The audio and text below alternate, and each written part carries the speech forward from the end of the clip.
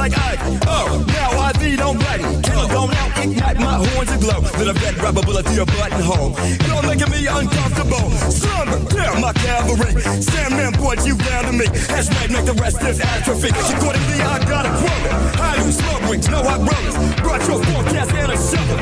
Bubbles buried in this jungle. Bubbles buried in this jungle. Bubbles buried in this jungle. Polar jungle, frozen butters. All my sculptures look so blessed.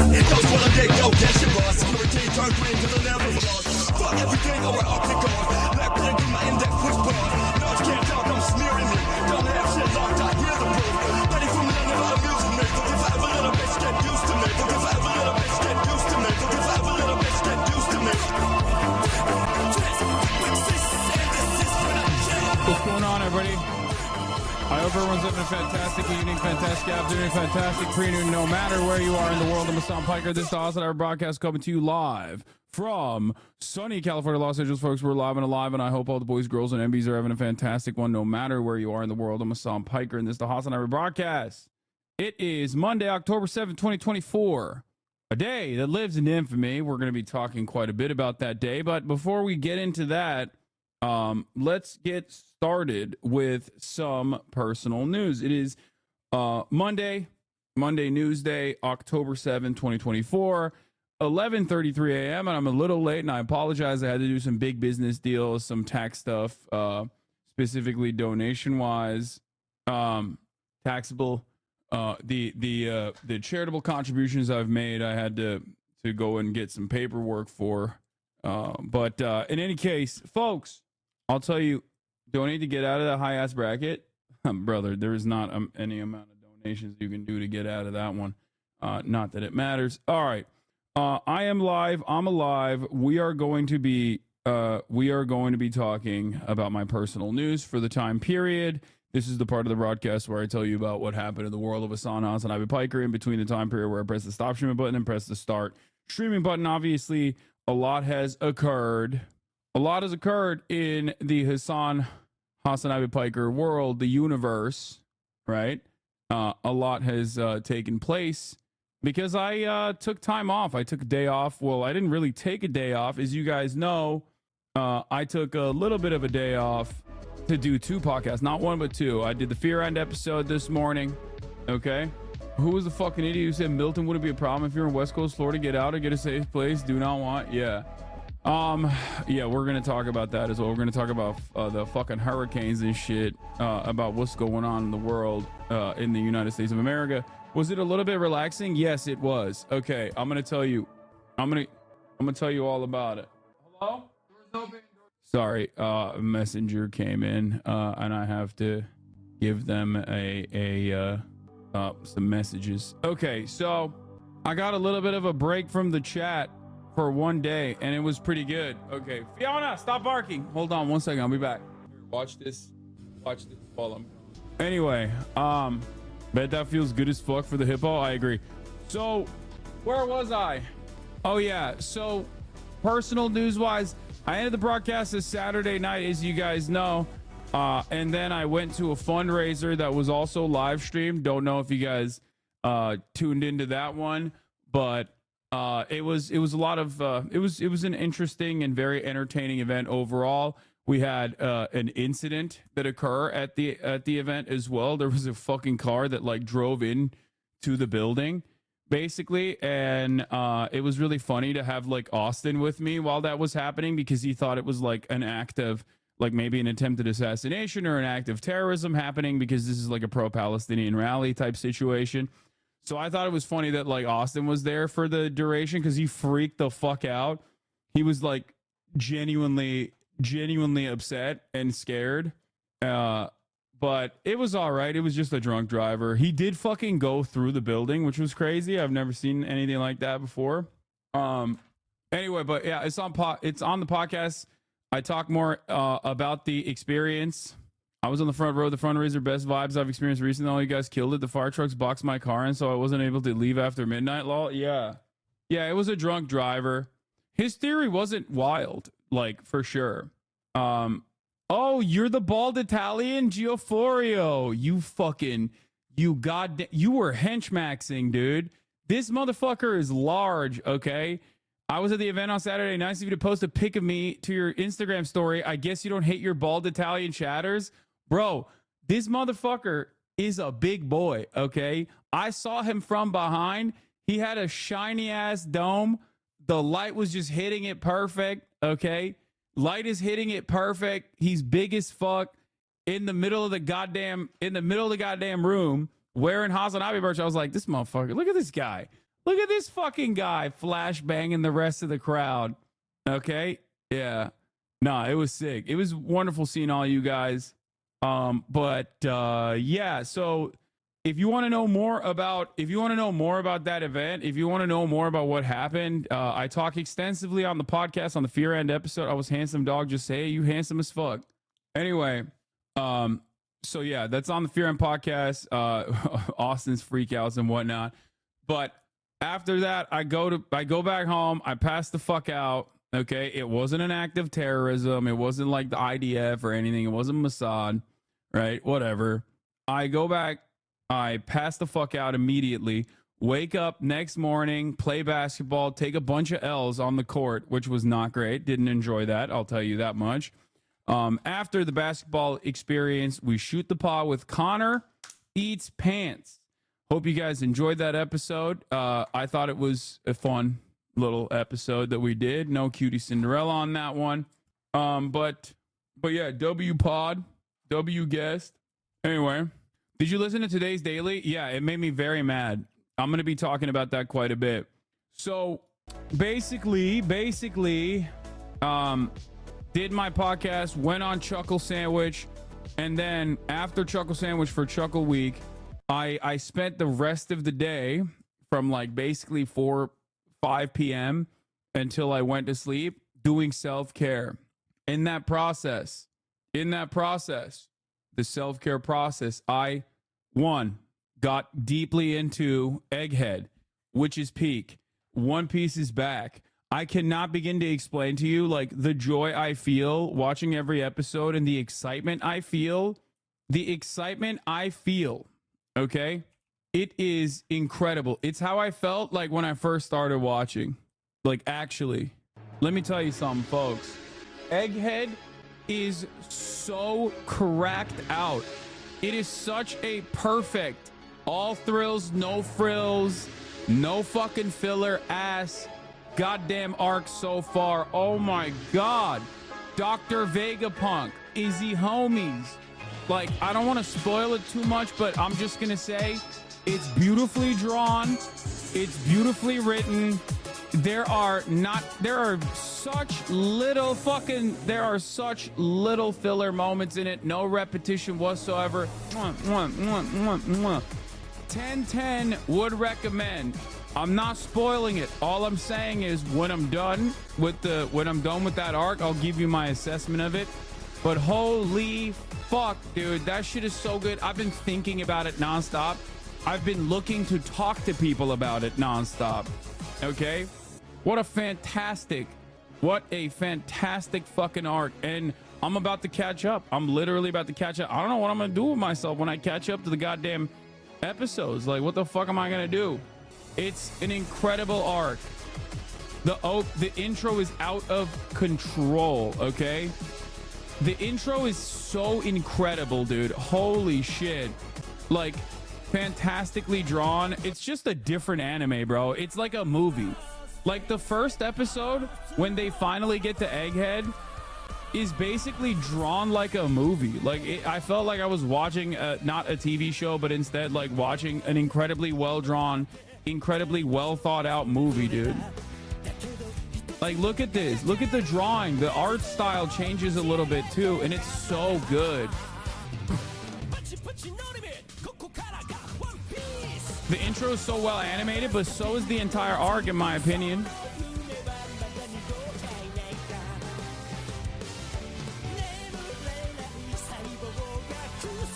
This is the peak. I'll say it like this. This is, in my opinion, the best post-time skip arc I have watched so far. Maybe it's too soon to tell, but I think it is the best, by a wide margin, post-time skip arc. Okay? straight up, dubbed or subbed. There is no, I don't think there's dubbing. This is like two.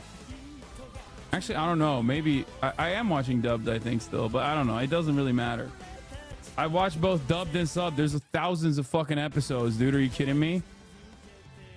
Oh, Oda's letter when Wano ended.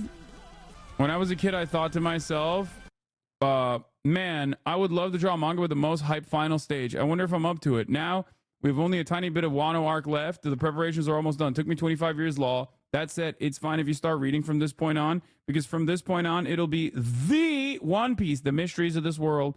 I'll be drawing all of them. It'll be super interesting. Fasten your seatbelt and please stay with me for a bit longer. So this is the final stage of One Piece. This is like, it's official, right? Post Wano, this is now like officially the final chapter of One Piece across the board, I think. So that is very, very exciting. So much of the 25-year project is basically coming together. I think seeing so much of the like so many of the characters that you have seen, so many of the things that you have paid attention to and maybe even forgotten, like all of them are very important. Okay, they're all pieces that tie in together perfectly in a harmonious manner. And honestly, it's fantastic. It's a journey for sure, and I think a lot of it is, and I will say this, sunk cost, okay? Unless you read the mangas, I think a lot of it is sunk cost. Like, if you were just straight mainlining every single fucking episode on Crunchyroll, it is virtually impossible to finish. I don't even know how I did it, okay? I don't know how I did it. I don't recommend it for people. I do not recommend it, especially Wano. Wano needs to be redone. Many of these arcs post time skip need to be redone. They need to be chopped up and redone and actually created in a better way. I thought Dressrosa was the best post time skip arc. Honestly, Egghead is so good.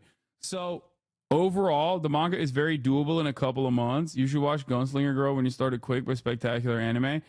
Yeah, there is a Netflix remake coming out, and I'm very excited about it. I think it's going to be I'm calling it the Netflix remake of One Piece, like not the live action. I'm talking about the new studio remastering and remaking of One Piece will most likely make One Piece one of the most popular Western IPs if they do it right.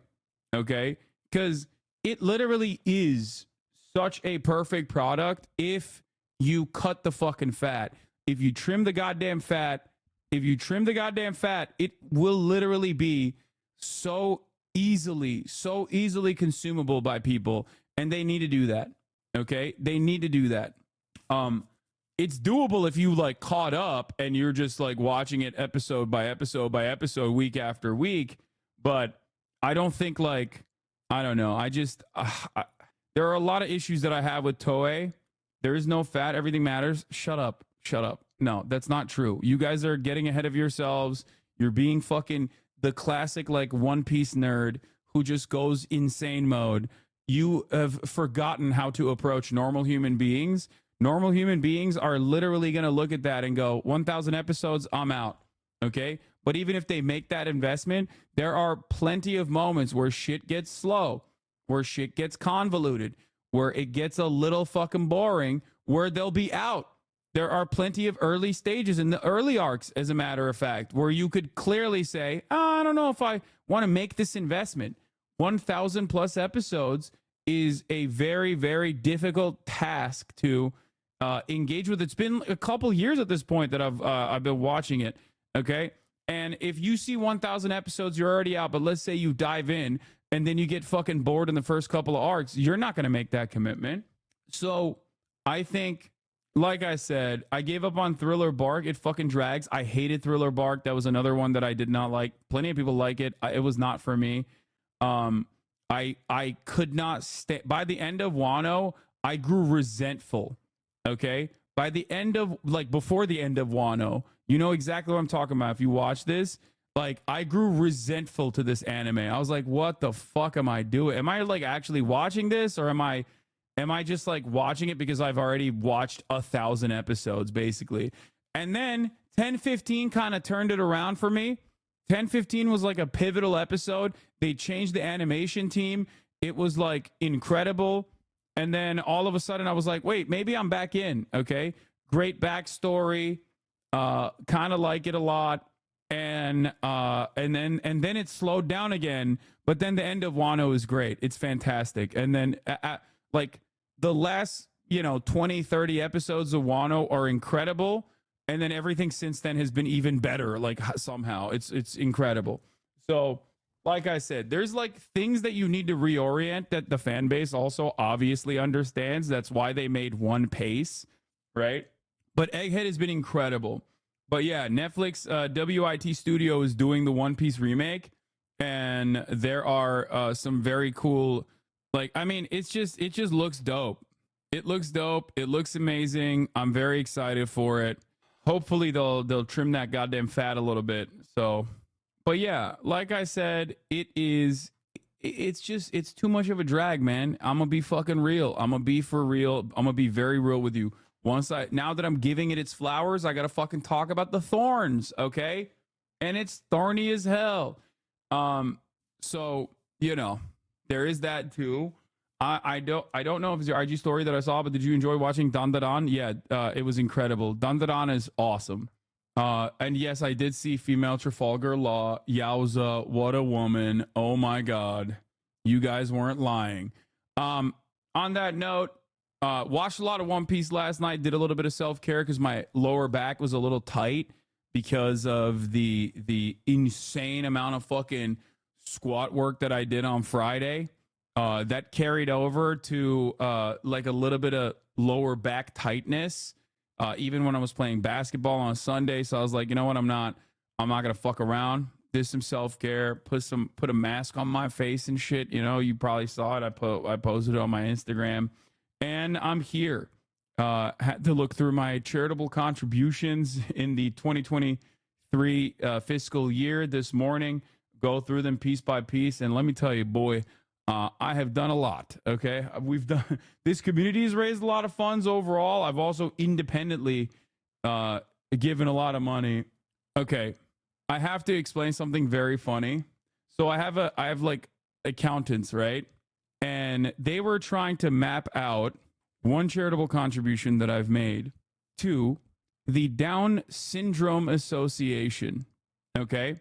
And they were like, well, you made this charitable contribution of like, I think $2,000 or $3,000 to the Down Syndrome Association. And we can't find it. Like, we can't find the receipts for it. Tax write-offs. Yeah, dude. Tax write-off with a fucking RIDE. Oh my God. Yeah.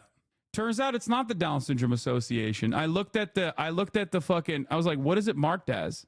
And they went DSALA. I was like, that's not the Down Syndrome Association. That's the Democratic Socialists of America, Los Angeles. Yeah. I love people. It's not even, that's not a bit. Like, I'm not even joking. I will, like, straight up. They straight up were like, they have no idea what, bro, they're my fucking accounts. They don't know what the fuck DSA is. So they saw DSALA and they were like, oh, Down Syndrome Association of Los Angeles. Like, that's what they probably Googled it. Anyway, because like, I donate a lot.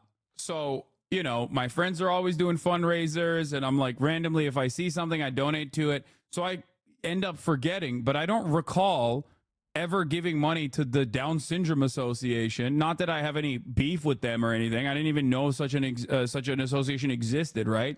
So I was like, this doesn't make any sense. But yeah. What about your IDF donation? No, they know what that is. The Immune Deficiency Foundation. They did not mistake that one for fucking the Israeli Defense Force. So, in any case, that's what I was working on. That's what I was working on this morning. No shirt today, no beef. Kama was the best plan. Yeah. Should have left it at the Down Syndrome Association. I was thinking you were a good person and not a communist. Yeah. Did you see the major fall off of animation quality from Uzumaki? This is just off 2 episodes. Wait, I haven't watched Uzumaki yet, but this is, I guess, the first episode, and then this is the second episode. Wait, what? Why are they running like that? Dude, I haven't seen Blue Lock season 2 yet, And I'm kind of disappointed because my favorite boy love show, Blue Lock, it was incredibly well animated in season 1. If Boy Love season 2 is ass, as everyone is claiming it's ass, they're doing a lot of like clip art shit, I'm gonna be so mad. I don't know what the fuck's going on with these goddamn, I do not know what the fuck's going on with these goddamn anime studios, bro. Why are they using 2 separate teams that are so different from one another in terms of their fucking drawing quality? No disrespect to any of the fucking animators, but what the fuck's going on? I saw it with Toei so much, especially during Wano. I brought it up quite a bit, as you guys remember. Some of the fight sequences are so well drawn. The art style changes dramatically, but it's fantastic, right? It's like the squiggly line art style. I really like it because it's just like it breathes life into the fucking fight sequences in a way that you wouldn't expect. And I find it really cool. But then you go back to the old fucking, whenever the same episode, whenever they're talking to one another, you go back to the old art style and you're like, oh, this sucks. Anyway, is art style not super subjective though? No, it's not just the art style. It's like, okay, anyone who's ever drawn at all, or anyone who has ever been involved in any kind of like fucking visual arts knows that there's cheating. Okay.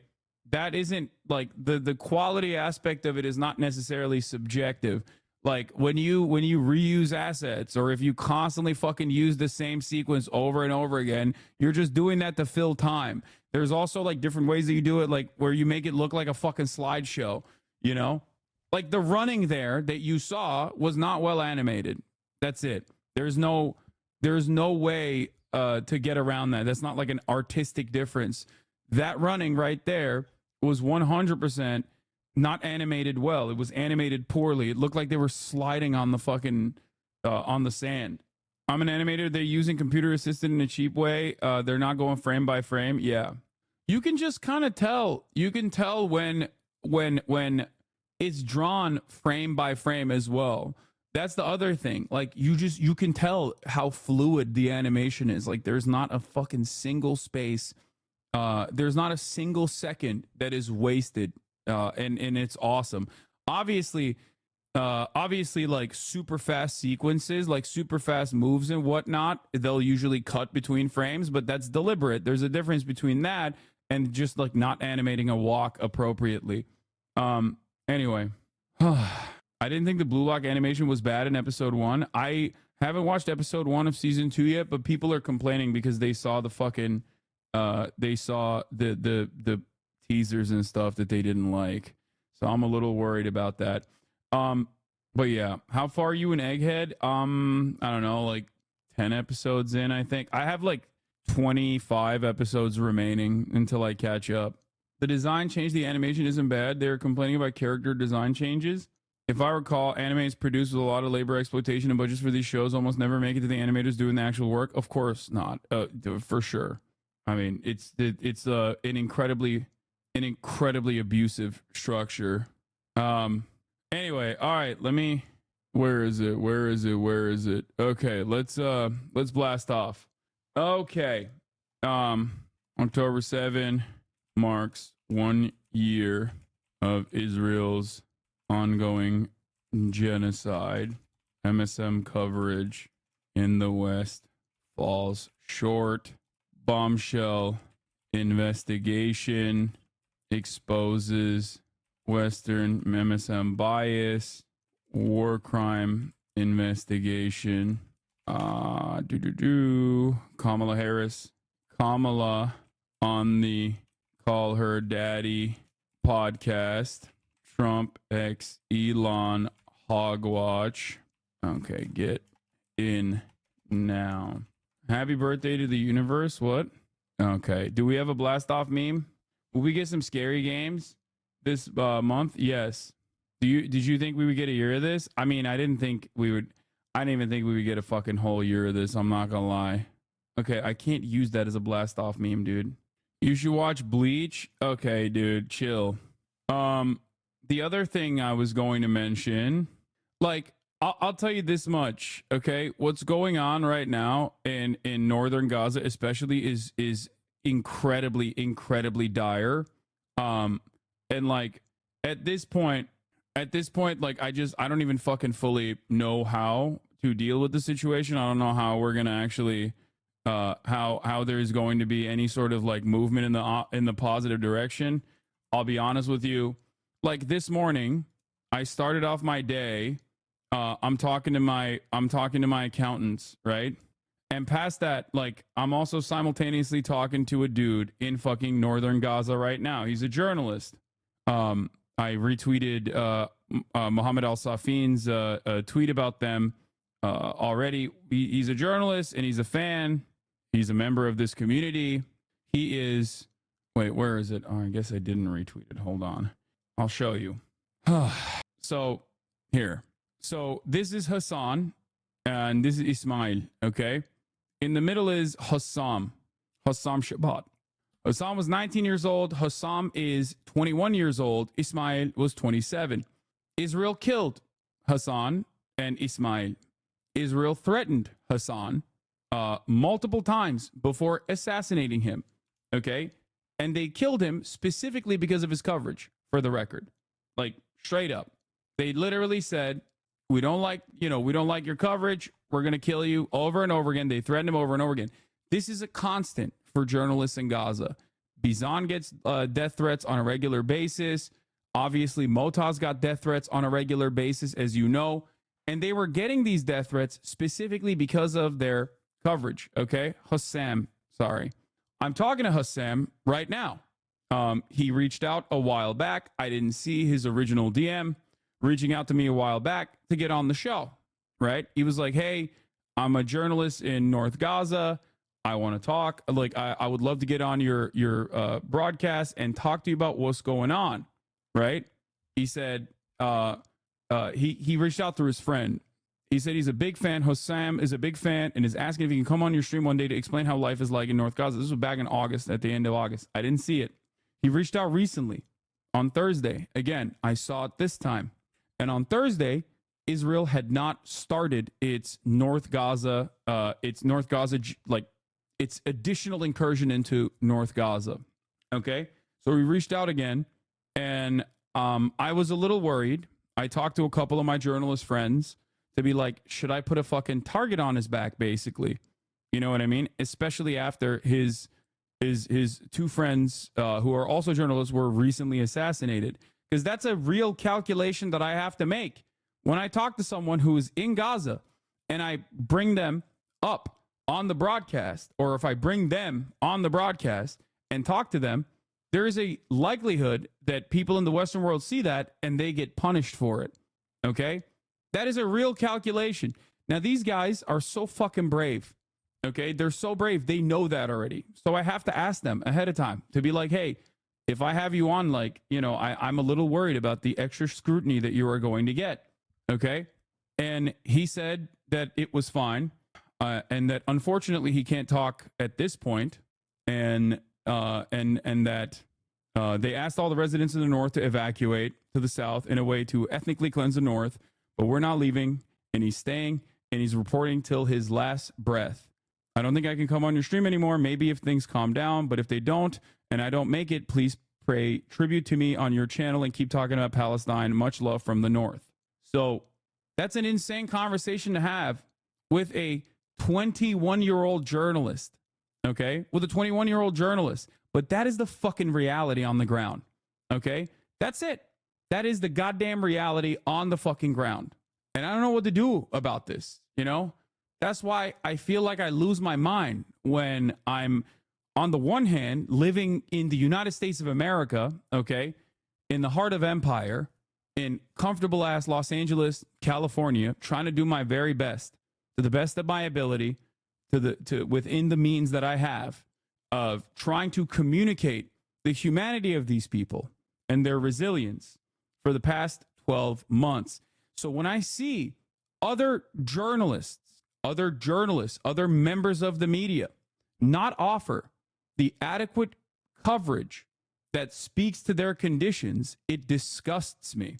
When I hear people in the Western world talk about their fears of anti-Semitism on college campuses spreading because there are students who recognize the reality on the ground and want to protest against these atrocities because they see what is right and they see what is wrong, and they do not have the social conditioning that others do.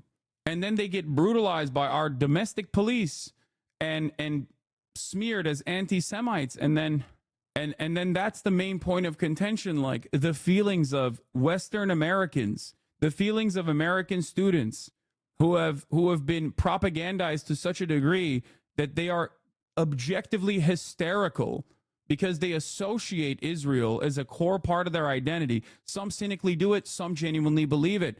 At a time when anti-Semitism is rising, but we are only focusing on the wrong avenues because all of these institutions that are supposed to be talking about anti-Semitism or defending against anti-Semitism are so deeply invested in the continuation of the Israeli apartheid and genocide. It frustrates me to no end. People are like, oh, you're a fucking terrorism supporter. Hey, who cares, right? Who cares? I've heard that my whole life, right? Especially, I mean, I've heard that since I came to America. That's not going to shake me. The problem is, you know, there are very real, otherwise kind individuals who just don't get it. Okay? They just don't understand it, and it blows my mind. It's crazy how voluntarily blind some people are to the truth. So yeah, it's a weird situation because like it's a weird situation to have when I'm describing this. Okay? And there are still people going, you support Hamas, so you do support terrorists. I don't know what's wrong about that. I don't know what's wrong about that. Like, I just described to you, like, an active dialogue that I'm having with people that are currently withstanding genocide, currently experiencing genocide, and people that have been killed by the genocidaires with my tax dollars for the coverage that they've offered. And you just so shamelessly turn around and you go, well, you support Hamas, you support terrorists. I don't know what's so wrong about that. Like, you're a fucking animal, dude. It's crazy. I don't know. I don't know what will change the mentality of a lot of these people. I don't know if there is any pivotal turning point for some of these people. I think they just don't care. They're just locked in. I am a fucking animal, dude. Who told you that? I mean, if you are at this stage still defending Israel, if you hear these lives being robbed and you defend the principle behind the government doing that, then yeah, you're no different to me than a fucking animal. You're barely sentient. You're a freak. There is no both sides on this equation. I have a difficult time going to either extreme on this. It's not extreme, dude. It's not extreme to be like, Palestinians are fucking human beings and Israel has dominated them for 76 fucking years. Okay? 76 years. Like, there is, I don't know how people can still look at an active genocide and be like, I don't know. Israel doing an active genocide, simultaneously opening up multiple new fronts of war with American backing. And there are still people 1 year after October 7th, okay, still going, I don't know, man. Maybe some of these journalists deserve to be assassinated. Is that what we're saying? Israel's killed more journalists than any other fucking nation in history over the course of 1 year. Okay, more humanitarian aid workers across multiple sovereign states. It doesn't make any sense. It does not make any sense how people don't recognize right from wrong in this circumstance, unless you are still deeply invested. Okay, unless you're so unimaginably deeply invested in believing in your heart that like Israel are the good guys and everyone that stands against them are the bad guys. That's it, you know? There is no both sides. Like, there are no both sides in a genocide. It is extreme to even try to look at an active genocide being conducted by an apartheid state. That's not what you say, though. You tend to support extremists on this. I didn't say Israel are the good guys. I said they do some fuck shit. That's not what you say, though. You tend to support extremists on this. Chatter, there will come a day if karmic justice is delivered and the truth prevails, where you will look back at these figures, okay? You will look back at these groups and figures and say, while on their domestic affairs, they might have done horrible shit, their resistance against the Israeli apartheid and genocide was well warranted, okay? That is my assessment. That's it. If you think Hezbollah or Ansar Allah are scary, you should be shocked at how much scarier Israel is than they are. But you are not, because you're primed into thinking Israel's killing bad guys no matter what happens. That's why the both sides are the same argument. It's fucking bullshit. No, it's scary and American is supporting them in front of this many people. Not that they're scary to me. I am anti-genocide. That's it. I'm anti-genocide and I'm anti-apartheid. That's it. You cannot speak on those boundaries, so you have to grab on to whatever aesthetic principle you can to make it seem like it's so scary that an American is supporting what? Anti-genocide? It's not that scary. It shouldn't be that scary. We did it in World War II, but a lot of us aren't sold on the genocide claim. Yeah, dude, you're a fucking... Dude, look at this. Look. I'm not sold on the genocide claim, but Israel does seem to do a lot of fuck shit. Yeah, dude, I don't care. I don't... There is nothing else I can show you that will make you understand. You are cynically in here to argue, to say, Hasan, you're a terrorism supporter, and that's scary. What's infinitely scarier than what you think I'm supporting is the fact that you can so comfortably say, I'm not really sold on this genocide thing when it is happening in front of your fucking eyes. Okay? I'm sorry. I don't give a shit about your dumbass Western sensibilities in this regard. Okay? I don't care. They've displaced 2 million Palestinians. They've killed directly 42,000. And some of you motherfuckers still have the audacity to concern troll in this regard when they're bombing Beirut, when they're bombing Lebanon with our weapons. Why did you ban him, though? What a fucking stupid question. You get banned as well. What do you mean, why did you ban him, though? That person is a Nazi, okay? If you are in defense of Israel, if you're in defense of Zionism at this stage, you are no different to me than a fucking Nazi, okay? If a Nazi comes in here and tries to do Holocaust revisionism, I ban them. If your expectation is that I keep that fucking Nazi in here for doing Holocaust revisionism or questioning the fucking number of the dead Jews in the Holocaust, I will ban them. If your expectation is that I let that kind of shit slide in here, I will ban you too. So there is no difference in my analysis.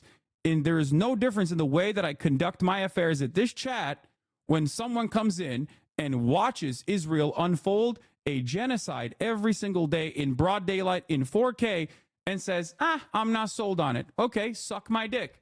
I don't have to fucking listen to you chirp. I listen to it every goddamn day anyway. Nah, I'm pretty sure he just wants to hear you say Hamas and Hezbollah are also terrorist groups. The designation of terrorism is simply a socio-political tool applied by the United States of America, the arch terrorist that actually literally perfectly is under the same confines, under the same analysis of what terrorism is, would fit that role perfectly, as well as Israel, okay? If you do not consider America to be a terrorist group, but you consider Iran to be a terrorist country, okay, then obviously you're just simply biased on this application. You just think terrorism is a catch-all term for whoever America's enemies are. Because what Israel has done is significantly worse than what Iran has done to Israel. Numbers on the board. What Israel has done to Gaza is significantly worse than what Hamas has done to Israel. Okay? That's it. That's it. I'm unfollowing. You're too fucking based. You are cowardly.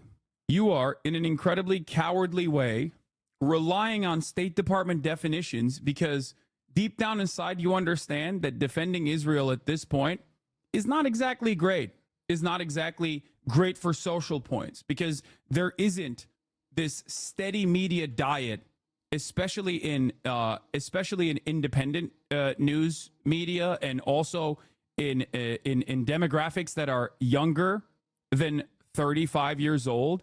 You kind of get looked at like a fucking freak. Okay? You get looked at like a fucking freak, so you can't actually defend Israel's actions, so you have to turn around and be like, but the people resisting Israel, they're bad guys. They're bad guys. Why aren't you talking about how bad they are? Okay? Wire Chatter's insane today.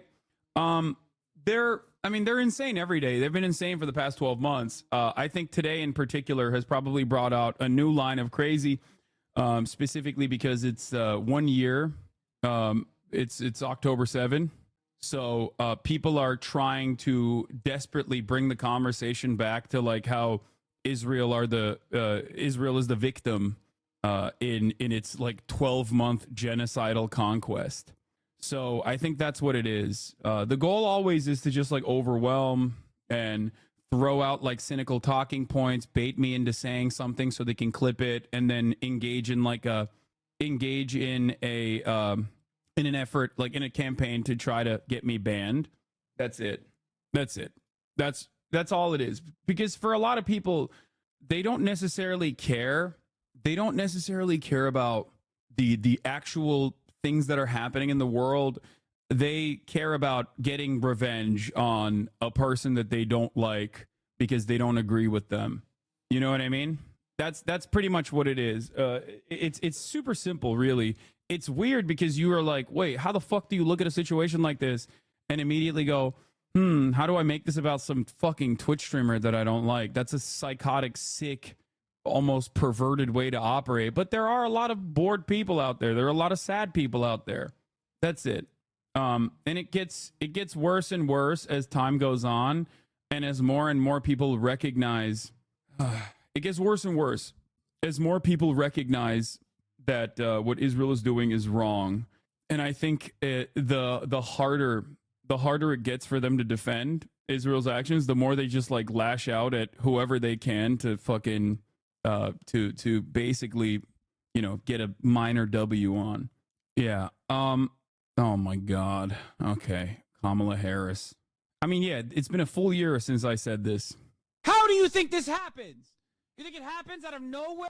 You think these people are just like, oh, we were violent because we want to be violent? You think that's where violence culminates from? Or do you think it's because you have entrapped them, you have bullied them, you have subjugated them, you have humiliated these fucking people? 2 million people live inside of Gaza. They're not even fucking people in the eyes of Israelis. 2 million. The average age is 18 years old. 57% unemployment. They can't even get fucking concrete inside of Gaza so they can build fucking water salination plants because 97% of their water is toxic. They're dying of mass starvation. You cannot push people into a fucking corner their whole lives and not expect them to fight back at a certain point. Suck my dick. How do you think this happens? Yeah, it's yeah, I mean, the situation has only gotten worse. Like, this was early October. I think it was like 9th or 10th of October. What has Hezbollah done to make people call them terrorists? I don't know enough about their actions. No, from my POV, it's just their resistance. I mean, they've it's long. It's too long to get into right now, and it's completely irrelevant to the point of contention with respect to like what they are doing in terms of like purging Israeli soldiers from the Lebanese territorial boundaries right now. But we will cover it inevitably.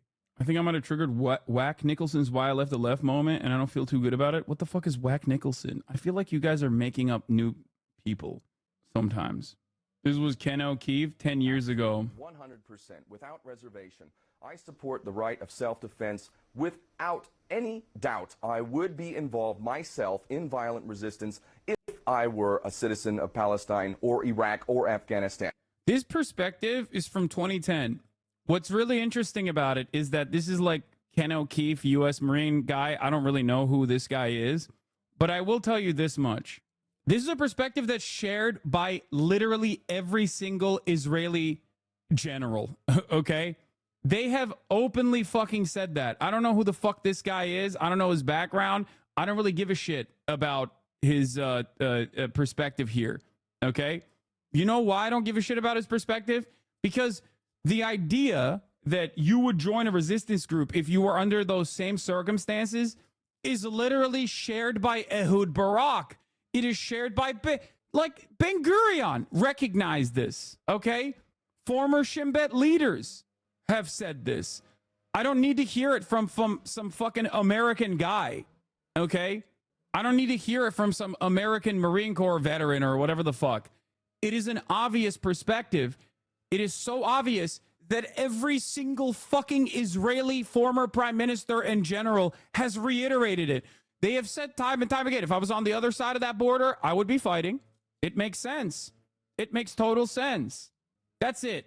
By the way, bro is friends with David Duke, this guy says, and this guy goes, he has no bad takes. He's actually done a lot for the movement. Okay? You're crazy. Okay? I don't know what that fucking guy's deal is, but I don't give a shit what he has to say. I don't care. I don't need to hear from a fucking American, okay, about why they would join the resistance when I understand why people would, okay? And I don't really care about some fucking random guy that I haven't like looked into in the background and don't know what his fucking takes are or don't know what his perspective is. I don't need to hear about this guy when people are going to use that and be like, see, this guy is pointing to an anti-Semite or some shit like that. What? I did not leave the left. I have no idea why I would come up. Apologize if that my cyberstalkers are your problem. I don't know what the fuck's going on. Please stop bringing up random shit, okay? You guys are pissing me off. Eyes on the fucking ball here. There's a lot to talk about. Anyway, no one cares about, oh my God, chatters are so abnormal, dude. I want to ban every single fucking person. Why is the liberal media peddling the vilest genocide apologism? I can't put this strongly enough. Howard Jacobson's article in today's Observer newspaper may be one of the vilest pieces of journalism published in Britain in living memory. What is the article? Tales of infanticide have stoked hatred of Jews for centuries. They still echo to this day. A year after the 7 October attack, the myth of blood libel persists in the media coverage of Gaza violence.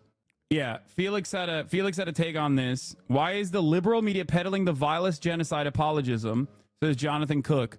Howard Jacobson's article in today's Observer newspaper may be one of the vilest pieces of journalism published in Britain in living memory, arguing that any reporting of Israel's documented slaughter of many thousands of Palestinian children in Gaza is blood libel and anti-Semitic. It's pure genocide apologism.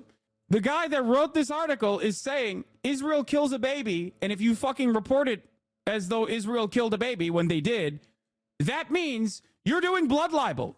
Okay? You're saying Jews kill babies. Like you're doing blood libel. It's like Jews don't kill babies, dumbass. Israel is though. Israel is killing babies. The fuck do you mean? I don't think you understand. Blood libel means it has to be untrue, okay?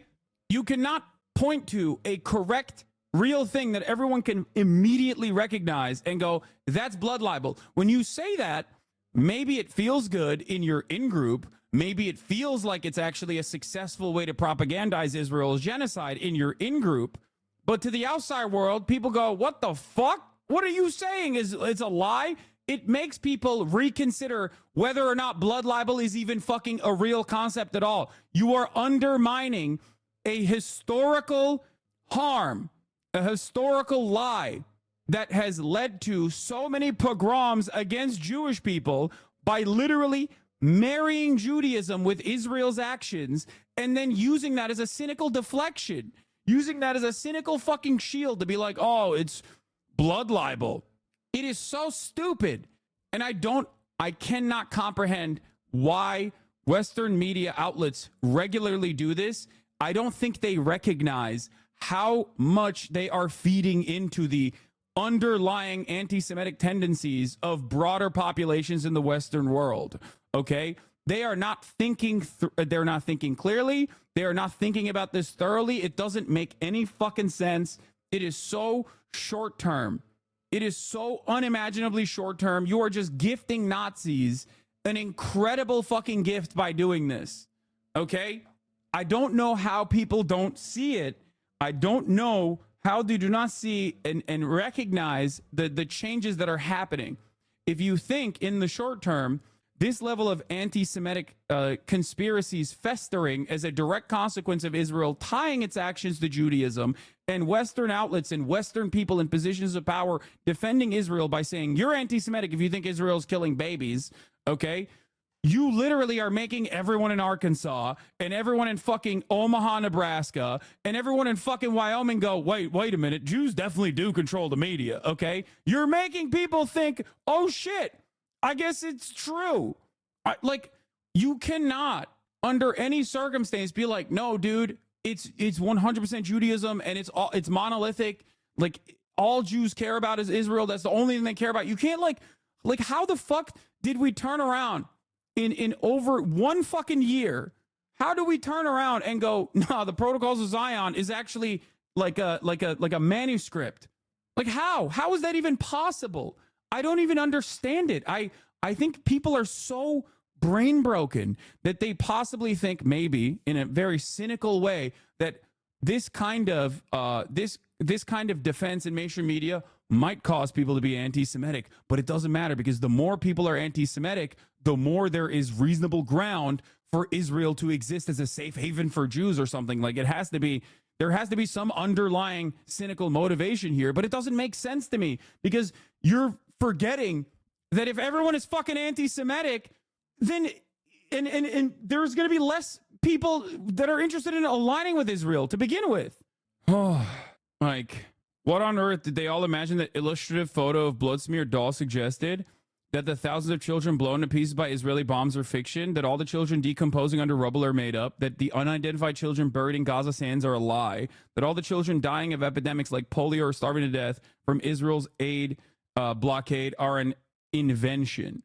It's Pallywood, okay? It is the final stage of, like, genocide denial. It is some of the most insane things that people do, and I think that they only do that when they think like other people also are in agreement. Like it was something that would manifest in Israel quite a bit, but at the very least, like, they wouldn't really showcase that on the Western world because it looks really fucking bad to the Western world when you're basically just saying like, nah, you don't understand, dude. These guys are just faking it. 1956, Moshe Dayan's eulogy of soldier Roy Rothberg after he was killed near the Gaza border. Let us not cast accusations at the murderers today. Why should we blame them for their burning hatred for us? For 8 years, they have been dwelling in Gaza's refugee camps, as before their eyes we have transformed the land and the villages in which they and their forefathers had dwelled into our own property. It is not the Arabs in Gaza that we should seek Roy's blood, but from ourselves. Moshe Dayan. Is still effective for the Deborah Messings of the world. Yeah, Deborah Messing is a fucking freak. Who gives a shit? Anyway, that any single journalist imagined for a moment that this was an acceptable article or photo in the midst of a genocide is astounding enough, but that whole phalanx of the most influential and liberal journalists in the country backed it without a second thought tells us something about the depraved culture that passes for journalism in the Western established media. These elite journalists are completely divorced from reality. Felix had a good take on this. He said, the only real difference between this and what Alex Jones did with Sandy Hook is stopping just short of naming the parents who are supposedly lying. But that's only because they want to paint Palestinians as a faceless blob whose anti-Semitism and dishonesty are racial traits. There is, like, this is QAnon shit. If you look to Israel's actions in Gaza and you say reporting on it is actually fake news, that these guys are not really being killed and they're just like making up their own deaths, you are no different than a QAnon supporter. That's it. The problem is, this is the most mainstream version of like psychopathic sentiment being delivered by every single fucking mainstream outlet on a regular basis. Part of that is because of ideological allegiances and social conditioning that they've been brought up with. Other parts of that also are who Israel's enemies are. Israel's enemies are Muslims. Israel's enemies are Arabs. So for them, they are so primed with Islamophobia, especially in the post 9/11 world. Remember, a lot of these journalists are like Gen Xers who grew up and made up their minds during the post 9/11 world. That's when they went to college. That's when they were engaged in this collective hysteria. So Israel fighting this war is basically a continuation of the war that they fought and that they justified and that they thought was good to fight. It makes things so hard. It makes it virtually impossible to deal with. An entire generation of news media editors, broadcasters, commentators are so propped up with Islamophobic sentiment that they just have no way of seeing what Israel's doing is anything but, like, you know, righteous vengeance against the Muslims who deserve it.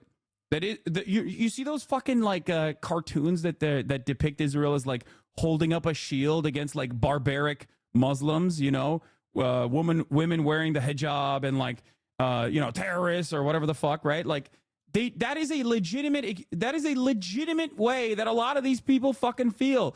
They might be knowledgeable enough not to openly state that, even though some do on a regular fucking basis with no punishments incurred for it whatsoever. But that's how it works. For a lot of these people, they just straight up think like Israel is stopping like this ISIS style Islamic fundamentalism from reaching into the Western civilization, which is far superior to the world of Islam. That is how it is. You are living through a lighter version of the post 9/11 experience right now. If you're new, if you are younger and you didn't actually you didn't come to these conclusions because you were too much of a baby back then. You didn't develop consciousness when all this fucking anti-Islam shit was thriving in the media in an effort to justify the war on terror, and you basically develop consciousness in the aftermath of this 20-year occupation and death and destruction and destabilization of the region and know it as a bad thing, it's going to be a little bit different. Your perspective is going to be like, wait a minute, why are we fucking killing these people, right? Why are we killing these people? This doesn't make any sense. But for a lot of those people, for a lot of people in the older generations, they developed consciousness earlier. So they got primed with this social conditioning, okay? Izzy says, well put. They won't ever name the victimizers in these fables for two reasons. One, because human beings have names, violent hordes don't. And two, there simply are too many dead babies and parents of them to name. Check this out. If you replaced every single word in this essay with the name of a child under the age of 10 who was killed by the IDF over the last year, you wouldn't even get a third of the way there. 14 pages of dead babies that are under the age of 1. Okay? I'm by far the youngest photo editor and in my beat at the New York Times, and this is so real. Everyone can say whatever they want about Israel, but I know my place to not say anything, and these same people are obsessed with Ukraine and liberation there. Exactly. And that's what's so, like, glaringly obvious about the bias here, right? That's what's so crazy about it, because we went through multiple coverage cycles of Ukrainian emancipation, which is a just cause. So we already know what it looks like when people want to defend themselves against an invading force, okay? We already know how the media can react when it's white people that are being victimized by a foreign adversary. We know. That's why in my coverage, I would regularly point to how this is not normal. People saying, this is not normal. This is not normal. Like, they would literally consistently say that because they were like, this is not normal because this doesn't happen to white people. What the fuck? This doesn't happen in Europe. This happens to our enemies. Okay? That's it. Anyway, I'm going to run the 3-minute ad break right now. I forgot to run it, obviously, in the beginning at 12. It's been quite some time. I'm going to run it now, and I'm going to continue. What is this? This is Axel Springer, CEO. Axel Springer, CEO Matthias Döpfner, calling for Germany to become more Jewish by encouraging more inward Jewish migration. He says it will improve Germany businesses and provide a counterweight to Islamism among Muslims. Like, dude, Germans are such fucking weird Philosemites. It's crazy. Like, they never stopped otherizing Jews. It's clear to me. They just went from like one version of events to an entirely different one. Yeah, and here's Columbia campus. At this point, it's almost funny that students on their own campus are outside agitators, but Columbia opened the gates to let in an unaffiliated Zionist organization with a tractor trailer full of shit to occupy that very same lawn today. Yeah, that's it. That's it. That's it. Your own fucking students can't protest against your involvement with an apartheid, with the state that does apartheid, okay? But an unaffiliated non-campus organization can come in and fucking literally occupy the same space that you brutally suppressed your own students on. That's it. Yes, those are milk cartons to signify those who have still been missing since October 7.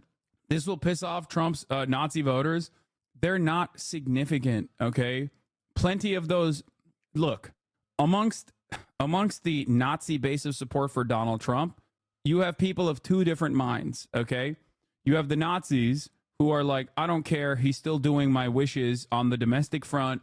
You have Nazis who still think, basically that, they're just like hallucinating a different position that Trump secretly has.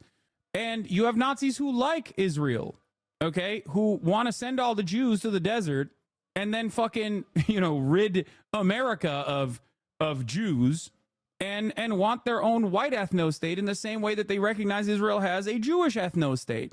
So it doesn't really matter.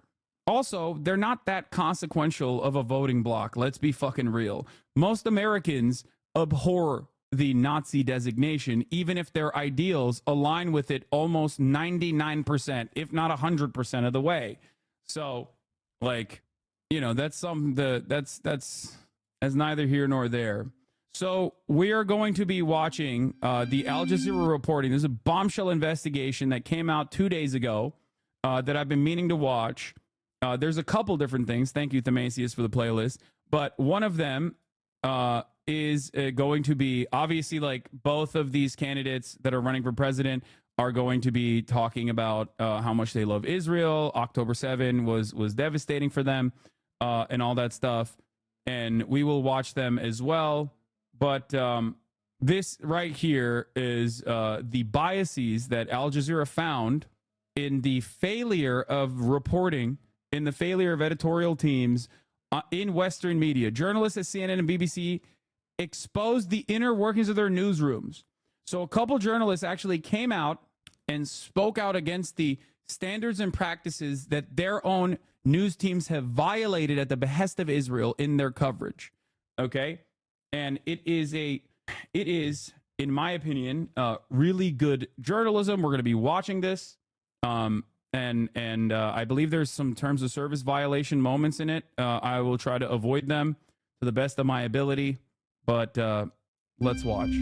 This is a moment in history that we don't often see, where we actually see genocide being perpetrated as it's happening. And in a situation where Western governments like the United States, the UK, and others have been complicit, you've got Western media that have actually become a part of the mechanism of genocide. That's what's different.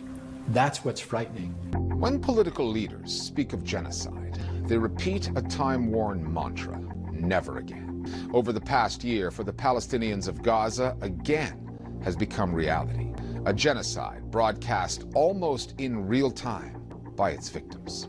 This is a film about an alternative version of that reality, one told by major Western news organizations, how they have provided cover for an historic crime and have seen their inner workings exposed like never before. We have spoken with more than a dozen journalists who have been covering the Gaza genocide for the Western world's leading agenda-setting outlets, including the BBC in the UK and CNN in the US. Both describe a repeated failure to report the truth on this. They got whistleblowers basically to come out and be like, yeah, our newsrooms are shit. And I know that they are, because I also talk to fucking journalists in these newsrooms on a regular basis. I talk to producers in these newsrooms on a regular basis.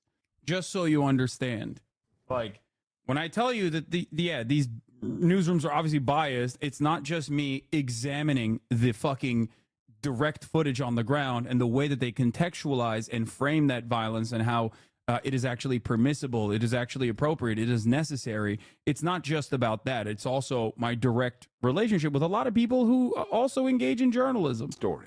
Prior to October 7th, I hand on heart believed that CNN went to great lengths to report the truth, and exclusively the truth. But after October 7th, the ease with which I saw news lines that supported the Israeli narrative come out really shook me. There were times where CNN was... Who was coordinating the cover-up? It's not necessarily that coordinated. It's just that Noam Chomsky has talked about this so much. It's his fucking most formative work, in my opinion. But it's basically the institutions that elevate people who don't speak on certain issues, who have this bias built in, okay? There is no reason to be like, oh, don't you dare say something about Israel or else you'll get fired. It's not like that, okay? It's more so people who do genuinely have these opinions, who do genuinely think that Israel is fucking awesome and all their enemies are violent barbarians and yada yada, that get elevated to these positions inevitably, because it is the most important goal of American media, Western press in general. It is to align with the American State Department.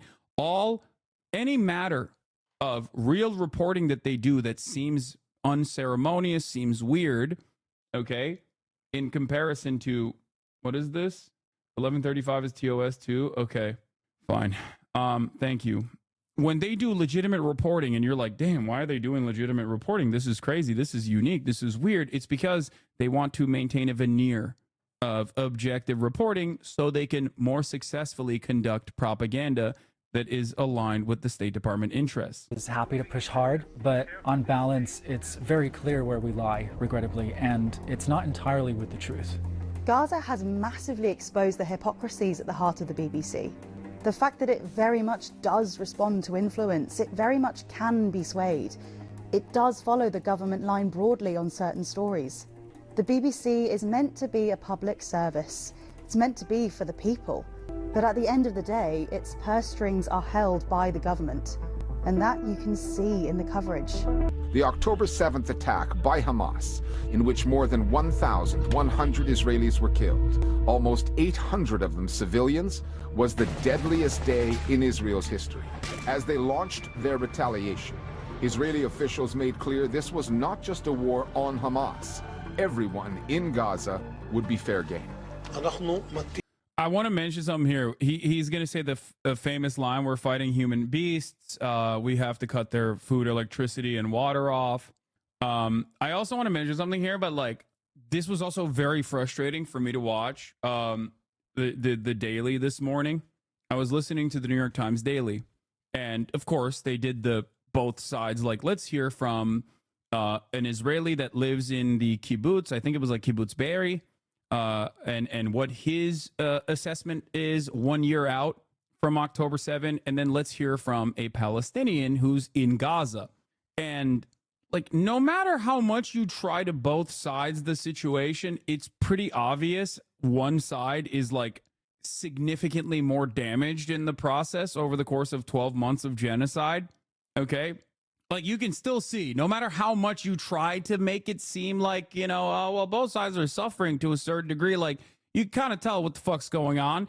One guy barely has the capacity to speak to the New York Times journalist because he has to go and find an eSIM and hope that, like, there is enough, you know, there's enough bars that day that he can, like, actually fucking speak. He had to... He's literally been displaced 5 separate times at this point. His house was destroyed, you know. The other side, the kibbutznik went to a Red Sea hotel, went back to normal life, still very frustrated, but very openly talking about like how after October 7, I don't think any Palestinian is like, I think all Palestinians are complicit, and I will never forgive them for making me hate them. Like, that's what he was saying. Like, so incredibly violent. Like, you have to be really primed. You have to be perfectly primed to his position to listen to him speak and go, what the fuck? To not go, what the fuck is this guy saying? Okay? It's crazy. And I know for a fucking fact that there are way more peaceful kibbutzniks out there, okay? There are people from Kibbutz Be'eri that on October 8 were speaking clearly on the humanity of Palestinians. For the record, this guy, not one of them, all right? So the New York Times went out of their fucking way to find a guy who was at the heart of it and is like super fucking, you know, they could have very easily shown a different perspective from someone who is an Israeli citizen living in the fucking kibbutz that was like, this is on the Israeli government. There are plenty more Israeli citizens that are not even living in the fucking kibbutz that have been protesting in the streets against the Netanyahu administration, against the fact that Netanyahu is not interested in dealing with the Palestinians in any way but bloody warfare, in any way but genocide. But New York Times did not choose to show that perspective. That is deliberate, okay? That is a deliberate way to frame the issue, to say, these guys are all peaceful guys. They were helping the Palestinians at the border. And look at their perspective now, because October 7 changed them. They changed them dramatically, okay? To me, I think that unironically does a bad job at presenting the diversity within the Israeli public completely. Okay, the diversity of opinion even amongst the Israeli public. Yeah, I saw that message. That was really funny. I gotta read it. Hold on. I know you guys banned him immediately, but he said, "Suck my cock, you femboy fat ass," or something. What the fuck was it? Fuck you, Hasan. Suck my pee-pee, you loser. You like femboy fat furry inflation porn? What the fuck is inflation porn? Femboy fat furry inflation porn? Dude, that's a self-report, if anything, dog. If you know, I don't even know what the fuck that is, dog. I don't even know what the fuck that is. Google it in show chat. Yeah, I'm not going to do that. All right, let's continue. טילים, מצור מוחלט על העיר עזה. אין חשמל, אין מזון, אין מים, אין דלק. הכל סגור. It's an entire nation out there that is responsible. But, as with any genocide, the first step was to dehumanize the enemy. Blood-thirsty terrorists who rape and burn people alive, and it's been reported on the BBC. What happened on October 7th included acts that were bad enough in and of themselves. Yes. But if you want to create a context for dehumanization and genocide, you need to go further. The Israeli Prime Minister's spokesman just confirmed babies and toddlers were found. Like I said this already, like there were plenty of atrocities on October 7th. 800 civilians were killed. Some were killed by the Israeli military, but the majority, the overwhelming majority, were killed by Palestinian resistance fighters. Okay? That's enough. You can just literally point to the things that happened. But that wasn't enough because Israel knew exactly what Israel was going to do. And in order to be able to achieve that goal of conducting bloody warfare, conducting a genocidal campaign, unlike the previous sieges that you can also say had that same genocidal intent ultimately, but didn't go as far as the post-October 7 genocide, okay? They had to fucking take it one step further. That's it. They had to say they're doing mass rapes, they're barbarians that are interested, they're only there to do anti-Semitism, they're only invested in this from an anti-Semitic perspective. It is, God forbid you think about this as like people escaping a concentration camp. Do not think about it like that. That in and of itself is also anti-Semitic. With their heads decapitated. We saw false reports about beheaded babies, which never happened. And then people tried to yell at me for saying, I don't agree with this. I don't believe this. I don't think there's any verifiable evidence for this. I tried to do my very best in my coverage. And I have maintained that principle since then. I did not jump to conclusions when immediately people were saying on the other side, people, and by the way, they were correct at the end of the day when they were like, oh, the Israeli military killed a bunch of Jewish Israelis themselves. I was familiar with the Hannibal doctrine, but I did not, until there was conclusive evidence, I did not dive into that side either. Okay, I said, we're going to wait and see. Same thing with this. It didn't make sense as to why Hamas would like behead babies or whatever, okay? Or engage in like a kidnapping operation where they also took a side trip, a side quest to do like mass rapes or whatever. Obviously, that also did not make sense. Is this propaganda? This was completely made up. That was completely made up. Zero punishments for those who made this up, by the way, and zero punishments were incurred for repeating it, including but not limited to the motherfucking president of the United States of America, who obviously has a fucking brain tumor, okay? He straight up said it. And it became a news story that it wasn't real. And the president said it, but it went nowhere. It didn't matter. Why? Because it was aligned with American interests. Understand something. Maybe years later, we make a final assessment of the situation and we go, oh, wow, that was really fucked up. Like the WMD lie that allowed us to go into Iraq. Wow, that was really fucked up. What punishments came of that? What happened? There is no deterrence whatsoever for lying like this. About a systematic campaign of mass rape, which never happened. About babies being cut from the abdomen of their mothers, which never happened. It did. It did happen, just not on October 7. That is one of the grossest versions of Hasbara lies. That is a documented atrocity that occurred in Sabra and Shatila. That happened in 1982 in Lebanon, in a Palestinian refugee camp. That literally did happen. It was conducted by Phalangist Christo-fascists against Palestinian refugees and Lebanese Shia populations that lived in the Sabra and Shatila camp. And not only did it happen, but also the IDF facilitated that extermination campaign. So that did happen, just not to Israelis on October 7, which is crazy. and a whole series of other horrific atrocities. These were deliberately concocted official stories that were being provided in particular. This is a complete failure of the main responsibility of news media. It was a complete and utter historic fucking failure. Okay? It is crazy. It is crazy that they just like not only got away with this, but no punishments came from just repeating this lie, and people still repeat it to this day. They still repeat it to this fucking day. Yeah. We joke about, as a chatter correctly pointed out, we joke about like another horrifying blood libel that Trump engages in, where he's like, Haitians are eating cats and dogs. We were like, oh, that's crazy. We don't even treat that with the seriousness that it deserves, but that's besides the point. We understand that it's fake and we laugh about it. But when we're doing this at the behest of Israel, when all of these democratic institutions, liberal institutions, are fucking reiterating these falsehoods in an effort to, give just cause to Israel to engage in its fucking bloody campaign against the Palestinian population and all Arabs in the region, doesn't matter. That's real. You got to take it as real. To a Western audience. Down to the baby in the oven, by the way. A child was tossed into an oven in 1947 or 1948, whenever Deir Yassin happened.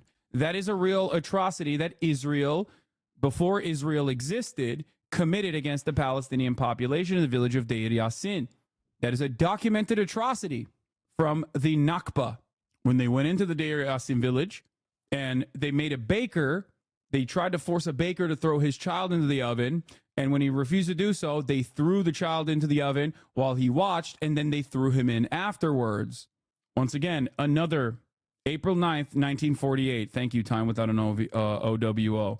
Another real documented atrocity that the Zionist militias engaged in before Israel existed. In order to create an atmosphere in which the crimes that were to follow would go on unchecked. Shortly after October 7th, Israel sealed off Gaza's borders, including to foreign reporters. The Palestinian journalists left to tell the story would soon be killed at an unprecedented rate. Israeli forces quickly set their sights on Gaza's healthcare system. One by one, hospitals, swelling with patients and refugees, came under attack. The difference between this genocide and the other wars that I had been in. HasanAbi, reconstructive surgeon who also survived the genocide, was barred entry from the nation state of Germany because he was supposed to attend a pro-Palestinian conference where he was going to speak to the atrocities that he watched unfold in front of his eyes. They barred him. They detained him at the airport and they sent him back to, I believe, England. Straight Nazi shit, okay? Remember that. Straight up fucking Nazi shit. Good job, Germany. The wars in Gaza, the 2021 war, the 2014 war, the 2012, 2009, and even the war in Yemen, the war in Syria. The comparison between them and a genocide is the comparison between a flood and a tsunami. In Gaza, 50% of the wounded were children, and they remain so. The massacres never stop, the operating rooms never stop, and even when you're doing that, you then discover that you've only treated a small percentage of the wounded. Israel wanted to begin a campaign to start taking out all of these medical facilities. In part, they were concerned that Hamas combatants were going to be treated in them, but also this was part of a war of annihilation to try to force the Palestinians in Gaza into a constant state of motion, moving. Remember Al-Ahli? Not Al-Shiva, Al-Ahli, and how much that became a conversation point for defenders of Israel to say, oh, dude, everyone is lying. It was actually Palestinian Islamic Jihad that blew up its own hospital. God forbid, Israel would never do such a thing. And then what happened? Israel blew up every fucking hospital in the Strip. Israel occupied many of the hospitals, including the only cancer ward in the entire fucking Strip itself. With military occupation, they still use it as a base of operations. What happened? moving from one place Nothing. to another. Nowhere is safe for you, not even a hospital. A home, a school, hospital that hosts terrorists is not a home, is not a school, and is not a hospital. It's a terror base. The Israelis were pumping the public with information that was meant to convince people that hospitals are not really hospitals. Hamas was using the patients in that hospital as a human shield. And this was a narrative that we saw unfolding. It's bullshit. Complete and utter bullshit, by the way. Complete and utter bullshit that is that serve the interests of maintaining a genocide, continuing a genocide. How insane. How incredible. Almost from the beginning. By November 10th, just over 1 month into Israel's assault, half of all hospitals in Gaza were out of service. One of them was the Rantisi Children's Hospital, which Israel bombed and then raided after it claimed Hamas was using it to hide Israeli captives. Once inside, military spokesperson Daniel Hagari said Israeli forces had found proof and gave CNN special access. Evidence, Hagari says, points towards Hamas and possible hostage. The craziest part about this was that it was such bad propaganda. It was such bad propaganda that required, like, that you could have made better if you had one fucking Arab speaker, okay, that looked through it and was like, hey, don't point to this fucking calendar to say it's a terrorism calendar. Okay, that's it. Like, you needed one. And there are plenty of Israeli Jews who speak Arabic. Like, there are plenty of Arab Jews in Israel. You know what I mean? There's even Druze and Palestinian citizens of Israel that participate in the IDF. You could have just had one fucking guy be like, hey, dude, don't point to the fucking calendar and be like, this is a terrorism calendar. But they don't give a shit. Presence below the hospital. Hagari showed CNN's reporter, Nick Robertson, a document on the wall, which he claimed was a roster of Hamas members keeping guard over Israeli captives. This is a guarding list. Every terrorist has his own shift. This became quite an embarrassing moment for CNN because it wasn't a Hamas roster at all. It was a calendar and written in Arabic. Yeah, I don't think it was that embarrassing for them. I think that they just, like, it's embarrassing from our perspective, right? Because, like, we know that it was bullshit, but many people just continued going along with it. They didn't give a shit. That didn't stop CNN, in my opinion, from changing the trajectory of their coverage, from being a little bit more serious. They didn't do it at all. Anyway, I'm gonna run the 3-minute ad break again. Here it is. If you no longer want to see those ads, well, you can subscribe. My favorite rhetoric against the hospital, schools equals Hamas compounds using civilians as human shields argument is that the Israelis are the ones who send the bombs. With this knowledge, they are more immediately guilty ones. Yes. What? CBS has invited self-described mental health expert, DEI strategist and trauma trainer, Dr. Donald Grant, to moderate a conversation on this issue. Oh, it's because, wait. CBS has been roiling after a CBS Morning's interview in which anchor Tony DeCoppel pressed Ta-Nehisi Coates over his pro-Palestinian framing of the Israel-Palestine conflict, but the interview was celebrated by many, tense and substantive per WAPO, but angered some at CBS who felt DeCoppel brought his own bias. I thought that they were doing the trauma counseling because I think the guy who self-immolated was a CBS, he was a part of the CBS news team. The guy who tried to self-immolate was a part of the CBS news team, but maybe not. But we'll cover that in a second. We'll get to that.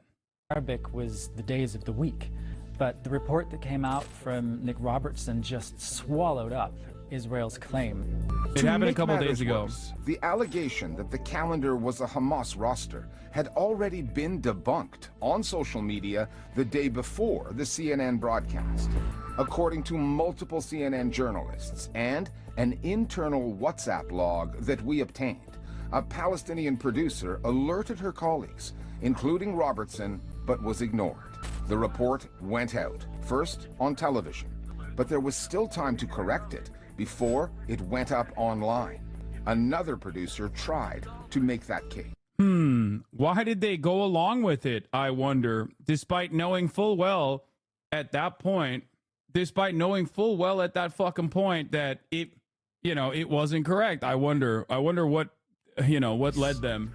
One colleague saw the report. God, your media sucks. It's so bad, dude. It's so bad. It's crazy to think that I rely more on Zionist newspapers in Israel for adequate on-the-ground real-time reporting than I do with like the New York Times. And I'm not even talking about like Local Call or Plus 972 Magazine or even Haaretz. I'm talking like Ynet has better coverage of what the fuck is going on in Israel and in Gaza than fucking New York Times does. It's crazy. It is crazy. It is so fucking embarrassing. And I think it's partially because, and I've talked about this quite a bit, because like media criticism is like a big part of what I do. It's because Ynet or all of these other papers don't actually have to do the propaganda to an audience that has been served it for years and years and years. So they already have this opinion in mind, so they can be like more honest in their coverage. Whereas like the New York Times is weighing the Western reception to these actions more. Like that's probably what it is.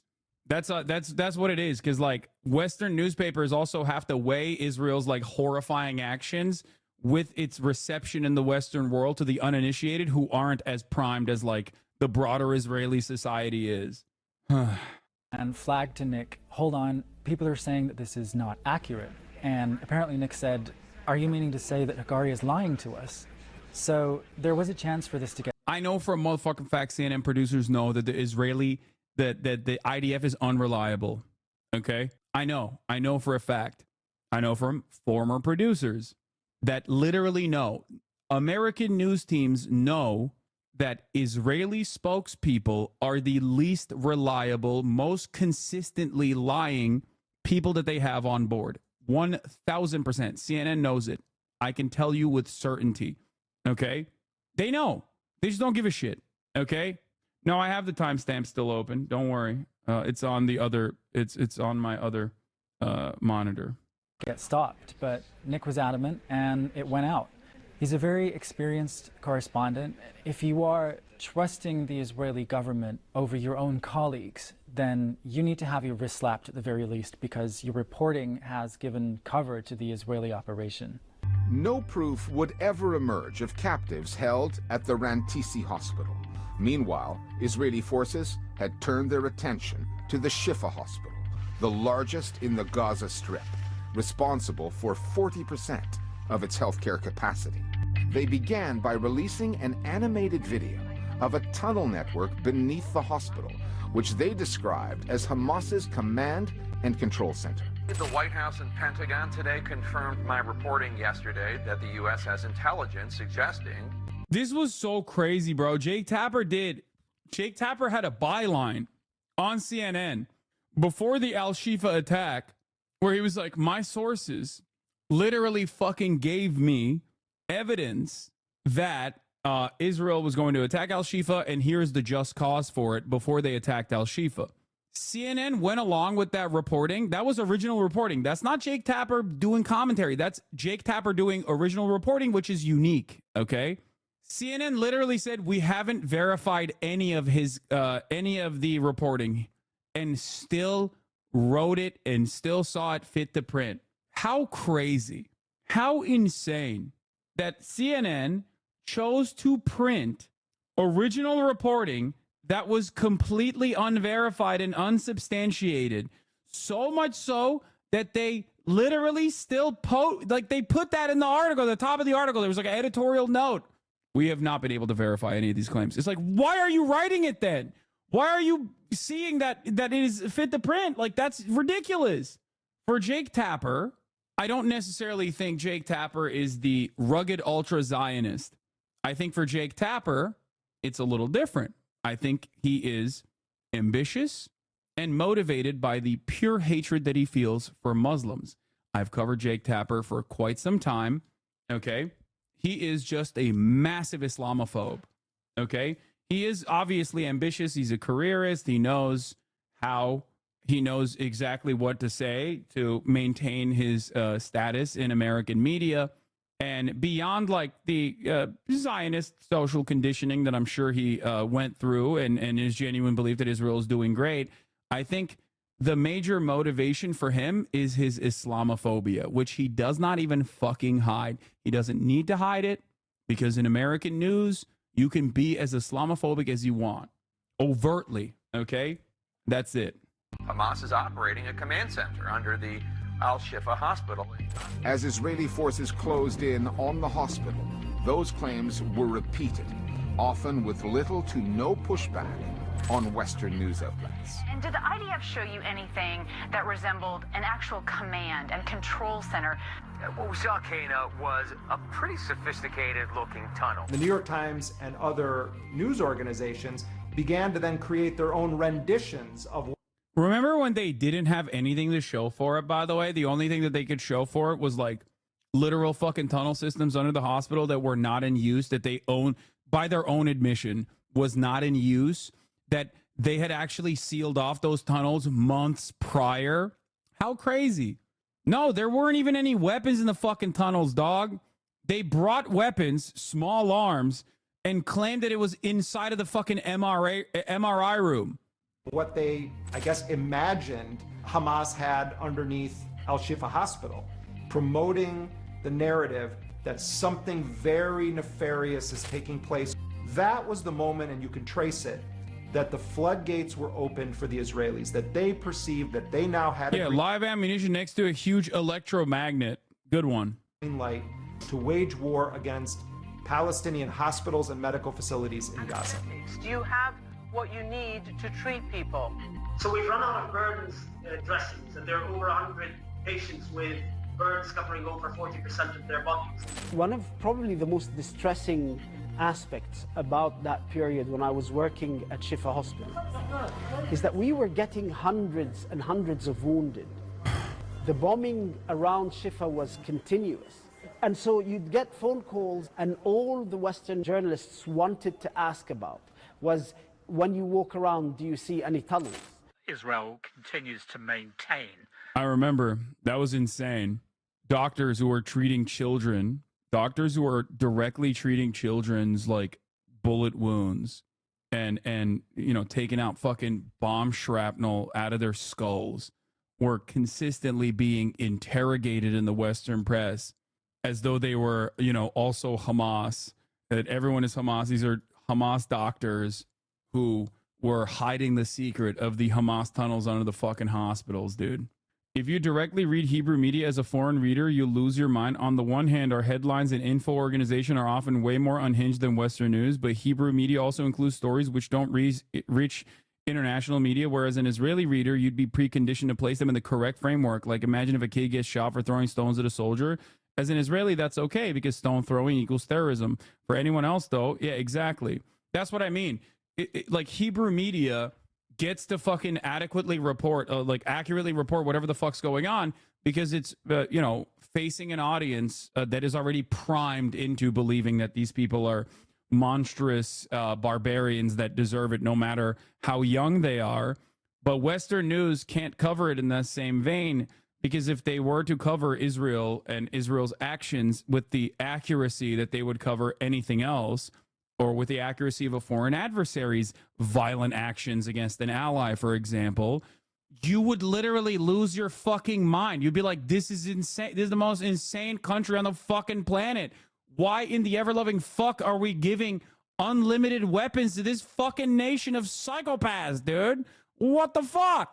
A lot more people would feel as you do if American news covered this stuff with the same accuracy that they cover like Russian actions, okay? Beneath it in underground tunnels. Hamas has a command center. Is this something that you're aware of? So, I mean, first of all... And if you say that I've never seen any of the tunnels, then you are dismissed immediately. After 2 weeks of bombing the Shifa compound, Israeli forces stormed the hospital on November 15th. The target of the war is to defeat Hamas. Once again, Daniel Hagari was there. Not giving Israelis a pass here, but like, we have Americans that think shoplifting is also something that should be punished by death, so it's not like exclusively an Israeli thing. No, we have our own very violent attitude towards crime and punishment as well. You're absolutely correct on that. Actually, Israel and America are like this when it comes to fucking the draconian attitude that they display towards especially black and brown people that commit any kind of infraction. However, Americans still look at Israel by and large, unless they're like super fucking primed with social conditioning that that maintains this idea that like Israel is this moral country, this democracy, this non-apartheid regime. Most Americans look at it as a foreign nation. They don't really fucking fully understand it. So when they have that that question, okay, when they have that like missing puzzle piece in their brain where they're like, I understand, okay, Israel is an ally, I guess, okay, but I see them doing like a bunch of violent shit.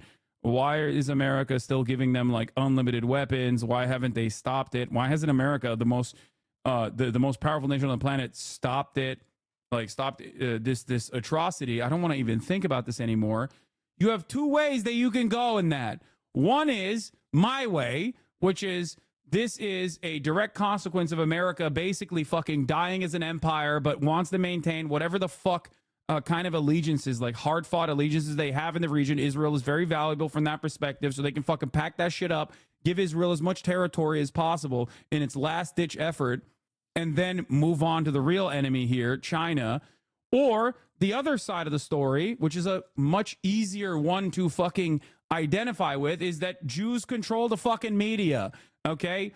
And a lot of Americans are not making that assessment. They're not making a materialist analysis on the situation. They're not looking at like broader global events and recognizing why America is making the mistake of like continuing Israel's bloody conquest, even if their genuine ambition is just basically business as usual foreign policy. They're going in the other direction. They already have a lot of underlying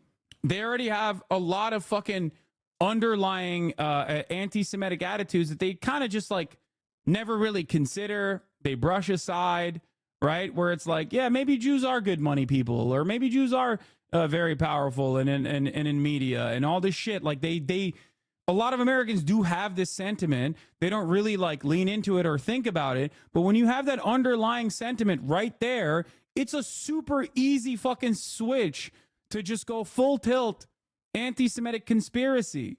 It's super simple, especially when you have what is presented as the Jewish state and being incredibly violent, and everyone who's defending this state's violent actions as like as a defense of Judaism. How the fuck are people supposed to think about this clearly? We are priming an entire nation, the entire Western everyone in the Western Hemisphere to be anti-Semitic, okay? To show the world some weapons he claimed belonged to Hamas. How is the U.S. dying? Don't flame. I just want to understand your perspective. I mean, where do I begin? America has spread its imperial ambitions so far and so vast that they have spread themselves too thin, okay? They couldn't even mount enough of a defense against Russia invading Ukraine. That is a failure on one front. They can't maintain permanent occupation in the Middle East. Like it's like our military is very strong still. It's significantly more powerful than most other countries. I mean, by a wide margin. But we are spread far too thin. You also have another country out there that is engaging in a shit ton of soft power initiatives that are otherwise very successful. I'm talking about China, of course. China is basically, even Russia to a certain degree, is basically taking advantage of like American violence and the way that violence has been experienced in the global South, in the third world, by being like, no, we're fighting against American imperialism here, okay? By exercising their territorial ambitions in Ukraine.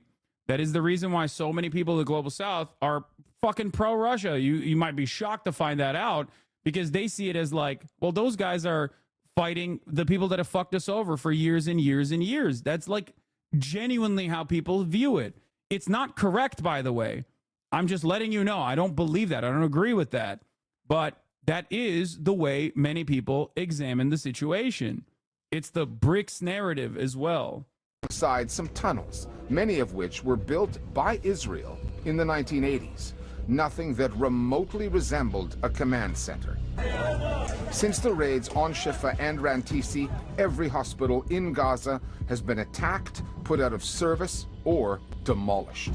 Witnesses have described mass executions, including of patients and medical staff, testimonies that barely registered in the Western news cycle. The hardest, most terrifying thing I saw was when they were executing people right in front of us. They dig a hole, throw 5 or 6 people in it, then bury them. Yeah, and we saw the burials, the aftermath of them at least. More importantly, we cannot secure trade relationship with developing nations. We cannot provide enough enticing loans that allow us to take control over vital extraction industries that moves global capital away from America towards China. Yes. And while China is still operating on the dollar when they're engaging in this, it doesn't matter because there's a tremendous amount of soft power that they get out of this equation. And America cannot maintain its global empire. America cannot maintain its global empire without the UN, without these international organs of justice, without like the international rule-based order. I have repeated something that I find very scary if you are invested in the continuation of American empire that I don't think people understand. 800 military bases around the world right now is viewed as a global security partnership. But if soft power capabilities diminish as a direct consequence of America's like bloody war in the entire region, as they already have for the past 20 fucking years with the invasion of Afghanistan, with the invasion of Iraq and many other things that America has done, okay, all of a sudden, that's 800 military bases that are invading every fucking country on the planet. You do not want your security partners to start developing resentment towards you, even if the governments themselves, like the fleet of planes and whatnot that they get and the sweet little toys that they are able to purchase as a direct consequence of the security partnership, even if they like it, the population is going to have a different perspective on it. And all of a sudden, when the population has a very different perspective on it, governance changes.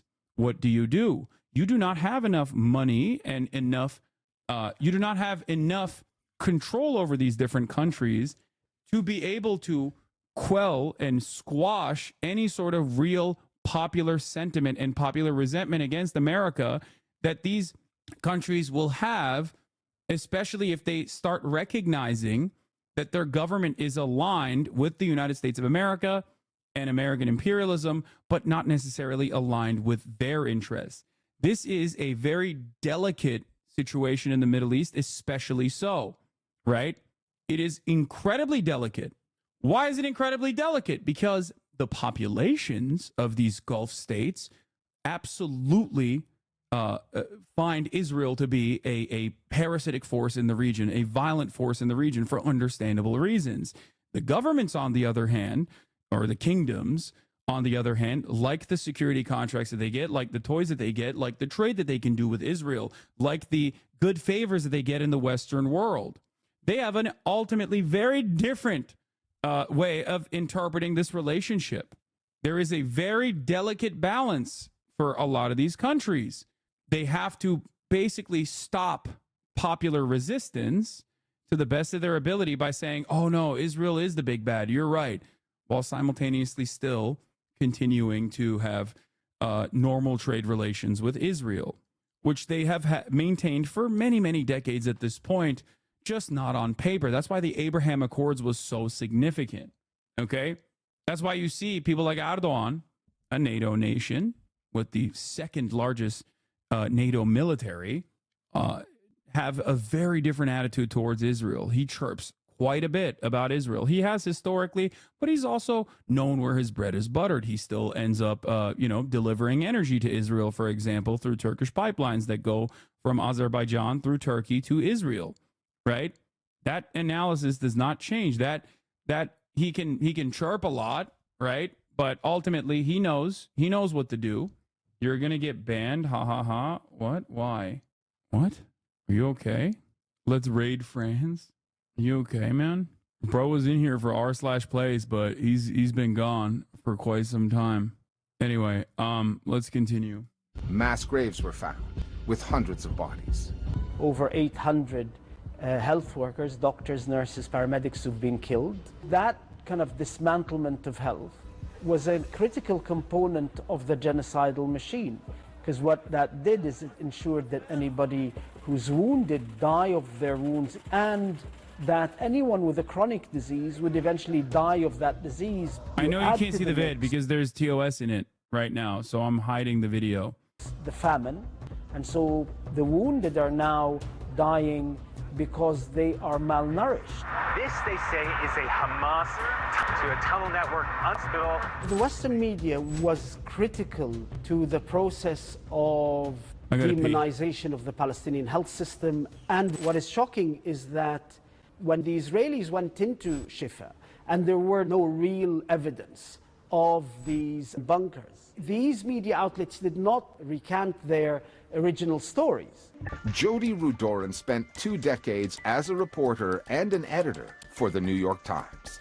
She rejects the idea that these features of Western news coverage are the result of any inherent bias.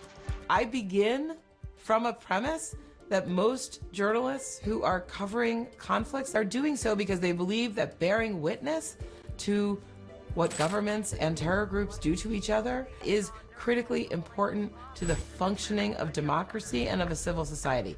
These people are trying their very hardest to do the very best that they can. What I think is not true is that there is any kind of systemic bias, like in the structural editorial processes of these newsrooms. I think these newsrooms are trying to report a 360-degree view of an extremely complicated storyline that many of the actors in the storyline don't want to acknowledge the complexity of.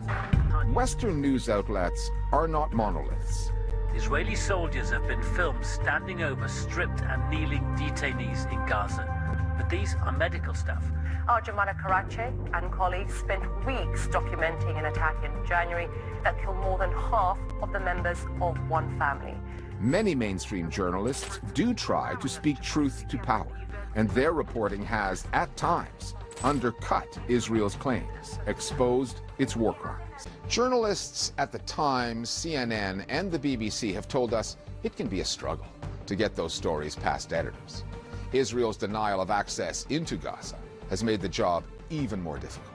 But it's the larger trends rather than individual examples that shape the effect that media coverage has on audiences. On the Gaza story, they have been quantifiable and point in one direction. A study by the news website The Intercept of post-October 7th coverage by the New York Times, the Washington Post, and the LA Times found that Israeli deaths were covered on average 16 times more often than when the victims were Palestinian. Words like slaughter and massacre. That's really crazy to think about because the Israeli deaths occurred in a matter of 48 hours. And then for 12 months, 40 times more Palestinian deaths have occurred in the process. So that 16 times more likely conversation is even more damning when you think about the differences. Like it is crazy.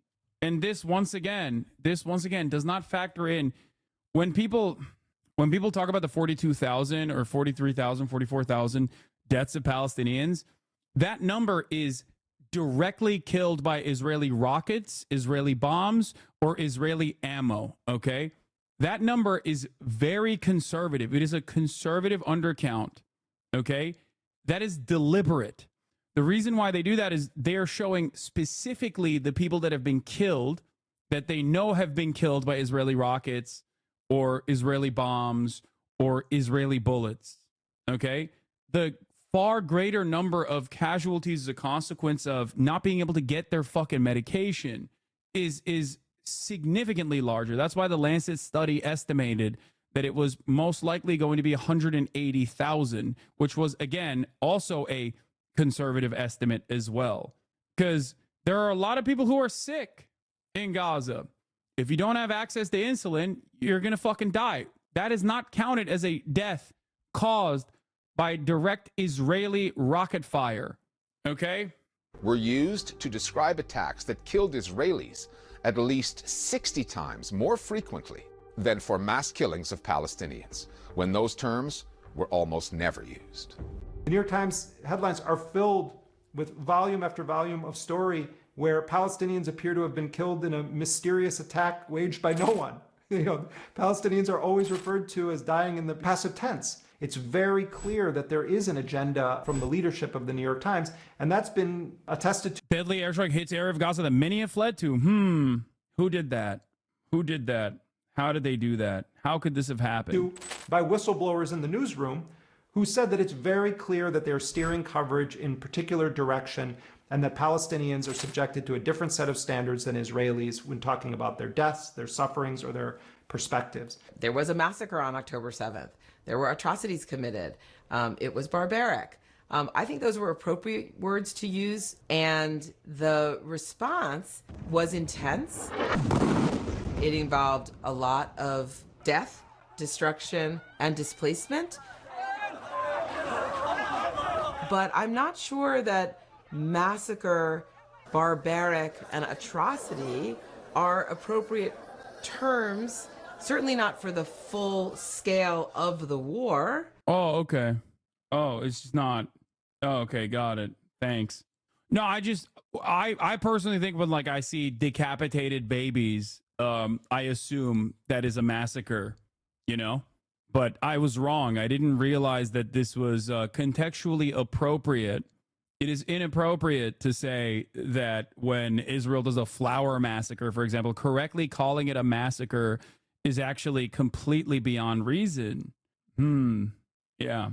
Yeah, no, Israelis can never be barbaric. Come on. There are individual attacks within the war. Common mistake, happens to all of us. Yeah, no, I'm at the precipice of doing blood libel by saying Israel's even killing children to begin with, despite the fact that they've killed tens of thousands at this point. That may where some of those words may be appropriate. So it's just, you're talking about two very different things, and they deserve different adjectives. Yeah. For Sarah at the BBC, double standards could also be seen in the selection of interviewees and how they were treated. In the days after October 7th, the BBC set up an internal group chat in which producers could vet potential interviewees based on their online footprint. We have obtained messages from that chat, which Sarah says was used disproportionately against defenders of Palestinian rights. It was overwhelmingly guests on the Palestinian side of things who were being looked into. Palestinians being flagged up for using the word Zionist, which isn't something to flag necessarily. Even the occasional NGO was thrown in, for example, Human Rights Watch. The craziest, you know what's crazy about this? Dog, anti-Semitism is far more accepted in these realms of discourse than being anti-Israel. If people wanted to be anti-Semitic, as many are, they openly say it, okay? There is no fucking reason to hide your underlying resentment towards Jewish people in American media, okay? In American social media platforms. There are literally people, I posted this the other day, there are people who in the aftermath of the hurricane, that was just openly being like, well, they do have a weather machine. You know how they are with their weather machine, okay? That person was Marjorie Taylor Greene, by the way, a fucking congressperson. Oh, why did we ban this guy who said you're going to get banned? I wanted to hear what he meant. Okay, yes, they can control the weather. It's ridiculous for anyone to lie and say it can't be done. Or this fucking insane account that was like the mayor of Asheville, North Carolina is Esther E. Manheimer. If you're wondering, yes, she is. Talking about how this Jewish mayor actually caused the atrocity. Actually, anti-Semitic people do not feel the need to shield their anti-Semitic perspectives. Okay, it is insane to be like, there's a massive conspiracy among people who have literally fought against anti-Semitism, people like myself, who are actually secretly using Zionist as a catch-all term to mean Jew. You got motherfucking Holocaust deniers out there, man. You got Holocaust deniers popping off on TikTok. You have Holocaust deniers who are on platforms like Kick, who are popping off on fucking Twitter. It is so ridiculous to be like, oh no, you don't understand. A lot of these guys are just simply trying to shield themselves from being branded anti-Semites, and that's why they use Zionism as a catch-all term. Are there people who do that? Absolutely. Okay, and you can tell they pop off on Twitter when they actually let the mask slip and very openly say what they truly believe about Jews, right? Having said that, it is ridiculous because most of these institutions care more about people like myself than they do about those actual fucking Nazis, because everyone knows that those guys are Nazis. Everyone knows that they're bad. But for someone like myself, I present a far greater threat to an institution like the ADL. Why? Because I have a shit ton of Jewish watchers, okay? I have a shit ton of young Jews who tune in. I have a shit ton of young Americans who tune in, who see the reality of what Israel is doing and recognize it as being wrong. That is damning to the project of Zionism, significantly more so than someone who's openly been branded an enemy, okay? That's it. These are organizations that we've really relied on in terms of covering Ukraine and various other conflicts. And now and again, they would check an Israeli guest. But there was no balance in what was going on. Israeli spokespeople who we did have on were given a lot of free rein to say whatever they wanted with very little pushback. Babies were set on fire. Babies were shot in the head. Whereas any Palestinian guest was asked to condemn Hamas. But I want to ask you specifically about Hamas's actions today. Do you support them? Almost as though condemning Hamas was the sort of price to pay before they could be humanized in our coverage. Many of our own presenters, when faced with an interviewee who was Palestinian or who had lost family in Gaza, there was just such a lack of compassion. I'm sorry for your own personal loss. I mean, can I just be clear, though? You cannot condone the killing of civilians in Israel, can you? As a result, a number of producers were really reticent about putting a vulnerable Palestinian guest in front of a BBC presenter. The mounting double standards have provoked a backlash in the newsrooms of many Western outlets. Journalists at the New York Times and the BBC have resigned publicly, citing their consciences. Others have tried to change things from the inside. BBC staff have repeatedly complained to the network's Director General. One email we obtained, signed in February by more than 20 journalists, warned the corporation's coverage risked aiding and abetting genocide. Staff at the Times leaked details of an internal rebellion over a now notorious report that claimed Hamas weaponized sexual violence on October 7th, an allegation that was exposed as baseless. 70 journalism professors have demanded the Times do an investigation into that report. The Times did conduct an investigation, not into its story, but to find the source of the leak. Numerous journalists we have spoken to describe variations of the same theme. Interference from executives and editors, the kind they have never faced on any other story. There's a divide between the many good journalists within CNN who jump through so many hoops to tell the true story and push back from high-level management demanding that you tone down criticisms of Israel. There was a period of time when we couldn't call airstrikes in Gaza airstrikes unless we had confirmation from the Israelis. A massive explosion at the largest refugee camp in Gaza. Joining us now is Lieutenant Colonel Richard Hecht. It's really depressing because we would not be doing this in any other place. We would not tolerate the need to ask, say, the Russians whether they bombed a hospital in Kiev.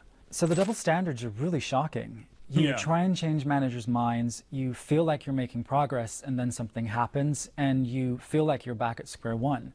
For example, more recently, on the day that 40,000 Palestinian deaths were announced, Mike McCarthy, who's number 3 in the organization, said in the morning editorial call that we need to contextualize and hold Hamas accountable.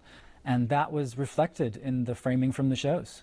The Gaza Health Ministry says more than 40,000 Palestinians have been killed since the October 7th Hamas massacre in Israel that triggered the war. Multiple journalists, in emails, in meetings, have raised concerns about a lot of the things I've said in this interview. The disparity in the language used, the inconsistency in approach compared to other story areas like Russia and Ukraine, the lack of humanization when it comes to Palestinians, the lack of context about this conflict before the 7th of October. And it hasn't really made a difference because there's just a sort of unwillingness among the executive to accept evidence. For me personally, it meant I could no longer see my future at the BBC. The lessons learned in 1945, if mankind would remember them, could make the world a better place for all men. In the wake of the World War II Holocaust, Western governments built a new international legal order, a central pillar of which was the prevention of any future. So, obviously it's pretty it's pretty obvious what the fuck's going on here. Okay, smaller Twitter account, but it goes exactly what you were saying about Nazis feeling the need to hide them. Yeah, exactly. Hello, after reviewing the available information, we wanted to let you know Heil Hitler meme hasn't broken our safety policies. Yeah, but it's okay. Elon is pro-Israel. He went to Israel, so like the ADL defended him. After he said Jews actually got a taste of their own medicine for doing unrestricted immigration into the Western world. He went to Israel and he packed it up. You know, he reined it in. It's fucking crazy. Genocide. Since the early stages of Israel's onslaught in Gaza, experts on genocide have been sounding the alarm. In January, the International Court of Justice described a case accusing Israel of genocide as plausible. 2 months later, a report by the UN Special Rapporteur for the occupied Palestinian territories found that the threshold for genocide had been met. We cannot avert our eyes. We must confront genocide. We must prevent it, and we must punish it. The decision by the United States and its allies to continue supporting Israel diplomatically and militarily makes them complicit. And may God bless the great alliance between Israel and America forever.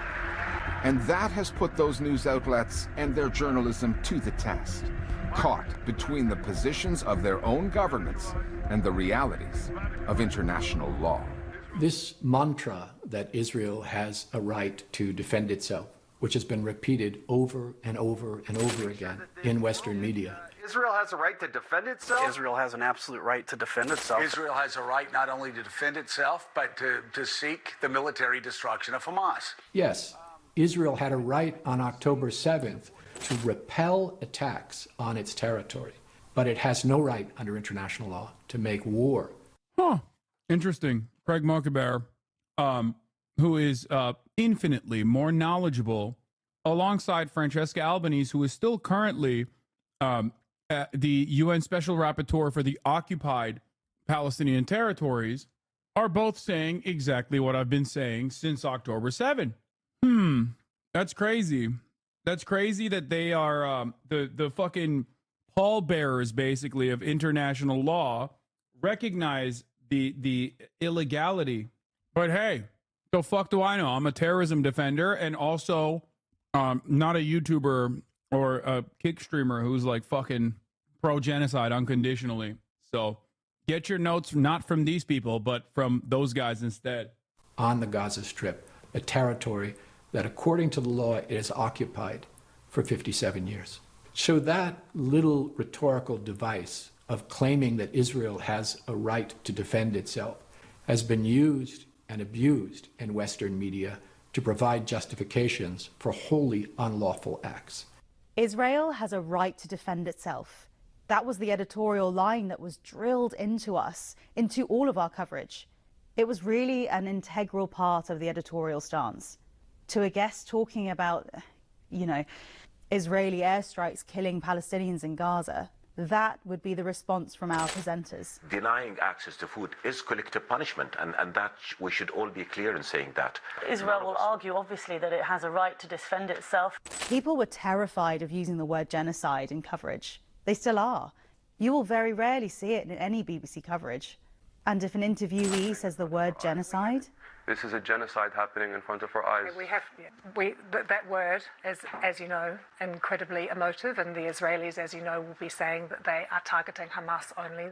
The presenter will almost always panic. The Labour Party, of all political parties, which has always had a strong peace contingent within it, is now actually supporting genocide. Okay, if we can maybe just avoid that language, if that's okay. Having destroyed Gaza's healthcare system, Israel has laid waste to virtually every town and city there. It has slain more journalists in 1 year than were killed in all of World War II. They are among at least 41,000 Palestinians killed. And experts say the real death toll could be several times higher, in excess of 150,000. The response from Israel's primary Western allies has been one of denial about the depth of the horror and their own complicity. As for the Western world's most influential news outlets, they have suppressed the story, amplified the Israeli propaganda that has accompanied it, and downplayed the telltale signs of genocide. Western mainstream media have invested a lot in trying to draw a curtain across this genocide and disseminating an alternative narrative that makes the crimes happening in Gaza somehow justifiable.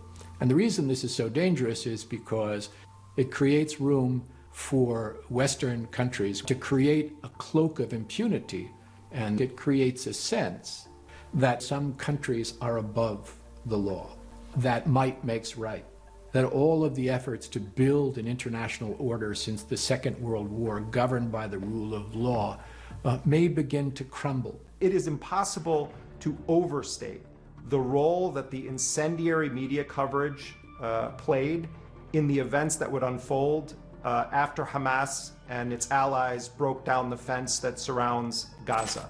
You're not Hamas. Israel is a democracy, and as a Jewish state, supports and believes in every life mattering. Israel was able to perform in front of the world a master class in manipulation of the media. And so you had a narrative set that Netanyahu and Biden on their own would not have had the power to drill into the minds of the public, but for the existence of major Western news organizations promoting it for free. They're not only morally culpable, but there is precedent, for the record, for criminal culpability as well. I'm not even joking.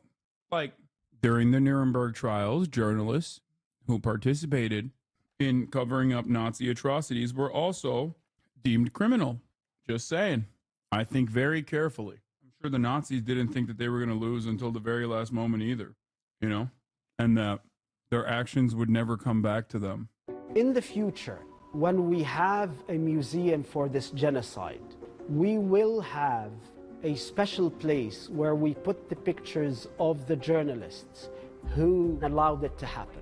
There will be a wing for the CNN and the BBC and the Times journalists who were the enablers of the genocide. The Palestinian people will remember them. CNN said it was a complex story. It's funny to say that, like, oh, this is such a culturally and politically divisive global event. They said that about abortion too, for the record. It was not. It never was. But if you read mainstream reporting on the matter leading up to the Roe v. Wade overturning, I would lose my fucking mind. Probably lost hair follicles because of the both sides have some issues on this divisive topic, arguments. Anyway, did this happen already? The Harris planting a tree thing? Did we miss it? Trump is going to do his remarks on October 7th remembrance event. Let's take a look at CBS Mornings. This morning to mark 1 year since that terrible Hamas attack that sparked the war in Gaza. One ceremony was held at the site of a music festival where hundreds of the victims were killed. Over the weekend, there were demonstrations around the world in support of both Israel and the Palestinian people. The October 7th attack, we all remember this, stunned the world with stories of horror and brutality. 1,200 people were killed in those attacks. Since then, the fighting in Gaza has been raging with tens of thousands dead.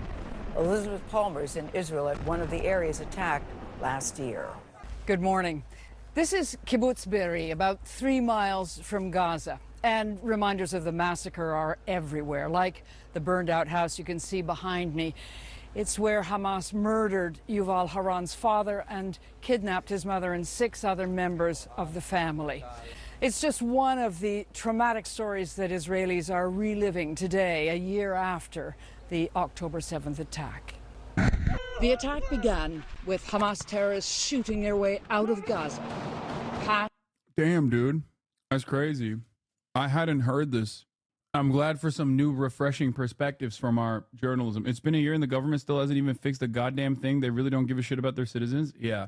Well, I mean, for the kibbutz, it's like much better to leave them distraught and leave them like that so you can fucking point to it and be like, see, look at this house.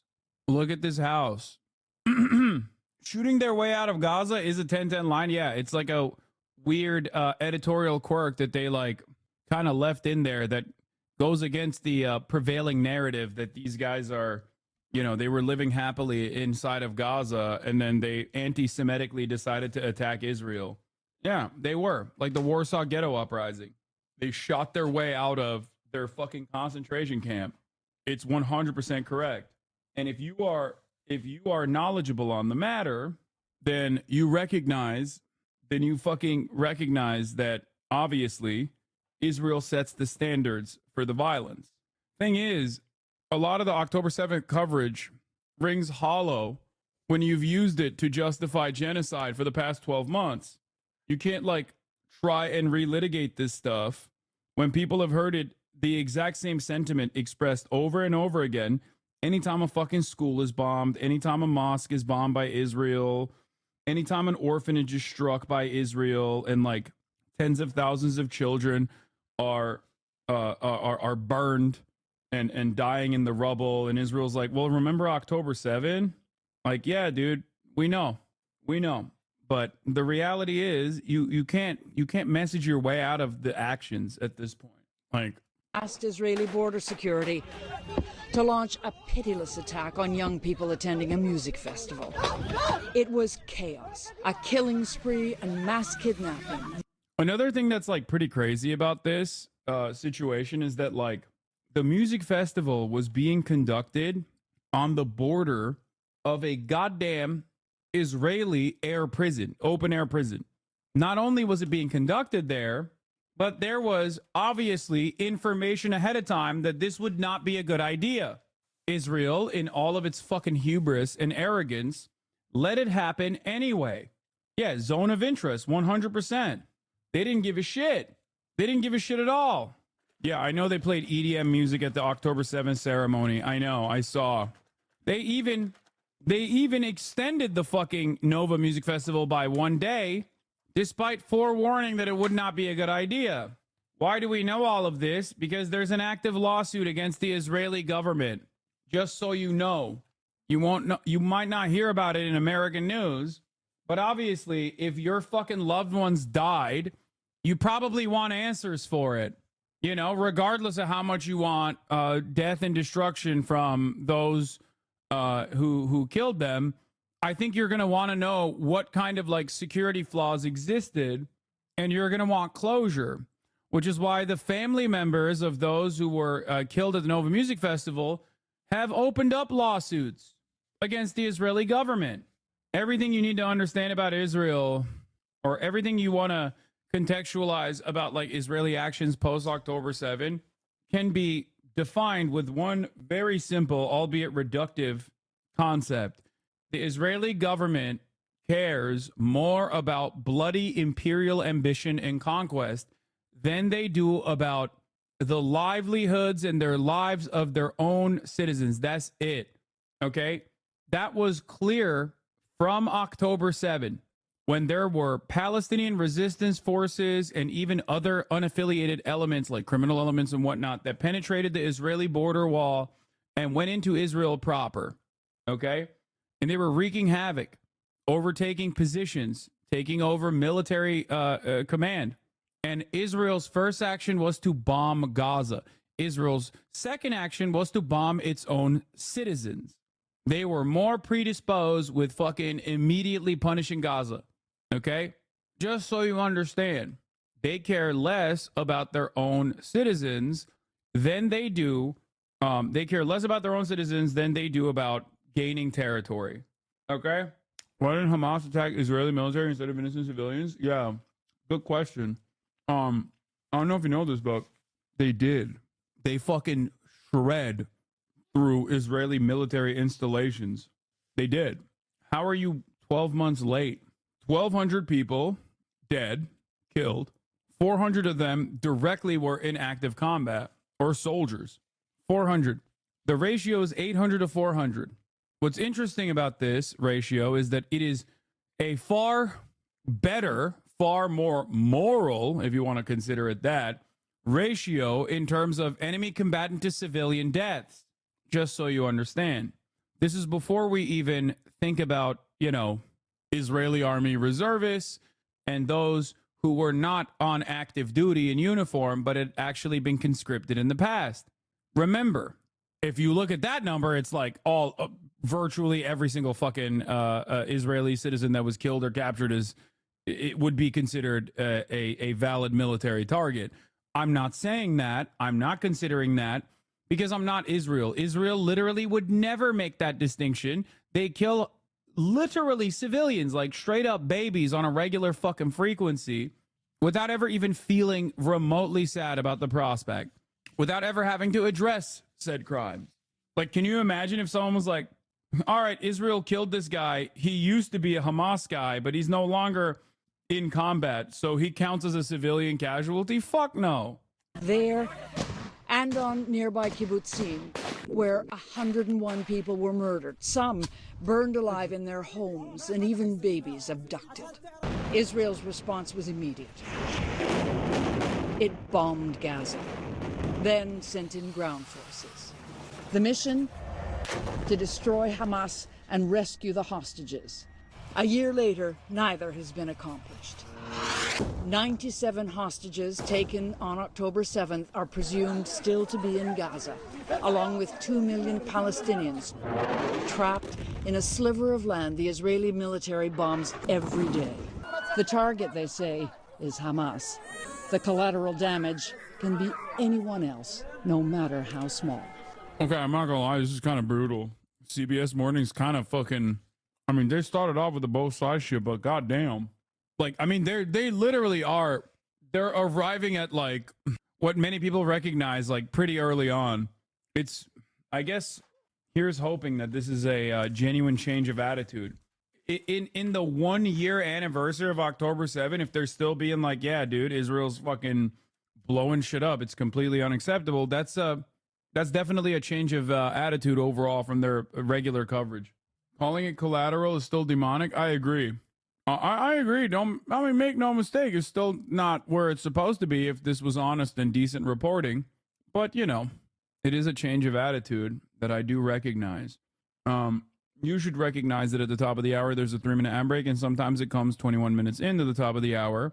If you no longer want to see those ads, all you need to do is subscribe, which you could do for $6 or for free with a Twitch Prime. Here is the 3-minute ad break now. As for the physical destruction, on a recent visit to southern Gaza with the military, we saw nothing but ruins. Recent polling data shows a slim majority of Israelis want the war in Gaza to end in a deal to bring the hostages home. Easier said than done. Hamas leader Yahya Sinwar, in hiding, is stalling on a deal and vowing to fight on. I spoke too soon. That's just a lie. Wow. I spoke too soon. That is an abject lie. That's insane. Hey, how did Yahya Sinwar become the negotiator? Can anybody prime me on this? Because I remember a different guy who was the negotiator. His name was Ismail Haniyeh. How did Yahya Sinwar become the negotiator on the ceasefire? Oh, that's right. Israel assassinated the principal negotiator that was responsible for Hamas's Politburo, who was responsible for the civil governance and not responsible for the military at all. Oh, shit. I'm sure they're going to mention that here in the reporting, right? And millions of Israelis believe Prime Minister Benjamin Netanyahu and his ultra-right allies are stalling too. We say that our government are full of excuse my language, and they do nothing. Our Prime Minister is a liar. Over the past month, Israel's government has led the country into a bigger, riskier war. It's crazy, bro. You are literally outflanking the Israeli protesters. CBS showing how anti-Semitic this Jewish Israeli man is for protesting against the Jewish state, the only Jewish state. Does he not know that this is the only Jewish state? What the fuck? It's weird, man. I don't understand why you're, yeah, it must have been a classic self-hating Jew, I think. This is what I mean, like, bro, before the Lebanese invasion, which definitely benefited Netanyahu's, like, propaganda purposes, like, the Israeli society was on the fucking verge of collapse. They were freaking the fuck out about Benjamin Netanyahu refusing to fucking deal with Hamas, with a diplomatic solution. They were angry. Understandably, they were more aware of who was at fault than Americans are, because American media covers it as like Hamas is responsible for not dealing with Israel. Anyway, wait, what? Bro, this chat is awesome. The guy that worked with Hitler Law, 1 year in Israel, still standing. Why are these plebeian Hamas and Hezbollah even still trying, man? What was he responding to? You will not. You're going to love who he thought worked with Hitler. Yasser Arafat. I at this point, I am firmly committed. If you are a defender of Israel, you either are at least like equipped with the Hasbara talking points and you can appear knowledgeable, or you're the dumbest person on the planet. Like this guy who's defending Israel in the chat said Yasser Arafat worked with Hitler. So many people that defend Israel that think like, oh, Israel's so fucking sick. Like, why are they even trying to resist against Israeli genocide? Are just stupid. That's it. So stupid that it's like virtually impossible to deal with them. Like they're not. Most of the hostages' families fear that means a death sentence for their loved ones. As one speaker said at a memorial we attended this morning, we all know this war is going to end in an agreement. It's just a question of how many lives will be lost between now and then. Gail? We still want the end sooner rather than later. Thank you, Elizabeth Palmer, reporting from southern Israel. Overseas now to the Middle East, where Israel observed a moment of silence marking 1 year since the October 7th war, since the massacre by Hamas. Right now, the war is being conducted on multiple fronts, with Israel intensifying attacks in Gaza and in Lebanon, and the region bracing for a possible Israeli strike on Iran. Matt Gutman is on the scene in Israel. Good morning, Matt. Good morning, George. From the youth village of Kfar Aza, and you can still see the bullet holes and the burn scars in houses like this. And the last time I was here about a year ago. Man, shut the fuck up, dude. Go to Gaza one time, you fucking piece of shit. What do you think Gaza looks like? The entirety of fucking Gaza, dude, for the past 12 months. Jesus fucking Christ. I'm sorry, dude. This is nutty. These people have no respect for the fucking dead on the Israeli side either. Like, it's simply just a talking point, dude. That's it.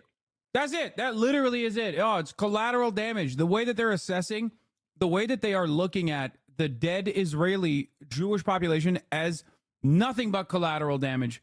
I swear to God, it is just a way to market Israel's territorial ambition. That's it. Oh, look at these bullet holes, man. We didn't fix it. 12 months of genocide. Fucking bloodless charlatans, dude. Monstrous pieces of shit. They were pulling bodies out of these houses. There were ferocious gun battles with Hamas all around. And a year on, Israel does feel safer, but that war drags on. Just a few moments ago, we heard a series of devastating. The irony is, I was genuinely asking if you were okay. You time me out for 24 hours for no reason. No wonder why people hate you. You make yourself an unlikable person by punishing people who are here to listen to you. But whatever, I'm going to listen to someone else. How many calories do you eat a day? I'm having anxiety over this. Dude, shut up. She's like Rocky. She's the underdog. Are you voting? You can't be mad today. I didn't even time you out. Lake McGroove did. But they probably did the right thing. It's valid. Dude, really, really, really reconsider your reaction to being timed out. You can still watch. You just can't write for 24 hours. I wasn't even streaming. Okay, I wasn't even streaming in that fucking time frame anyway. Well, I guess this was on 10/3. You didn't get banned. You just got timed out. You got silenced for 86,400 seconds. Do you really think this is a healthy attitude to have? I love you. Can you say I love you back? Huh.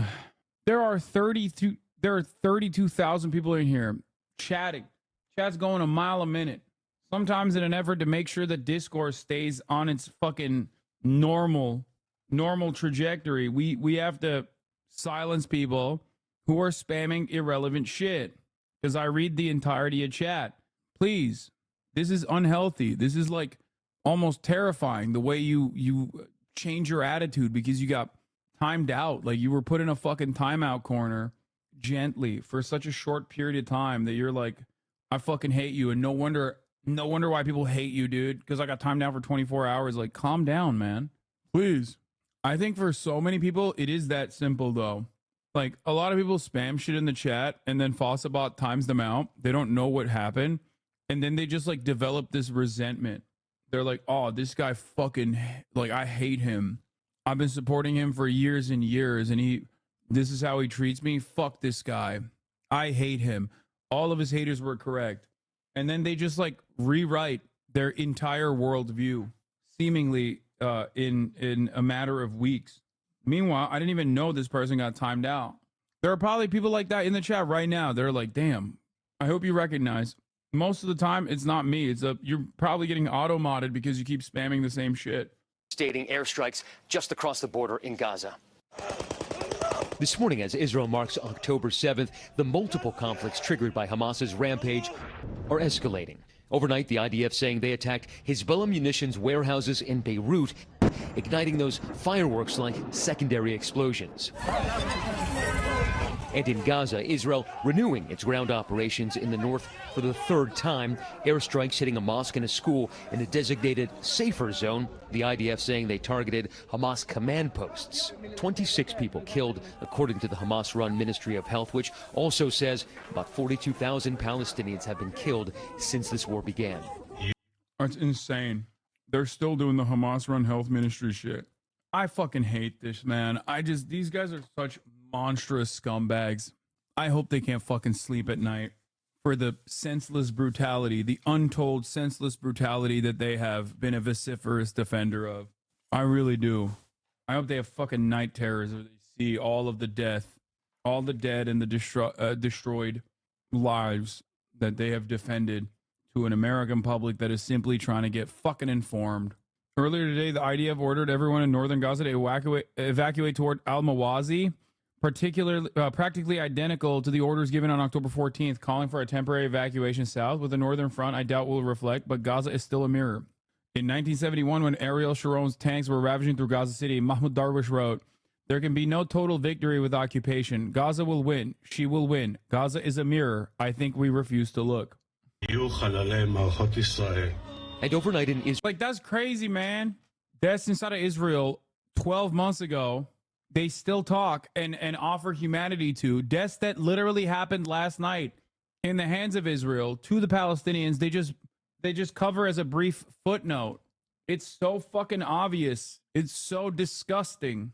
It is so glaringly obvious, a double standard. They just do not view Palestinians as humans. That's it.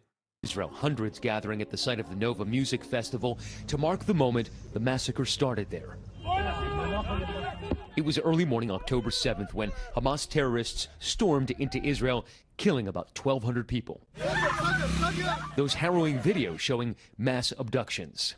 I'm reliving October 7th all the time. It's with me. I'm still in Gaza. I'm still with Keith and the girls and all the hostages. Aviva Siegel and her husband Keith, who is an American, were among the more than 250 taken from Israel. She was released in a November ceasefire deal. I nearly died. I'm lucky to be standing next to you, and I'm lucky that I got out. I'm lucky, but I'm the unluckiest person in Earth. She's South African. Because Keith is there. What were your parting words to Keith? I looked at him in the eyes and I said, Keith, you'll be strong for me, and I'll be strong for you. The memory's still fresh for those in Kibbutz Be'eri. In homes like these, the walls are still scarred with those bullet holes. You can see the ceilings are charred from the fires and the grenades and the RPGs. Yuval Haran's father was murdered at this house. The terrorists, they brought a digger and they started breaking the window of the safe room. 7 of his family members taken. Thankfully, 6 were returned in that hostage deal, but his brother-in-law, Tal, is still there. I want to remind people that we are about life, to remind people that when you saw hostages come back in the first deal, how happy you are. I want this happiness again. I don't want war. I just want my family back. About 100 hostages remain in Gaza. Israeli officials tell me they believe about 50 of them are still alive. Yesterday, I sat down with U.S. Ambassador here, Jack Lew, who's been meeting with the American families, also critical in the negotiations. He told me at this point he would like to be able to give those families some hope, but he says he is not hopeful right now for those ceasefire and hostage release negotiations. George. Matt Gutman, thanks. Let's talk about 1 year of war in Gaza. What? Do you recommend One Day in September docu-movie? Is it neutral and worth watching? Can it respectful sources learn new information? I don't even know what the documentary is. The standard for objective news reporting has to be that a life is a life. A life is worth cherishing no matter what background it comes from, no matter what its opinion is. This is not a standard in American news, okay? The only lives worth cherishing are inside of Israel. All the lives that have been lost, all the lives that have been taken, cut short by the Israeli military are simply treated as collateral damage over and over and over again. That's it. Palestinians, it's been 12 months of unprecedented loss and suffering. Living here in Gaza feels like being trapped in a never-ending cycle of trauma. لقيت حالي كل وقت ما انا عارفه اتنفس حتى امها ماتت مين بده يرجعها Everything you hear or see about Gaza is just the tip of the iceberg. No photo or video can convey the smell of death, the sound of 24/7 drones, the uncertainty of whether you or your family will make it through another day hangs over every moment of each day. The number of journalists killed, the number of medical workers killed, the number of schools destroyed, the percentage of amputated children. This is the worst war in modern history. A lot has happened since October 7th, 2023. So I'm going to run you through some of the main updates on the humanitarian crisis in Gaza, what's going on with the Israeli captives, what's going on with Hamas, and where things are at with the ceasefire.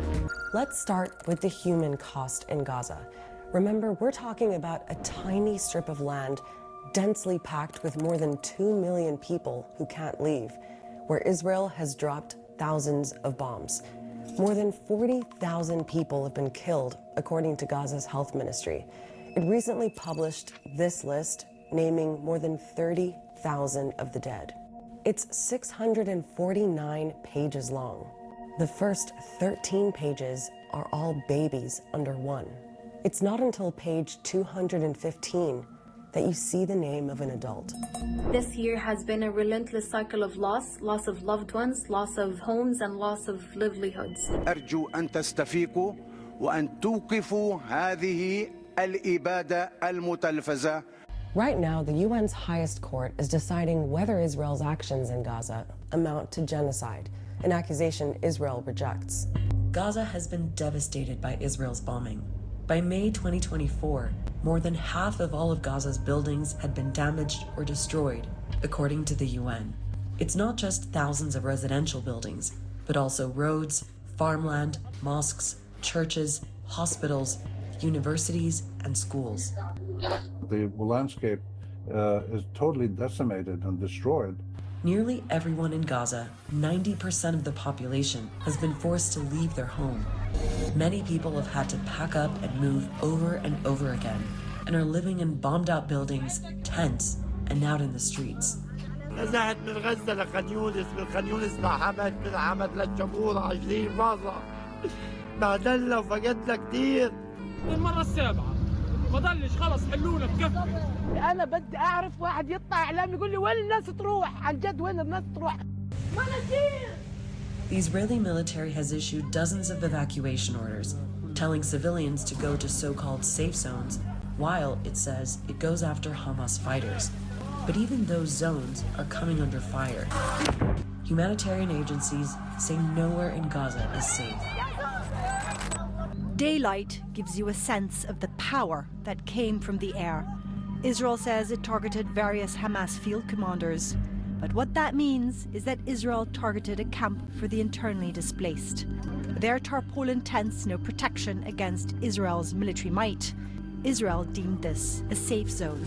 That was in Al-Mawasi in September. At least 19 people were killed. Times and times again, we have seen Israel justifying massacres in order to pursue the alleged killing of a militant. But by this token, Israel is given license to kill everyone in Gaza by simply claiming that it was to kill a Hamas combatant. This is indecent. I mean, it's beyond unlawful. So what's happening with aid delivery? Remember, at the start of the war, Israel imposed a complete siege on Gaza. When people ask me, like, how can you tolerate watching this every single day? Dog, I live in West Hollywood, Los Angeles, okay? I live in the United States of America. My tax dollars literally go directly to this atrocity. I think it's the least I can do as a person with some level of notoriety, as a person with a platform.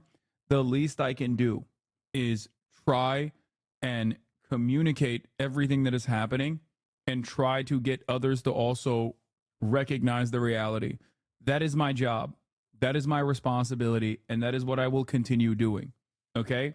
No matter what kind of penalties I incur in this process, whether I am branded an anti-Semite, whether I have letter writing campaigns that try to stop me from fucking going and speaking at college campuses, or no matter what, it is nothing. It is nothing in comparison to what the average Palestinian child goes through on a daily fucking basis. Okay? We live in the lap of luxury with profound privilege. That's why we must do everything in our power to put a stop to this, to try and get others to recognize what is going on.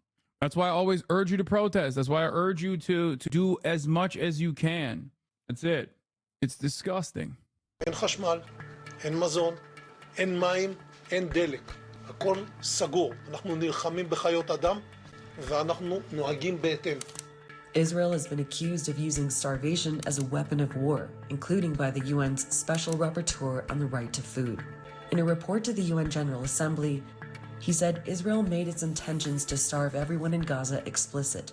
Then, Israel used starvation to induce forcible transfer, harm, and death against people in the north, pushing people into the south, only to starve, bombard, and kill people in newly created refugee camps in the south. Around 500,000 people are facing catastrophic levels of food insecurity. In other words, they're facing famine. In August, an average of just 69 aid trucks entered Gaza per day, which is a record low. Aid groups say Israel is blocking 83% of the required food aid from reaching Gaza. On top of all of that, disease is spreading because there's not enough clean water. The lack of clean water has led to 1.7 million cases of infection diseases that can trigger massive and deadly epidemics, making water scarcity and contamination a silent bomb which has far less visibility than those that destroy buildings, but are no less lethal bomb. The risk of disease is coupled with a desperate lack of medical care. Doctors Without Borders says Gaza's healthcare system is being methodically dismantled through Israeli attacks, the blocking of aid, and the lack of protection for medical staff. Before the war, Gaza had 36 hospitals. Now, just 17 are partially functioning, according to the UN. It does feel like people are waiting for death. Death seems to be the only certainty in this situation, in all of this uncertainty. And that's a really horrific reality for people to have on the ground here. Now, for Israelis, one of the biggest concerns since Hamas's attack in October last year, when more than 1,000 people were killed, has been the fate of the captives. By the way, while this is like a year of analysis on Gaza, understand that this is Evan Hill from Washington Post Open Source and Visual Forensics Investigations Team. Demolition of buildings along the likely IDF route of advance in Yaroun, Lebanon. This is what it used to look like. This is what it looks like after Israel. Many such cases. It's seemingly endless, okay? It's ceaseless bloodshed and territorial expansion and acquisition. Why should anyone stand idly by and say this is normal? How can anyone look at this and go, well, Israel's in a bad neighborhood? Israel is the bad neighborhood.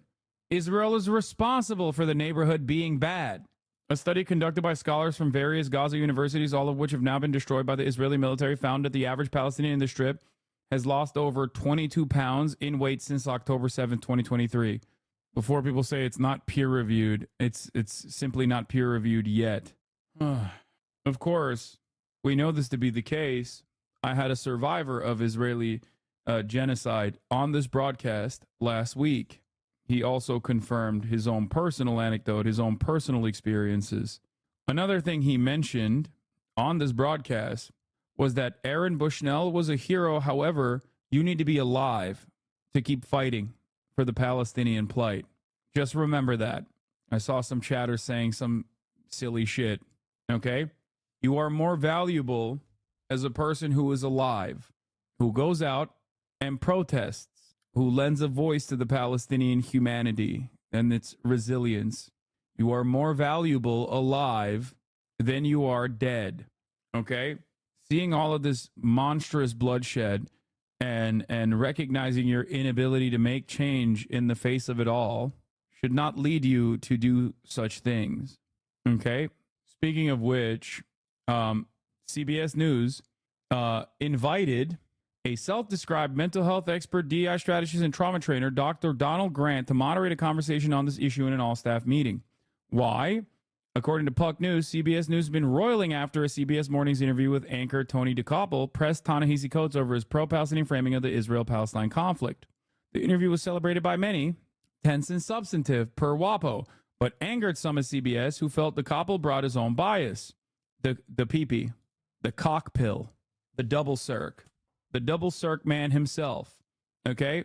This morning on October 7th, CBS News leader Wendy McMahon and Adrian Rourke told staff that the interview did not meet editorial standards for impartiality, though they declined to elaborate on how or why. When they tried to move on, CBS News chief legal correspondent John Crawford criticized the leaders for their decision, saying the following: "I don't even understand how Tony's interview failed to meet our own editorial standards. I thought our commitment was to the truth. When someone comes on air with a one-sided account of a very complex situation, which Coates himself acknowledges that he has, it's my understanding that as a journalist, we are obligated to challenge that worldview." So just understand that, like, the institutional rot is in every aspect of this conversation. You got the fucking chief legal, the chief legal correspondent, John Crawford, being like, excuse me, if someone is saying that they find apartheid to be morally repugnant, that's one-sided. By those very same standards, for the record, if a Holocaust scholar was to go on CBS, and say what the Nazis did was atrocious during the Holocaust, someone on the CBS editorial team is allowed to go, well, you seem kind of one-sided about the Holocaust. If someone were to talk about the apartheid in South Africa and say it's morally repugnant that it existed, a historian, a scholar, an activist, a journalist, the CBS chief legal correspondent is saying, you can't do that. If someone were to go on CBS News and say chattel slavery was an unimaginable atrocity, a stain on the reputation of the United States of America, someone on CBS would have to say, excuse me, seems a little one-sided. The slave owners had a right to defend their property.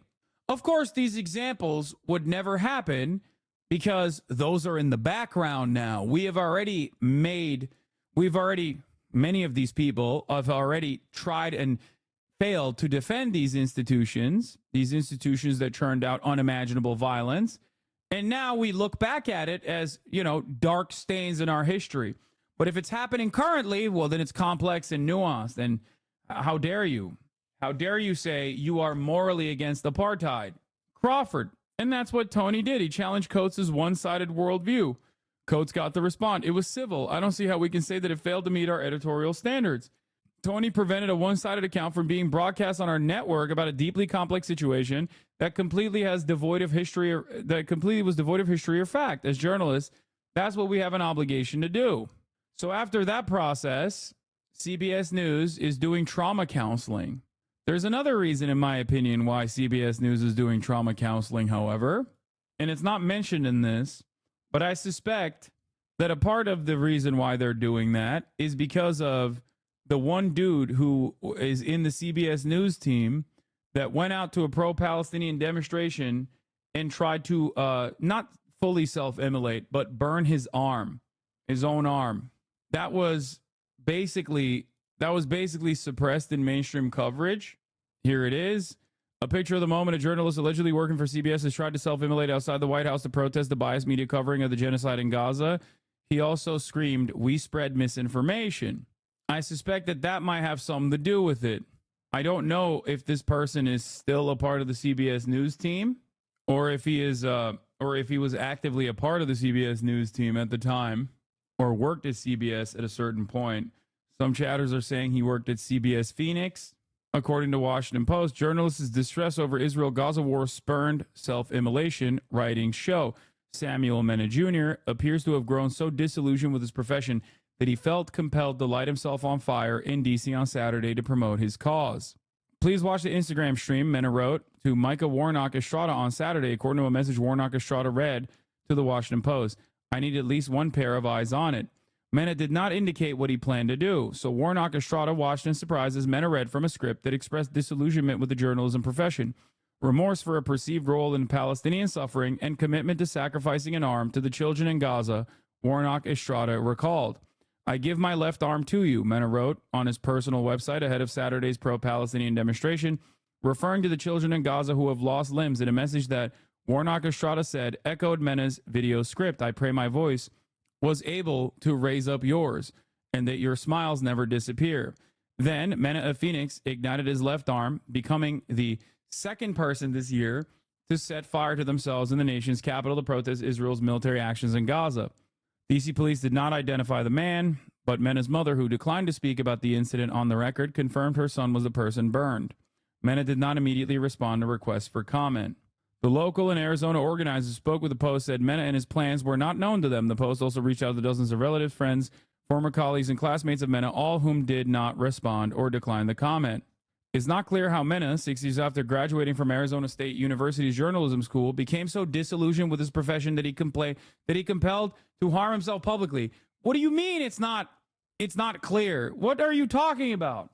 It is pretty clear. I mean, he said why he did it. His posts on the website and social media reflect the person grappling with feelings of outrage, helplessness, and guilt. Though there isn't any indication his job as a local news reporter had him directly covering the Israel-Gaza war. For months, he wrote, he had been asking himself, what are you going to do?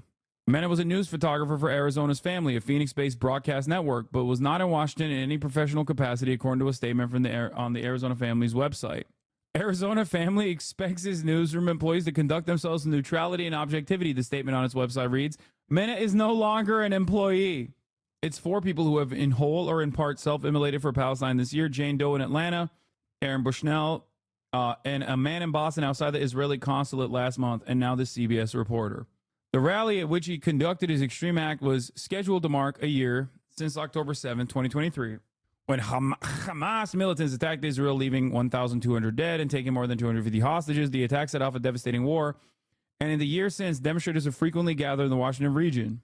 What about the TrueAnon poster, the Trump trial? Yeah, dog, that guy was not even remotely related to Israel-Palestine. That dude was just insane. I think what did he do? He was like, he said the New York crime family was like directly related. I don't know. I don't even remember what the fuck he was about. That dude was just crazy. Sometimes dudes are just crazy, okay? Yeah. My bad. I thought he said it was Israel. No, he brought up Israel, but in a way that had nothing to do with Gaza. Like he brought up, I think he was saying like NYU is in the pocket of the Italian mob or something, and the Jews were also responsible for it. I don't fucking know. Yeah, he was blaming Robert De Niro for being in cahoots with Joe Biden. That dude was a fucking nutter. Did he survive it or did he die? I don't even remember. Check what Jimmy Normandy said. You got timed out by Foss about Jimmy Normandy. But Jimmy Normandy said, I've seen this before. The reason for the trauma counseling is as first to find the rogue elements within the company, then to counsel them to change their minds. And if the counseling fails, they are considered beyond help and as such are fired on psychological grounds. I don't think you can do that. I think what you're describing is like insanely illegal in a way that like, I'm sure people try to do it, but they won't do it on psychological grounds. They'll say you're not like a cultural fit or something.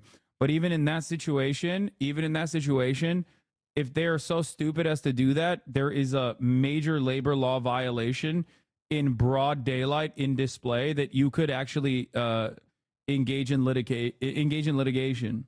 Remember this shit? Oh yeah, the jihad, the day of jihad. 1 year ago, political figures spread a false terrorism panic that made everyone less free and incited a violence against a child.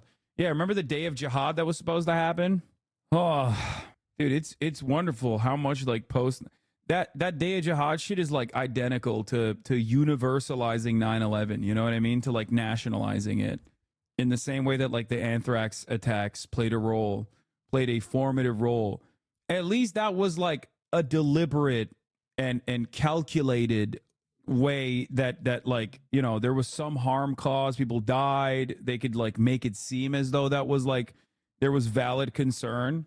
But the day of jihad shit, I think, is just, you know, people operating on autopilot at this point. They don't even our espionage agencies don't even try to fucking mail anthrax to people no longer. You know what I mean? They're just like, there's already so much resilient Islamophobia that we could just say it's going to happen and then people will believe it. Yeah, I've talked to USC students who have been denied their diploma for participating in the pro-Palestinian demonstrations, who had to fucking write a letter to the school apologizing for being anti-genocide in order to be able to get their diploma, by the way. That's what they do.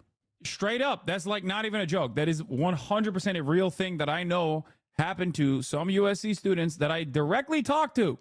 USC, the very same school that refused to let their valedictorian speak because she is hijabi. And they were worried that as a hijabi, she might bring up Israel's genocide. This is institutional rot. This is just pure vitriolic racism, for the record. Speaking of pure vitriolic racism, I wanted to point to this person, a wonderful former friend of the show that is getting blasted on the fucking timeline, just like you're getting blasted by the top of the hour ad break if you are not subscribed at the top of the hour. At the top of the hour, there's a 3-minute ad break. If you no longer want to see those ads, all you need to do is subscribe, which you could do for $6 or for free with a Twitch Prime by connecting your Amazon Prime account to your Twitch account. Wait, friend of the show, I'm joking. Here's a 3-minute ad break now. Can you look at my former chat? Palestinian protests in Denmark is taken over by Trotskyists who have turned the protest into a newspaper stand and enlistment event. Would you still join the protest? Yes. That's just regular. Anytime there's a protest, there's an opportunity to sell newspapers. Here's Brianna Wu. Free Palestine openly calling for violence and terrorism. The KKK regularly came to my college, Ole Miss, to protest, and we let them. It's a free speech issue, but they never openly called for violence like Free Palestine. I need you to understand something. When you let that reactionary dog inside of you chirp, okay, it overtakes your entire brain. And slowly but surely, you go from like, hold up, I'm uninitiated with this Israel stuff. Let me defend Israel unconditionally as it's doing genocide. When your starting point is that, you allow so much insanity to just overtake your consciousness. That's an insane fucking thing to openly state. You're literally just saying like the KKK is better than Free Palestine protesters. I generally agree that we should ignore people like Brianna Wu, but it's also strategically very important to highlight that the most outspoken pro-Israel figures these days publicly make claims such as the KKK never openly called for violence. Very famously, the Ku Klux Klan doesn't call for violence. What the fuck are you saying? The entire organization is built around doing violence. Maybe not to you because you're fucking white. What a fucking idiot. It's insane. Like, saying the KKK is better than the Free Palestine movement is so psychopathic. I don't think there's a lot. Like, what is the avenue for this? I mean, this shit got 2.4 thousand likes, by the way. Like, who is this for? Who is this for? Like, even the other fucking dumbasses who are like, who got like all the NATO flags in the bio, okay? Who are like the gay NATO liberals are like, the KKK have a very long history of violence. You could criticize much of the Free Palestine movement without effectively downplaying the KKK. Not hard to do, you know? Like, you're losing your own fucking fans, dude. This is like already an increasingly small avenue. Like the annoying fucking Biden or busters the annoying Biden or busters who are like wrong on every fucking issue and still are firmly committed to this weird ideology that seemingly changes on a daily fucking basis. But you're even losing those guys. So who's this for? Like, who is this for? I do not understand. Who's the guy out there that's like, you know what? You're right. The KKK isn't that bad. The Free Palestine movement is. There is like 8 people that would think this. Because the people that think the Free Palestine movement sucks, also that don't necessarily have issues with the KKK are like they're Klans members, I guess. I don't know. I mean, this is what happens when you escape the hug box a little bit. When your entire fucking worldview revolves around like regurgitating whatever the fuck you read on the Divorcelli subreddit, you come across like an absolute fucking moron. E. Fartlow wanted to say personally and publicly thank you for your year of nonstop allyship and support for the truth. Wanted to say personally and publicly thank you for a year of non-stop allyship and support for the truth. We will never forget that you stood with us during this time every single day. I'm E. Fatlaw, and I saw a sign that said free parking, and I thought to myself, free Palestine? Ah! The Jews are tired. That's right. E. Fartlow, #1 defender of Israel, who is a Scottish woman living in Los Angeles. She's not Irish. She's Scottish. What? 25, lesbian, desister, detrans, American Israeli classic two-trick pony, writing about gender and Middle East politics. Buy me a coffee, Maya Poet. Tomorrow marks my 1-year anniversary of not wearing a breast binder. On October 7, I awoke to a siren. I didn't have enough time to squeeze myself into the barbaric breast squashing device I had used to pass as a man. I had only enough time to run to a bomb shelter. Amazing. Thank you, Hamas. What? Hamas made me detransition is definitely one of the craziest grifter stances we've gotten out of this site. Dude, okay. Dude, come on. That's kind of awesome. Dude. That is, God, this website still got it. It's still, dude, that's, cinema. There is nothing, I can't even say anything. I can't cook up something funnier than that, even if I tried. I tried to cook up something, and it became a real person. Ryan Ruth, okay? The real world still consistently finds a way to make something infinitely funnier than anything I could dream of, okay? Half of the characters that are like, or half of the news stories that occur now in real life were Cumtown bits from like 5 years ago, okay? Hamas was responsible for my detransition, for me to become a detransitioner, is like not even a bit that I could come up with. I could not come up with that. It's fantastic. Incredible. Stands for the Minnesota Vikings for the 1-year anniversary of the reprehensible Hamas attacks on Israel. Oh, dude. Oh, thank God we got the Minnesota Vikings take on the reprehensible attacks of Hamas. Thank you, Minnesota Vikings. Otherwise, your silence would be deafening. That's incredible. Yeah, no, this person is a grifter. Come on, dude. Dude, detransitioners are so fucking marginal that there's like a handful of them, and every single one of them gets a media job to shit on trans people. Like, they are so statistically tiny. They are like 0.5% of a percent. Like, it's not, there are more outspoken like black Republicans than there are detransitioners, okay? Like, there is not, I don't even talk about them in general. There's just such little fucking freaks. Of course this person is like transphobic as fuck. That's the whole point. Incredible stuff. How can you be a reactionary conservative and look like that? Like, you still look like a lesbian. You're still gonna get the shit beat out of you by your friends. I think a lot of those people, they just like think that, I mean, it's the same principle. It's the same principle with like Sneeko being a fucking Holocaust denier. slash like white nationalist as like a Haitian Asian dude. You know what I mean? They just think if they like become propped up by these movements, like they'll get some clout. They're just incredibly desperate for it, and they don't really care. To them, it seems like a acceptable avenue.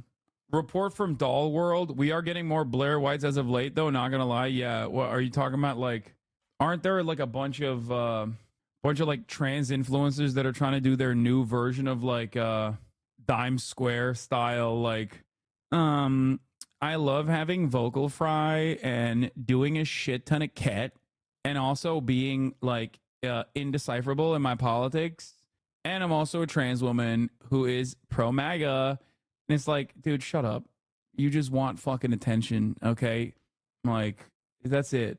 You're not unique at all. I know, I see it. Why do you know what Dime Square is? What do you mean? Like, of course I know what fucking Dime Square is. Half of the podcasts that spawn out of that shithole were all designed around being formerly leftist, like edgy fucking leftists, and now are just like all MAGA diehards. Why are you associating being trans with ketamine? Okay, you have a unique username that kind of fits both of the stereotypes that I was shitting on, but it has nothing to do with you, okay? Oh, Jesus. What is this? That's hilarious, dude. Yeah, Japanese soldiers keeps fighting 29 years after last Red Scare Patreon episode. It's like, give it up. Give it up. Please. Who is this for? I shouldn't have even shown this. This is so sad. No, let's just not. Let's move away from this, please. Anyway, to be honest, getting my diagnosis was just a weight lifted, and finding that the HRT exacerbated my diabetes that gave me weeks to live. That's the only reason why I detransitioned. No, like it is hyper rare, and even in that hyper rarity, most detransitioners detransition because of either social pressure, like anti-trans social pressure, or they detransition due to some medical reasons, like you just mentioned. And even then, it's already super fucking rare, and those people still want to medically transition in most of those circumstances. But also beyond that, the detransitioners that like are anti-trans after the fact are like literally, and I mean straight up, like 10 total people. They just happen to be 10 total people that the media handpicks and always like writes articles about, in an effort to make it seem like this is a very common phenomenon. Ollie London comes to mind. All right, let's see what VP Vice President Harris, running for president right now, Second Gentleman Mark, October 7, Hamas attacks on Israel. Let's see how they... In a few moments, Doug and I will plant a tree here on the grounds of the residence of the Vice President of the United States. And we dedicate this tree to the 1,200 innocent souls in an act of pure evil on October 7, 2023, who were massacred by Hamas terrorists. 46 of our fellow Americans were killed in this brutal terrorist attack, including a singer from Missouri who died shielding her son from bullets, an academic and peace activist who studied in Seattle and who was the grandson of Holocaust survivors, and a dancer from California who was killed alongside her fiancé while attending the Nova Music Festival. Can you imagine the coverage of the fucking 43,000 dead Palestinians, all that had similar dreams, aspirations, like people who were committed to a life of education, you know, things of that nature? No, of course not. You wouldn't have enough time to fucking talk about it. This is, once again, exclusively humanizing Israelis and simultaneously omitting the humanity of Palestinians. Make no fucking mistake, okay? And I'm not even going to play these fucking games. I know that people will be like, Hasan, how dare you? How dare you? How dare you act like October 7 wasn't an atrocity? It's been 12 months, okay? If you cared about the humanity of all people, you would have stopped Israel a long fucking time ago and given a lot of these people in Israel the time to fucking grieve, instead of using the slain as a mechanism to do genocide, like you made the dead party to your actions. Okay, it's gross. It's a super gross, super fucking shallow way of analyzing and contextualizing the situation. I'm sorry. I don't give a fuck. That's it. Sorry. You don't care. You do not give a shit. Does this help the election though? Fuck no, dude. What do you mean? It's like Biden's least popular policy is the continuation of Israel's genocide, is literally his least popular policy. He's losing to Trump by like 25, 30 points. And Kamala Harris is like desperately ran in that exact same direction since she became the candidate for no reason, like literally zero reason whatsoever. I am devastated by the pain and loss that occurred on October 7, and Doug and I pray for the family and loved ones of all of those who were lost, and may their memories be a blessing. Today, I know many Jews will be reciting and reflecting on the Jewish prayer for mourning, the Kaddish. The words of the prayer are not about death. By the way, this omission is the exact same false narrative that was presented on October 7, as though this was the pivotal act, the first step in this Israeli war. Okay? Because Israel did October 7 numbers every time they fucking invaded Gaza. Every single time prior to October 7. Okay?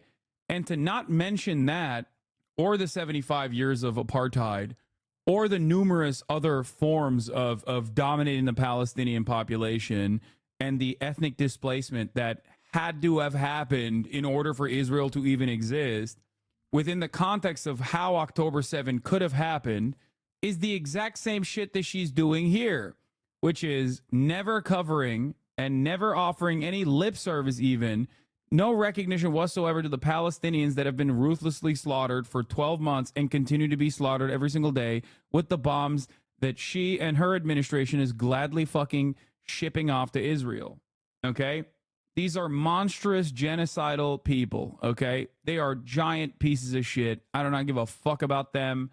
I do not give a fuck about their opinions. I do not care about their incredibly fucking hollow statements here. Oh, October 7 was so sad is absolutely unimportant here. The real reason why she's doing this is to remind people why Israel has to continue turning up the genocide dial. Okay? Again, 2 decades of relative peace was shattered on October 7. Relative peace doing an unimaginable amount of weightlifting here. Relative peace for who? Relative peace for the Israelis that were living inside of the apartheid regime, sheltered from the victimhood, sheltered from the worst aspects of said apartheid regime, the violent ways in which it has to exist. Yeah, relative peace for them. October 7 was the one instance where there was no peace, where that violence was actually distributed back inside of Israel. A violence born out of desperation, a violence born out of apartheid and permanent occupation for a group of individuals who saw no way out but to fight their way out. That's it. That's literally it. And that same omission exists right here, okay? It is a prayer about our enduring belief in God, even in our darkest moments. So as we reflect on the horrors of October 7, let us please be reminded that we cannot lose faith. Yeah, the planting of the tree is also symbolic, which is the eco-terrorism that Israel engages in. We've talked about this quite a bit, obviously, which is so insidious and crazy. You give money to Israel to plant trees, not realizing that that tree planting mission is happening on top of the olive groves that once were there, that were destroyed by the Israeli occupying force, on top of Arab villages where Palestinians lived for hundreds of fucking years, in an effort to westernize the land and make it seem more Western facing. It is ecocide. It's eco-terrorism. The Jewish philosopher Rabbi Abraham Joshua Heschel wrote, and I quote, "Religion begins with a consciousness that something is asked of us. So in this moment, on the 1-year commemoration of October 7, what is asked of us? What is asked of us? First and foremost, I believe that we must never forget. I will never forget October 7, and the world must never forget. What? Like, yeah, never forget. I know. Never forget means like, just for 9/11, just for October 7. Always forget if Israel is, please forget all the things that Israel has done to the Palestinians since then. Please don't even think about it, actually. Just think about this. Is asked of us. We must work to ensure nothing like the horrors of October 7 can ever happen again. And on this solemn day, I will restate my pledge to always ensure that Israel has what it needs to defend itself, and that I will always work to ensure the safety and security of the Jewish people here and around the world. What is asked of us? We must reunite the hostages held in Gaza with their families, and I will never stop fighting for the release of all the hostages, including the American citizens, living and deceased. Omer. Unless they're fucking killed by Israel, in which case, suck my dick, for the record. You can't reflect on 10/7 without reflecting on everything that came after and what like 80% of her base would like her to renounce, or what came before it. Because what came before it is also pretty fucking significant. If you personally think this kind of hatred materialized amongst the Palestinian population in fucking Gaza out of nowhere, then you're delusional. You are no different than a fucking QAnon supporter, okay? The only difference is it's like if every fucking media outlet was worse than Fox News in terms of like repeating this QAnon narrative. That's it. And people still genuinely do believe that. They're like, oh, no, these guys are like ancient anti-Semitism. They have that ancient anti-Semitism in their hearts. That's why they did October 7. Idan, Sagi, Keith, Judy, God. October 7 is best explained how you think is Warsaw Ghetto Uprising. That's it. Or in Arabic, the Warsaw Intifada, as a matter of fact. And Ite. What is asked of us? We must uphold the commitment to repair the world, an idea that has been passed on throughout generations of the Jewish people and across many faiths.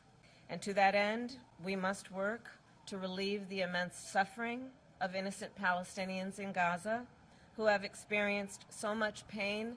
If she, dude, she's mentioning the Palestinians. Come on, we have to relieve the Palestinian pain in Gaza. And loss over the year. What is asked of us? We must continue to see light amidst the darkness. As the late Rabbi Jonathan Sachs said, a people that can walk through the valley of the shadow of death and still rejoice is a people that cannot be defeated by any force or fear. Bro, you're just describing Palestinians. What the fuck? Straight up, like that perfectly fits the Palestinian existence and experience. That is why today we plant a pomegranate tree, which in Judaism is a symbol of hope and righteousness. So for years to come, this pomegranate tree will stand here, spreading its roots and growing stronger, to remind future vice presidents of the United States, their families, and all who pass through these grounds, not only of the horror of October 7th, but the strength and the endurance of the Jewish people. It will remind us all not to abandon the goal of peace, dignity. I do personally think it's like deeply anti-Semitic and gross to deliberately and vociferously tie Judaism, Jewish culture, Jewish history to Israel's current acts, Israel's genocidal ambition. I will never stop saying that because it is deeply and grossly anti-Semitic.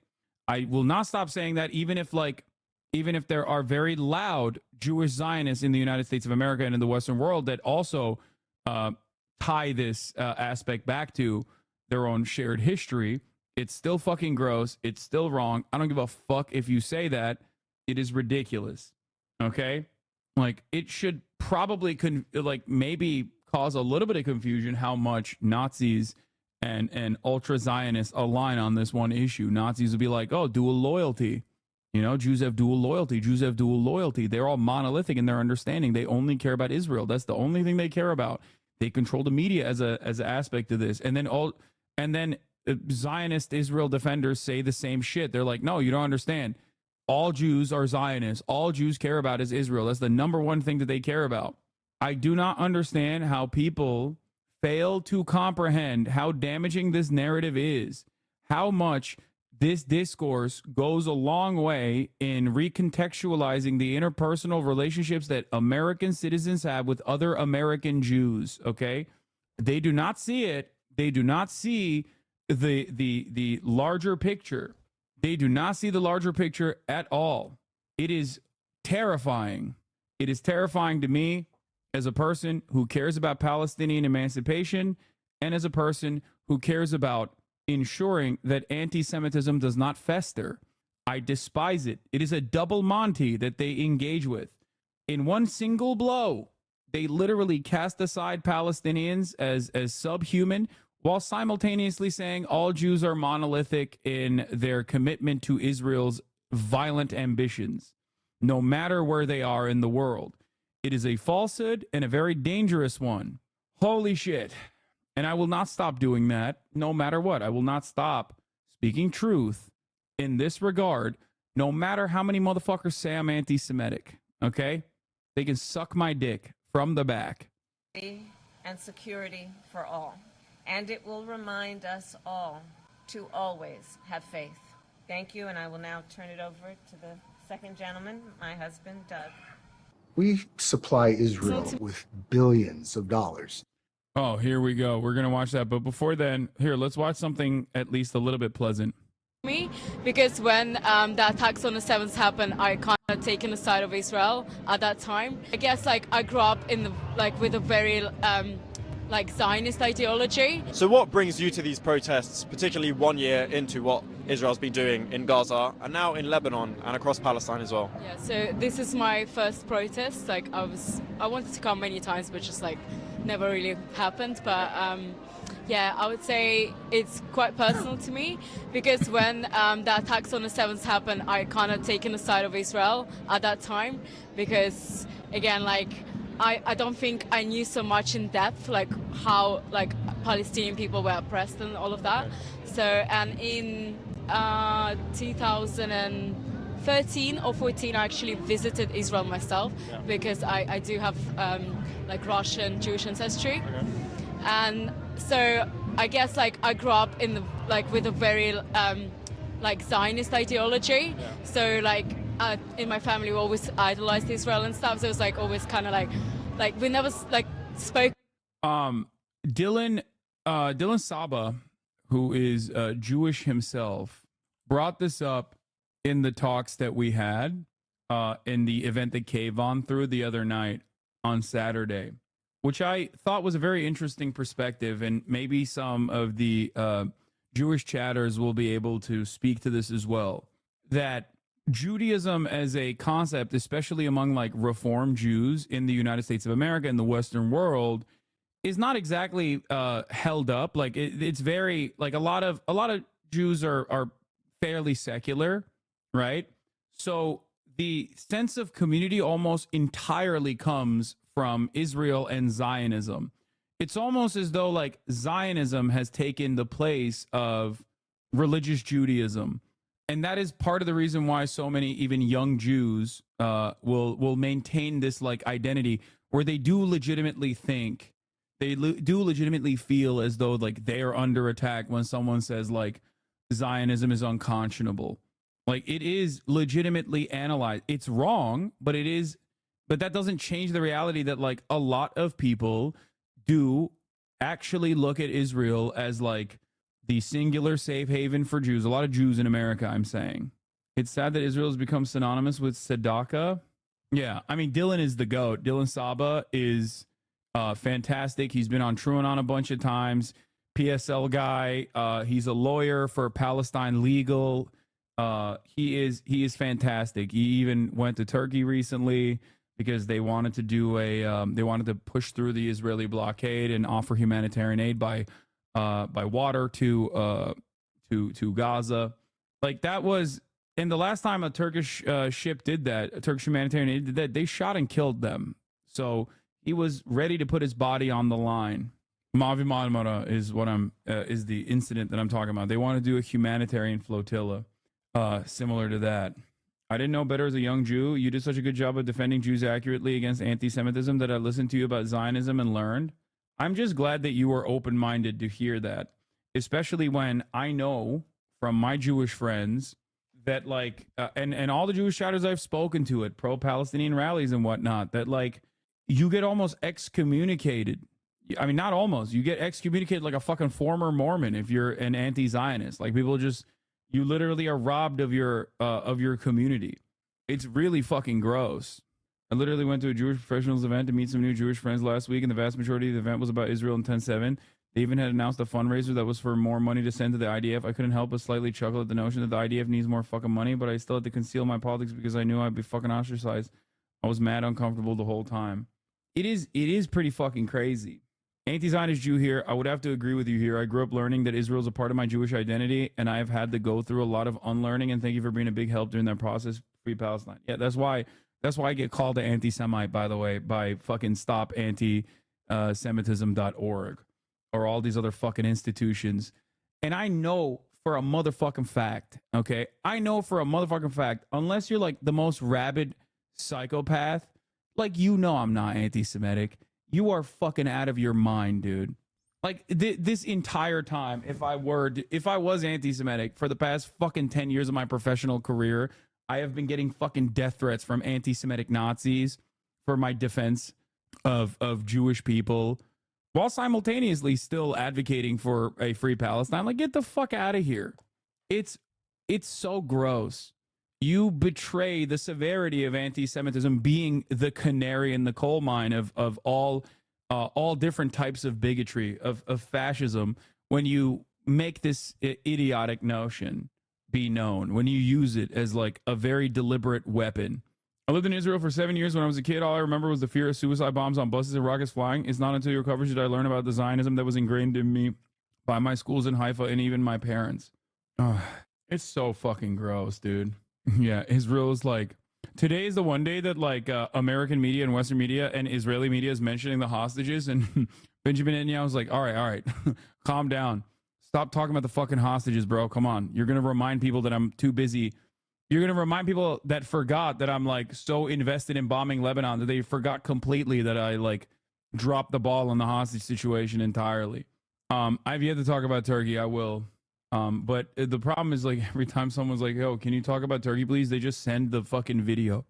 I will. Talking about the pressure of Palestinians and their actual, like, real history. So I would say only after the attacks, like, I started, like, doing more research into it. Because obviously, like, living in the UK, and I'm not, like, a religious Jew or anything like that, so I never really, like, done enough research, like, beforehand. So obviously a year on now, like, I know a lot more, and I totally understand, like, that this is a colonial state and what they actually done to Palestinian people. I learned a lot what's happening in West Bank, you know. The cognitive dissonance is also particularly damning because, like, Jews, due to their shared history and culture of pogroms and the Holocaust, are so primed to seeing inequality in general. Like, it goes to show anyone can fucking have this kind of attitude, really. Like, the cognitive dissonance is so damning, dude. Like, Jews during the Holocaust, they were directly in the crosshairs because of the revolutionary sentiment. It was called, you know, cultural Bolshevism or Judeo-Bolshevism. That was the fucking main target and main priority of the Nazis. Jews have also historically been at the fucking forefront of every single civil rights movement historically, including this one as well. It's really insane. Like, people are leaving behind, like, barbed wire and stuff. I had no idea. Obviously, visiting Israel as a tourist, I only saw good sides. You know, I just thought, like, oh, okay, like, Jews and Arabs are living in peace. So that's what I thought. I didn't see the reality. the reality behind the scenes. And now we can see West Bank, and now we see Lebanon. It's obviously not self-defense, as Israel keeps attacking all the Middle Eastern countries, and the goal is pretty clear.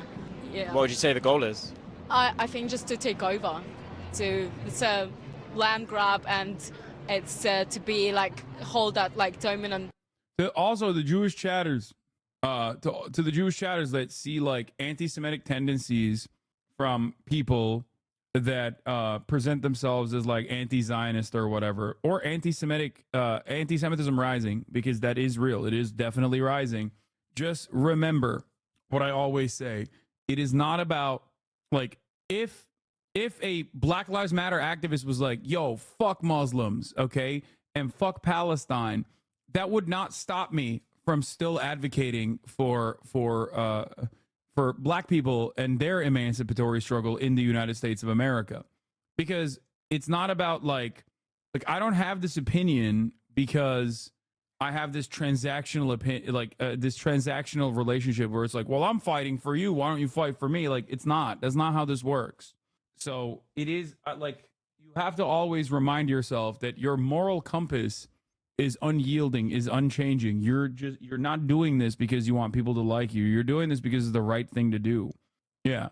It is why telling queer people that Hamas hates them doesn't really do anything to our solidarity. Exactly. It's not supposed to be transactional. You're not like power in the Middle East. So and war, it's a continuous war because it makes money. So the UK keeps arming, Israel, same as US, just because it keeps making the money. You know her fucking parents are so pissed. Yo, her mom and dad are fucking livid, okay? There is no way. Oh my God, dude. Rosh Hashanah dinner, holy shit.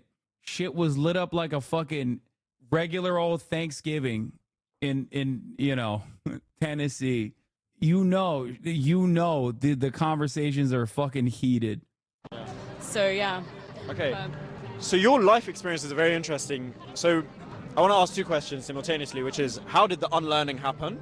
And also, if you would be able to send a message to people who had the thinking, still have the thinking that you used to have, what would you want to say to them? So kind of two things. I'll just say do your research, and there's so many Jewish people across the world that also support Palestine. Like, I just think like what needs to happen is stop attaching Jewish people to the state of Israel, because literally like I have nothing, like there's nothing that connects me to that state. And I think that's like my message to the Jewish people around the world, is to detach themselves from that. Very interesting. Yeah. So. Oh my God. My optics God. My optic God. Oh my God. Oh, that's incredible. Oh, he is the GOAT. Dude, he is the GOAT. Kamala Harris, like, think about the virgin Kamala Harris, okay? I'm going to plant a tree because, October 7 happened and that's really sad, okay? Versus the absolute fucking legend, okay? Wearing a motherfucking kippah, holding up a kidnap poster, smiling ear to ear next to Ben Shapiro. God damn, dude. He is the optics god. This is way funnier than playing fucking Ave Maria in honor of like Corey Contemporary, ringing the motherfucking bells and being like, he had the best seat in the house. This man, this is literally another moment where he's throwing the thumbs up with the families of the fucking veteran or with the soldier that died in Afghanistan, sitting on top of a fucking military grave right there where another soldier fucking killed himself, okay, in prominent display, going, yeah, throw up the thumbs up, smiles, everyone. Biden killed him. Yo. Oh, God. It's just like, it's a perfect demonstration that he does not give a fuck. Like, he hasn't even thought it through. He's just like, I don't give a shit, dude. It's all optics, baby. I'm just doing the thing. You want me to do the thing? You want me to hold up a fucking poster? Whatever. What is this, a Muslim? This kid looks brown. Am I holding up one of those Muslim Jews? Is that what it is? I don't know. I put the fucking kippah on. What do you want from me? Come on, Jews. Vote for me. Come on. Oh my God. Oh my God. Oh my God. He asked the rabbi at the memorial service if he wants him to autograph the prayer book. Would you like me to sign this? I love it. Thank you. I love it. Oh, so good. He is what a fucking legend, dude. He is so insane. Yeah. Oh, speaking of which, anti-Semitic incidents in U.S. surged a record high. According to the ADL, I wanted to bring this up as well. The ADL officially admits it counts pro-Palestine activism as anti-Semitic. Seems vital to mention in the post that it's an ADL report whose director compared the Palestinian keffiyeh to a swastika. Just a fun little reminder. Part of the overall increase comes from a change in the methodology to include expressions of opposition to Zionism, as well as support for resistance against Israel or Zionists that could be perceived as supporting terrorism, the ADL said. Have some fucking shame today. This guy goes, I love how changing of this definition is a problem, but a change to the definition of racism is a good thing. Yeah. Yeah, you know, that you're right about that. Exactly. Yeah. Trump on Hugh Hewitt. When you see these campus riots, you see a lot of people too, but a lot of those people are Jewish people. You know that. They're Jewish kids. Hewitt gets him back on track. Oh yeah, there are some outliers, but mostly Jewish students are afraid. So that was a really cool moment from Trump, because like he's Mr. Room Reader in moments like this where he's like, you can't believe it. Trump then agrees to Hugh's request that he sends in the DOJ to hammer these colleges. Can't believe it. These Jews. These kids, these Jewish kids, they're protesting against Israel. Why would they do that? Oh, it's a wonderful equation, which is why I think it is also such a fucking stupid way to not hit this on partisan grounds for Kamala Harris, because you're doing the same thing Trump is doing.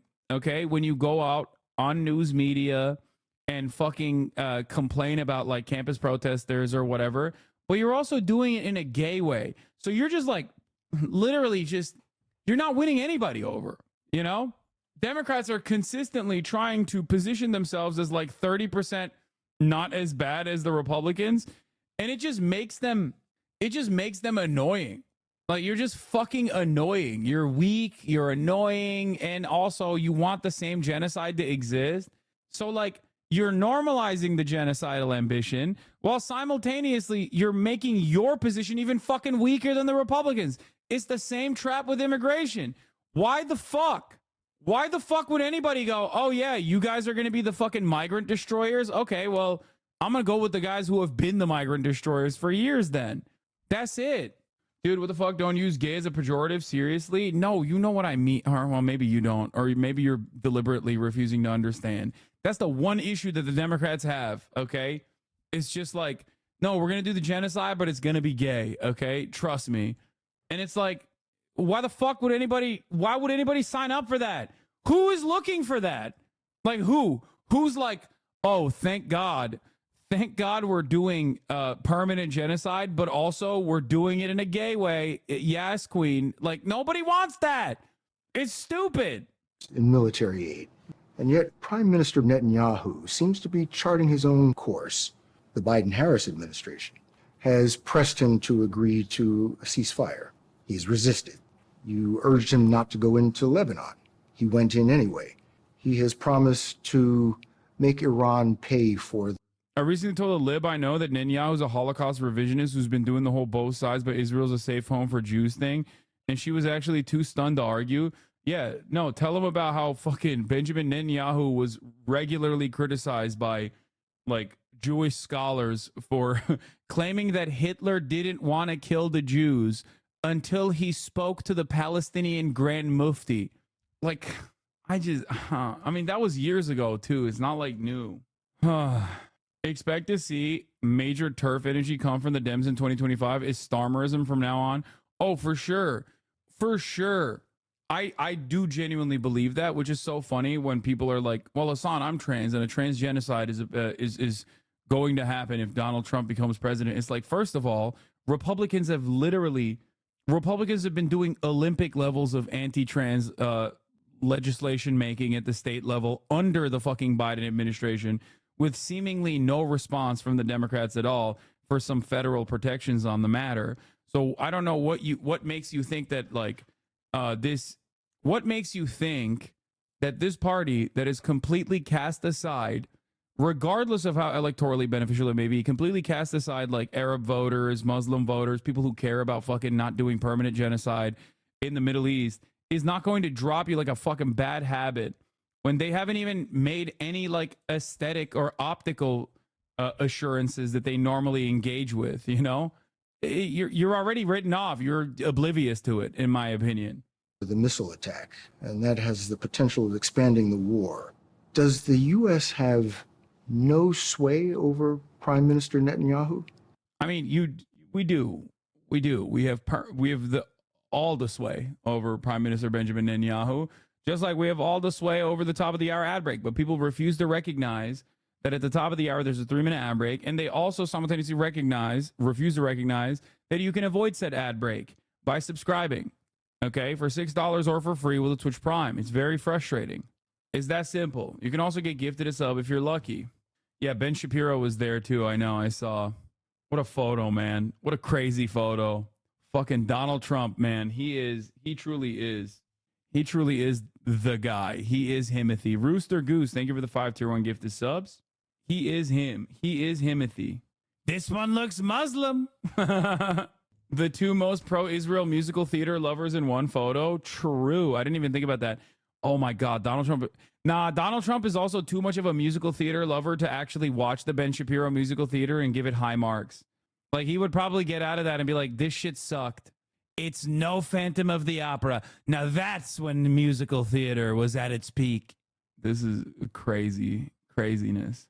The aid that we have given Israel allowed Israel to defend itself against 200 ballistic missiles that were just meant to attack the Israelis and the people of Israel. And when we think about the threat that Hamas, Hezbollah presents, Iran, I think that it is without any question our imperative to do what we can to allow Israel to defend itself against those kinds of attacks. The full 60 minutes interview airs in 1 hour on CBS. Can't wait. Can't wait to hear what kind of awful points of view she represents over and over again in like the least charismatic way possible. Jesus fucking Christ. Now, the work that we do diplomatically with the leadership of Israel is an ongoing pursuit around. We knew that Kamala was going to be pretty much more of the same when it came to the genocide, but did you think she'd be this incapable of doing the bare minimum? No, I did not. I thought that like with the Tim Walz pick, I thought that there was like a brief sliver of hope where she would at least like aesthetically try to separate herself from the Biden administration.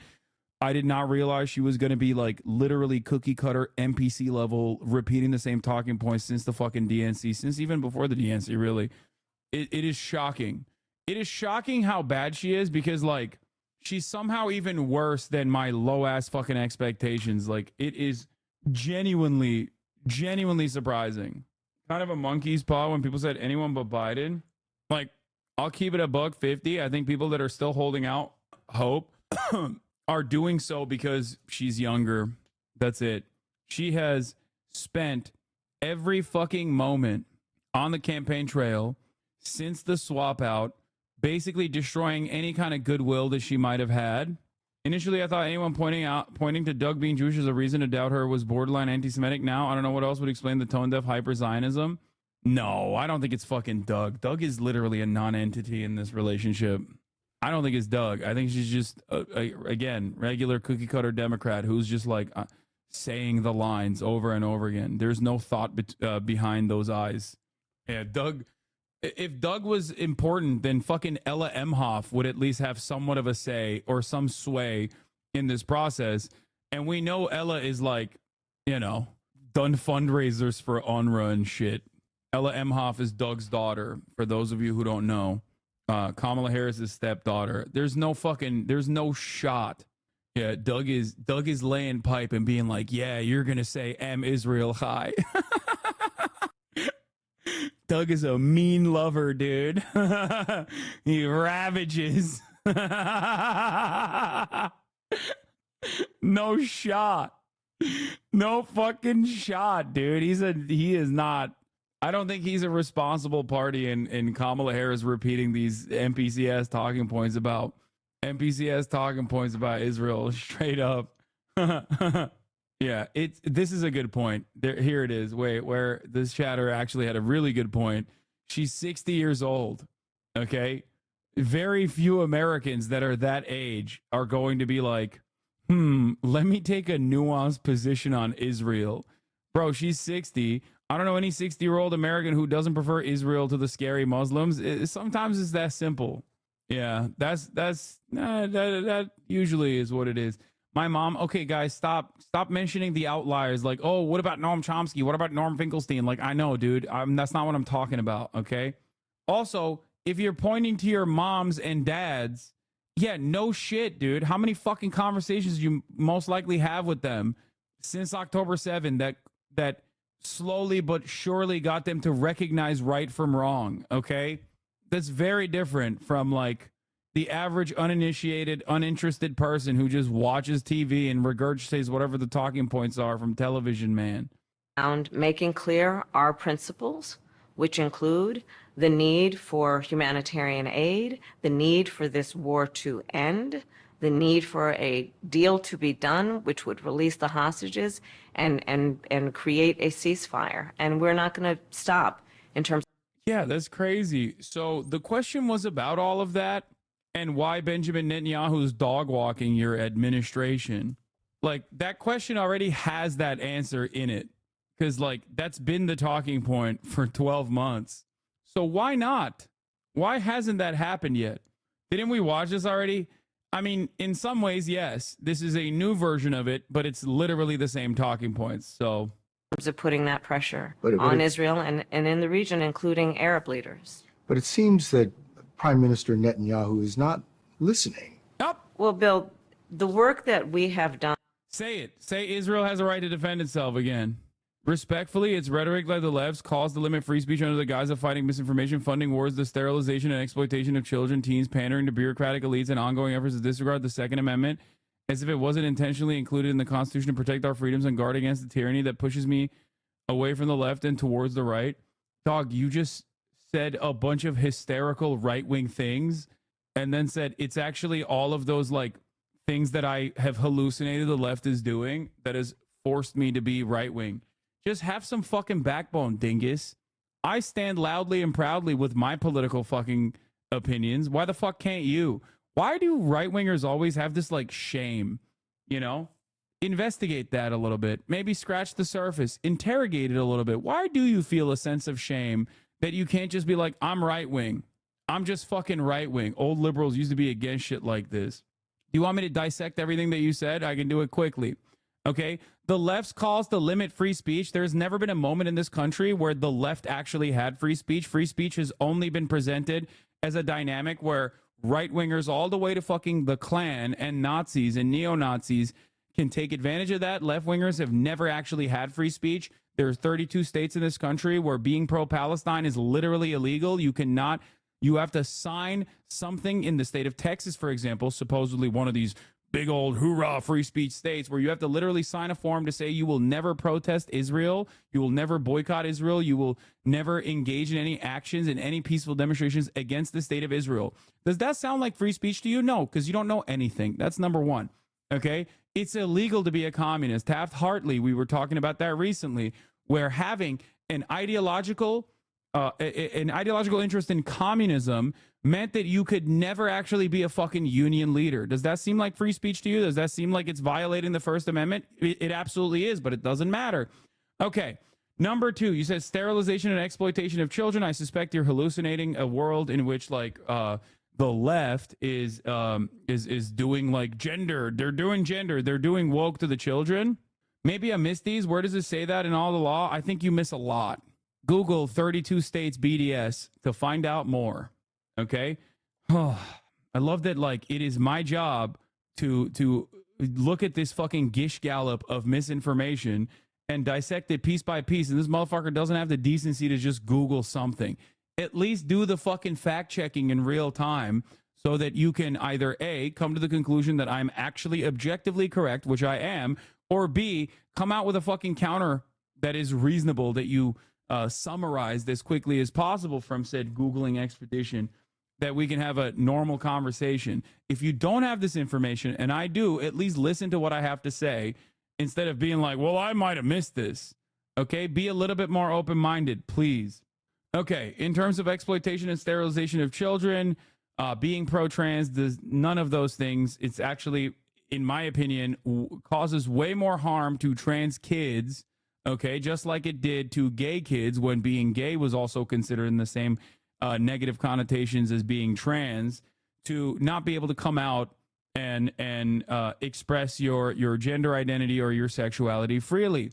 Pandering to bureaucratic elites is correct. The Democrats are doing that. Don't know why you think the left is doing that. That's ridiculous. I don't think the left is inside of the scope of the Democratic Party, nor do the Democrats give a shit about the left. As a matter of fact, this entire conversation with the Kamala Harris, my Kamala Harris criticisms actually greatly will summarize my position on how the Democrats do not give a shit about the left, or the bureaucratic elites do not actually give a fuck about the left at all. That's just a word salad moment from you, and ongoing efforts to disregard the Second Amendment. The Second Amendment is just a piece of paper. You are a fucking delusional idiot if you think that the gun violence in this country that seemingly is infinitely higher than every other fucking OECD nation is not directly a consequence of our false interpretation of the Second Amendment, which is a relatively new interpretation of the Second Amendment, directly corresponding to gun manufacturers' material interests in readily selling to a market readily available weapons.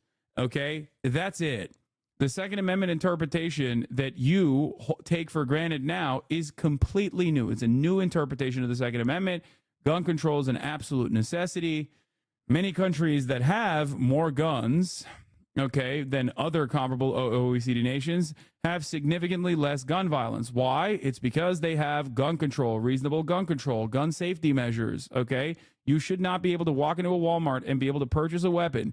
When you do that in a country where there are more guns than there are people in circulation, you end up with mass shootings every weekend. You end up with school shootings all the goddamn time. And then we turn around and we increasingly try to find different reasons as to why it's happening. We say mental health. Other countries have comparable mental health problems. Most countries have comparable mental health problems, yet none of the gun violence. I guess the only factor that is different there is the readily available arsenal that is in circulation amongst the public. As if it is intentional, if it wasn't intentionally included in the Constitution to protect against our freedoms and guard against tyranny, I have not seen anyone fucking rise up in arms for anything other than their jalapeno poppers being under threat during the COVID lockdowns. There is mass tyranny and a direct violation of our freedoms happening on a daily basis, especially since the post 9/11 universe, where America greatly increased its surveillance state apparatus. You are constantly on guard. You are constantly being surveilled. Police can do whatever the fuck they want to you. They just haven't, because you're probably somewhat privileged enough to avoid said police scrutiny and police violence, and therefore think it will never happen to you. One day it will happen to you, but it doesn't really matter because it'll be far too late.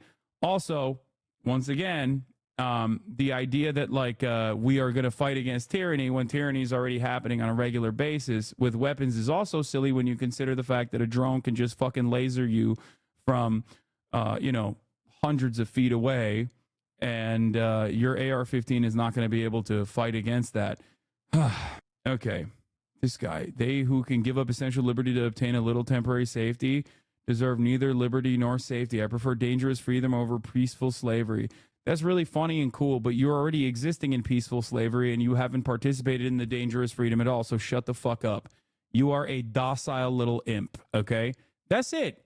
You're a servile dog that thinks that he is going to bark when the time comes. The time is here. You've done nothing about it. Your life fucking sucks. You have no goddamn health care. We're giving permanent trillions of dollars to the fucking state of Israel so they can keep killing babies, okay, at a time when half the country is underwater, the other half of the country is on fire, and yet we can't even fucking seem to harden our infrastructure. The only infrastructure hardening that's happening is to try and kill a bunch of the people that are coming over the southern border while we lie about them being rapists and drug dealers and mass murderers, even though they are responsible for a much smaller percentage of the crime per capita than American citizens are.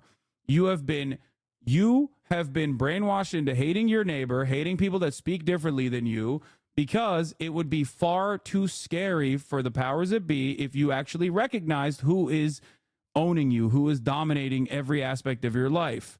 But you've done nothing about that. So make no mistake, it's not the left that is harming you, okay? And you most likely are a right-winger already, but you're too embarrassed to be a right-winger and openly come out with that. So you say, oh, I'm an old school liberal. I've heard this a million times over. Dave Rubin used to say that all the time, a classical liberal, right? Back in the 2016 Gamergate era, all these other fucking former Democrats, former progressives would say, we're the real progressives. The progressives have become regressives. Anyway, have fun though. Love you, man. Appreciate you being real. Just don't see the same way as you. I know there are plenty of things that you don't see the same way. I didn't actually give you anything that was like biased in reality. I just told you what is going on. Do you have health care? Do you have free government sponsored health care? Do you have a ladder up your current class position? Do you have a meaningful way to improve your life? No. Do you feel like you're going to be able to fucking retire at a reasonable age, in the same age that your parents might have retired? Do you have a pension? Fuck no. And if you do, it's probably because of your labor union, but you know, that's besides the point. You don't have free college. You don't have free education. Nobody's fixing the goddamn potholes. All of the fucking taxes that you pay for go to the police directly. And then, you know, nothing really happens. Nothing really changes. Nothing actually makes your life better, and you get more and more angry, and you, in that anger, you find yourself in the throes of right-wing sentiment, because they at least say, hey, you're right to be angry. You know why you should be angry? Brown people, black people, trans people. Those are the reasons why you should be angry. Yeah, we're just hardening Israel's infrastructure and killing babies there. Hell yeah. At least they get to have health care though, because we got their defense covered, you know? By the way, I watched Vipa, your recommendation. Selena Myers, literally Kamala Harris, right down to the insane right-wing tendencies despite being a liberal. Fucking awesome show. Yeah, it's incredible. Armando Iannucci is the GOAT. He's a brilliant writer. He's very funny. Israel, while we were talking, knew it is likely that Israel's first retaliation against Iran will focus on military bases. Oh, I have another really funny J-Post article to show you guys, by the way, about this. The death of Stalin wasn't great, though. No, I think it was great.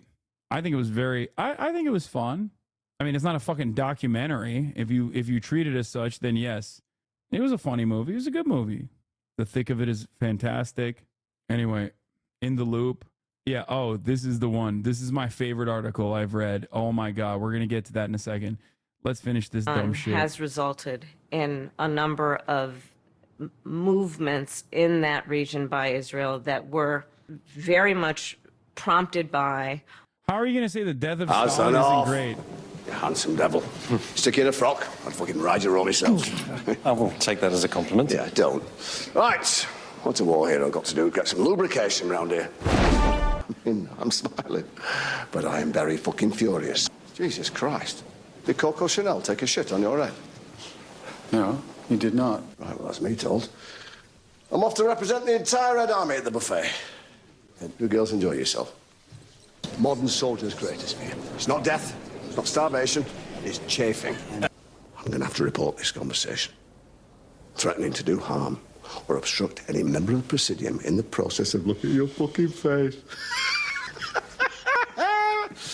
Anyway, or a result of many things, including our advocacy for what needs to happen in the region.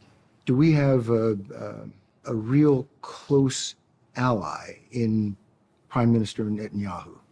No. I think, with all due respect, the better question is, do we have an important alliance between the American people and the Israeli people? Oh, and the dude. answer to that question is yes. Nice. Joining us now, Tim Walz dodges big question on whether Israel has a right to strike Iran. Vice presidential nominee, Minnesota Governor Tim Walz. Governor, great to have you with us on Fox News Sunday. Great to be with you, Shannon. Thanks for having me. Okay, so I want to pick up where Alexis left off there in the Middle East, because you were asked in the debate the other night a question about whether or not you would support a preemptive strike by Israel on Iran. You didn't really get to an answer on that. So this administration continues to call for Israel to moderate its response after being attacked by Iran. Do you now think that Israel has a right to either strike oil facilities, nuclear facilities? What's your position on that? Well, look, let's remember how this started, and we're approaching tomorrow a tragic anniversary. Hamas terrorists murdered over 1,200 innocent Israelis, 46 Americans, took hostages. We have been clear. Israel has the right to defend itself. We've always stood in that position. We need the hostages returned, and we need to bring an end to the humanitarian crisis in Gaza. But again, the point is it's Iran is at the heart of this, and their proxies that bring disruption throughout the region. That's why being in the Situation Room as Vice President was working with Israelis to repel the attack we saw this week. They tried it back in April, the same thing. And that's the point of being and boxing Iran in. President Trump tore up the nuclear deal that moved Iran closer to a nuclear weapon. He also allowed Iran to shoot down an American aircraft in international airspace with a tweet. And when Iranian missiles fell on U.S. troops, he called it a headache when it was traumatic brain injury. Just to be clear, we have always said we reserve the right to protect American troops, our allies in the region, and that there is consequences for Iran. So what you're seeing right now is the ability to work with our allies, the ability to make sure Iran does not further, and every administration has dealt with them for 45 years. Now it's to make sure, and there has never been a question, Israel has the right to defend itself, and we stand with them to do that. But we need to bring this to a conclusion. Does that include a strike on Iran's nuclear or oil facilities?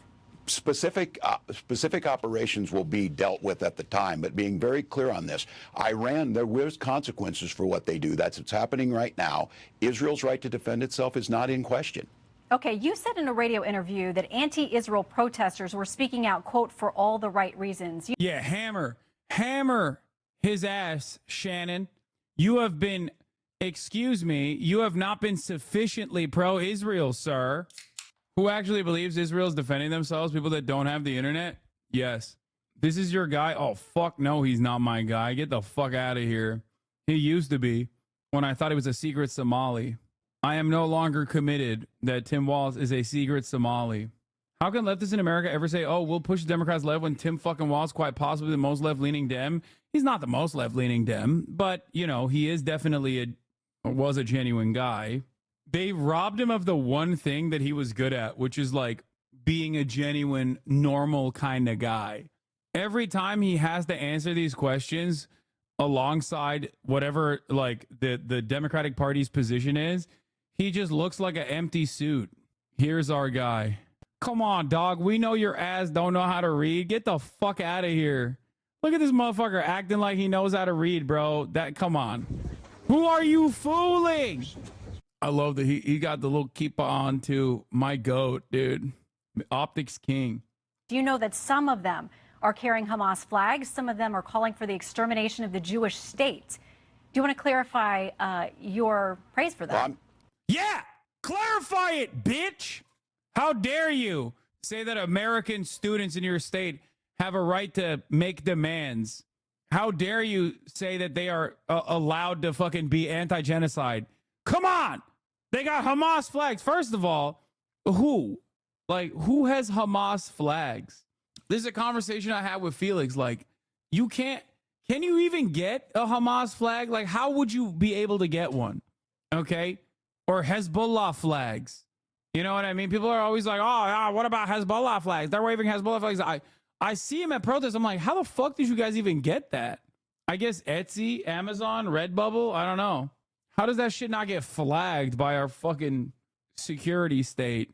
Yeah, I'm certainly not talking about them. I'm talking about the people who understand that we have to end the humanitarian crisis, but they understand we need to return the hostages, bring peace to the region. Look, I will always defend people's rights to First Amendment, but that's not the folks I'm talking about. Those folks are not speaking for the entire group. So I think it's very clear on this. Israel's right, as we've stood with them. Anti-Semitism has no place in this country, and Vice President. Yeah, totally cave on the framing. Yeah, those guys are anti-Semitic. You're right. All those college students, they're anti-Semitic.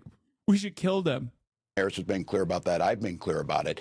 But the ability to bring a peaceful solution and understand Israel's right to defend itself, the return of the hostages, and Gazans' right to live in peace too is something that we're trying to get to. And I may be alone in this opinion, but I really do think he straight up doesn't believe a word he's saying and is just doing the matchup with Kamala. He's not that fucking stupid. No, I agree.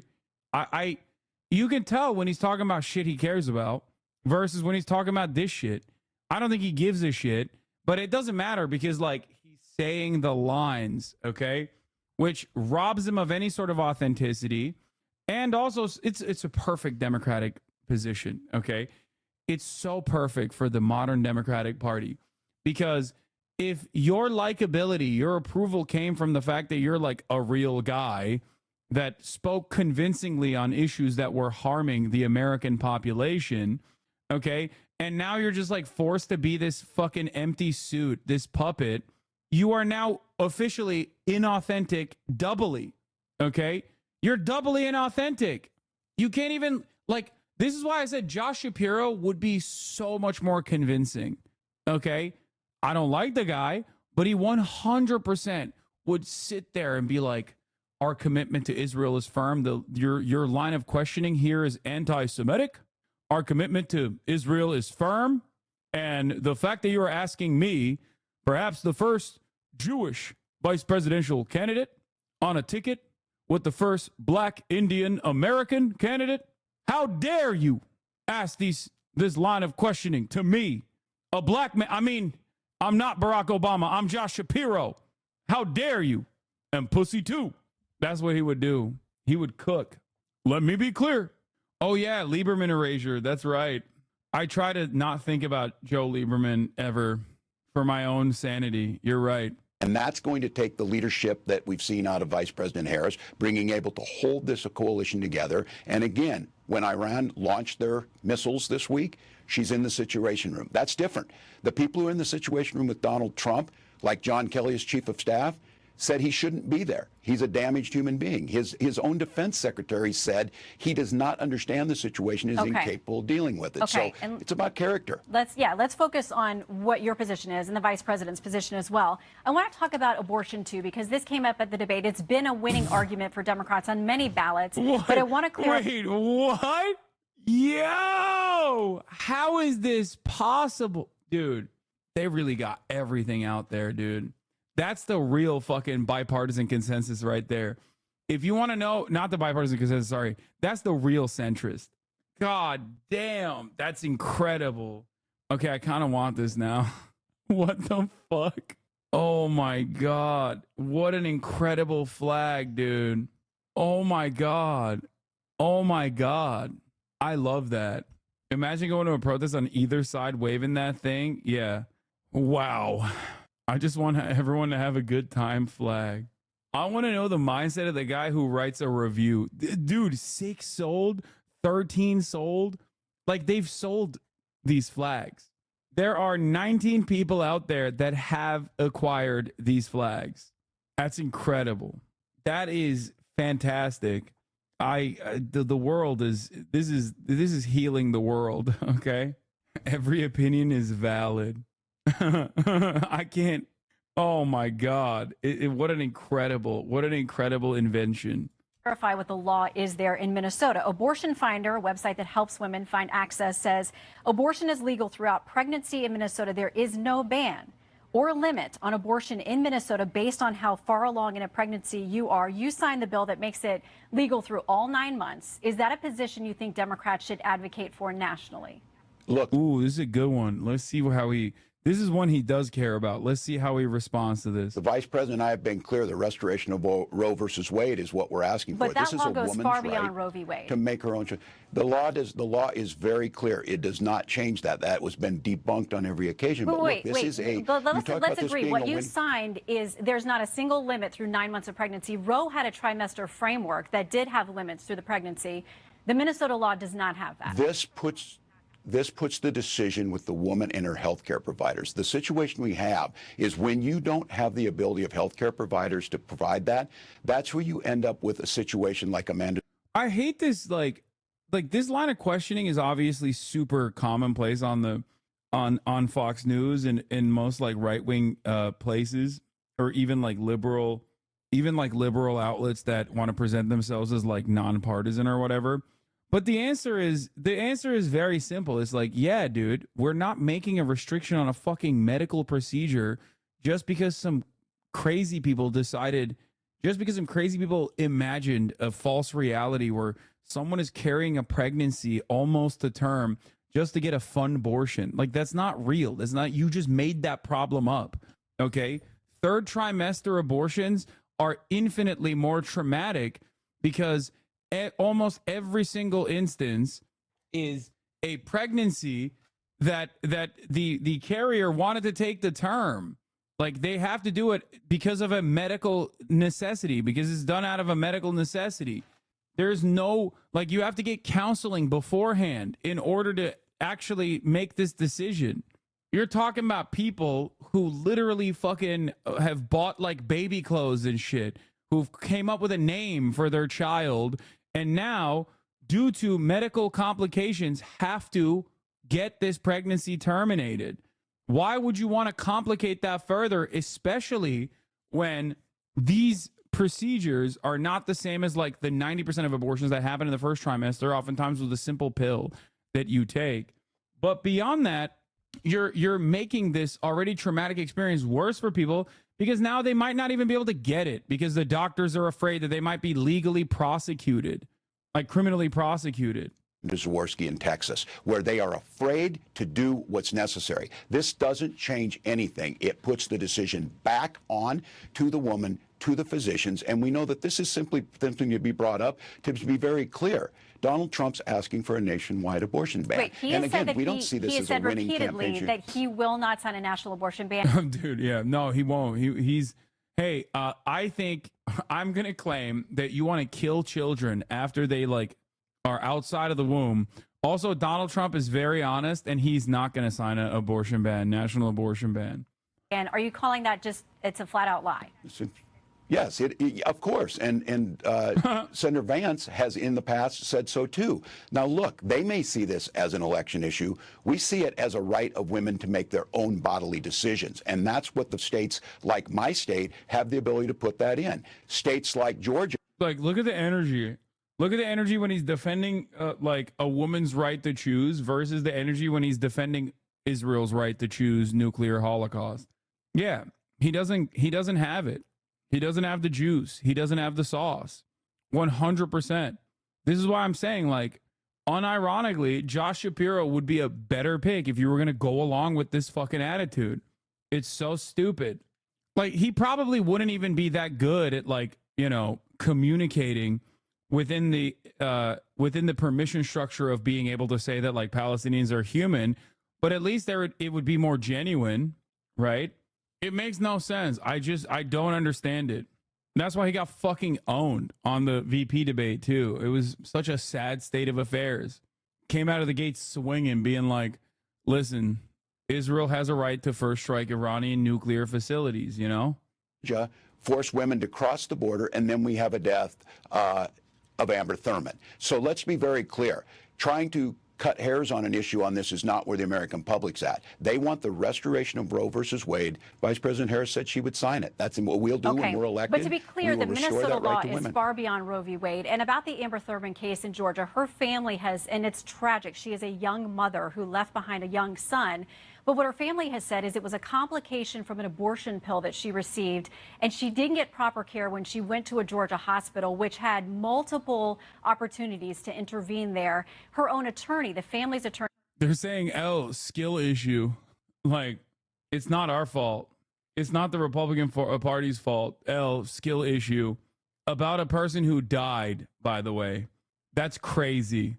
Attorney says it wasn't the Georgia law, it was the hospital's, what he claims is malpractice, not treating her when she clearly showed up in distress and still had the byproducts of her pregnancy because of that rare complication from the abortion pill. So just to be clear on the Georgia law and how her family and her attorney sees it. I think they also indicated that had she not go to North Carolina after the debate the other night, that she would have been in a better position. So look, these are the situations you're going. Wait, I'm confused. It's not. Wait, what's the time? Oh, this is from yesterday. Guys, October 6th was a very different day, to be fair. than October 7, which happens to be the day where Georgia Supreme Court reinstated its abortion ban. Very different time frame. You have to understand. Okay? So even that being in legal limbo in the state of Georgia, that's not the fault of the Republican Party. It's not in legal limbo now. Georgia Supreme Court reinstated the abortion ban, so now it's perfectly set in stone. As someone with an avid pro-lifer family member, they don't believe in people having fun abortions so much as they tend to be anti-medicalists who believe that abortion doctors are eugenicists with a profit motive, convincing women to get abortions for financial and ideological gain. That's it. I'm just addressing the talking points that are commonly given in the media. But that is, I mean, I don't know what the fuck to say to that. That's like even more insane. Yeah, I know. There's a lot of people in America that are fucking anti-medicalist. Trump doing the town hall thing with Laura Ingraham. Like this tweet or this joke or this nickname. Tonight. All right, let's finish Tim Walz first because I want to watch him. Going to get into when you take this decision and put it in the hands of politicians like Donald Trump rather than women and their doctors. We trust women, we trust doctors, and we know the outcomes of that are better. Okay, let's clarify more changes that you signed in Minnesota. Like, I don't think we should, controversial opinion, I know, but I don't think we should be held captive by like 30% of the electorate that is simply hallucinating positions at this point. Just fucking do normal legislation and move on, and then jiggle some keys in front of them because they're going to shift their attention to that because they're fucking stupid. Okay? The quicker you recognize that, like, beyond the material conditions that create a perfect opportunity for right-wing radicalization, there are a lot of people who are just objectively stupid or completely oblivious to the reality. If you talk to a lot of Trump supporters, you start recognizing that. I mean, Democrats do this too, for sure, right? And some might even say they're more annoying than the Republicans because, like, the Republican, you're like, oh, sweetie. Like, by the end of that conversation, you're like, oh, you just don't know anything. Whereas the Democrat is, like, so self-assured because they've read a New York Times article on the matter, right? And have that, like, arrogance and entitlement and elitist sentiment. Having said that, however, like I said, talk to Republicans, you will understand that, like, a ginormous chunk of their worldview simply fucking stems from just not knowing what's going on. That's it. Literally, they just don't know. They are living in their own bubble. Like, they're just experiencing collective psychosis at any given day, at any given moment. It is crazy. Okay? I mean, we see them in here. We see them in here all the fucking time when a lot of these dudes come into the chat and they do it from a liberal framework sometimes or from a Republican framework as well, where they'll just be like that one guy who was like, oh, well, I used to be a liberal, but, you know, they're mutilating children. It's like, what do you do? What do you do with that? You know, just, yeah, zero intellectual curiosity, no interest in, like, understanding what the fuck's going on at all. Just hallucinating an alternative reality that they're comfortable existing in. As well, several things were repealed with respect to reporting infants who may have survived an abortion attempt. Language that used to be part of the statute was taken out. We'll put this on the screen so people can see. It used to require medical personnel to, quote, preserve the life and health of the born alive infant. That language has been repealed. It's no longer part of the law. Also struck from the law was language about reporting infants that are born alive, what treatment they receive, and whether they live or die. Why was it important to you to get that protection out of the law? Minnesota law aligns with every other case of what physicians are required by their ethical responsibilities. And so it changed nothing other than aligning with all care that physicians provide in any circumstance for any medical case. And so it's alignment, as it's always been. It's the cases we've seen in Minnesota. The outcomes we get in our healthcare results are the best in the nation. And all it did was align with existing law. But you do acknowledge it takes out the language about preserving the life of an infant who was born alive. Every doctor has an ethical responsibility to provide what they can in each situation. That is the way the law is written now. It's the same for any person who shows up. And again, this is a distraction from the real issue here is women being forced into miscarriages, women being forced to go back home get sepsis, potentially die, like we saw in cases in Texas, and maternal mortality rates in Texas have skyrocketed off the charts because of this. This is bad policy. Vice President and I have been very clear on this. We will restore the rights of Roe versus Wade. We will make sure women have their health care decisions. We will not put people's lives at risk because of the geography of where they live, and it will go back to the way it was before Donald Trump gleefully said, we've got the best of both worlds here. Things are wonderful. The states are handling it. It's a beautiful thing. It's not a beautiful thing to see women dying. It's not a beautiful thing to put doctors at risk of being imprisoned. It is not. It is not to see any single woman suffer. And by the way, there's not a single state, no matter how pro-life or restrictive their laws are, that do not allow a doctor to intercede. That's true in Georgia and Texas as well. I want to turn to the economy. Our latest polling shows that 66% of Americans we talked to said that buying groceries is a, quote, major problem for them. And when we ask people about how they feel about the policies of this administration versus the previous, double the amount of people surveyed say that Biden-Harris policies have hurt them rather than help them and their families economically. That's in stark contrast to how they feel when asked about the Trump administration. So what would a Harris-Walz administration do different than a Biden-Harris administration when it comes to convincing people that the economy is going to get better for them, because their perception is that it's not? Well, we saw a blockbuster jobs report this week. We saw interest rates come down, and we've also seen that Vice President Harris laying out a middle-class agenda. Look, I was in Ohio yesterday, in Cleveland, in Cincinnati, and talking about this. Folks in Ohio know that Donald Trump's policies led to 180,000 manufacturing jobs leaving. They understand when he left office, we had more people unemployed percentage-wise than the Great Depression. What Vice President Harris is talking about is making it more affordable to buy housing, and we've seen it in Minneapolis. When you have more housing stock, we've seen rates go down. We've seen more houses available. Also, the idea of price gouging. 37 states, Republican and Democratic states, have this. Corn is about $4.10 or so a bushel. That's where it's been for many years, up and down. But prices at the grocery stores have skyrocketed. Corporate profits have skyrocketed, and people are paying more. So we talk about great line of tackling this. About that. And then I think the fundamental difference here is Donald Trump kept his promise. He cut taxes for the wealthiest. She's talking about making sure things like a child tax credit, $6,000 child tax credit, put more money in people's pocket, making sure that we're able to buy those things, whether it's a crib or it's baby formula, get started. And she's simply asking that we can pay for it by asking those at the top to pay their fair share. This is a fundamental difference in approaches to it, and we're seeing it working.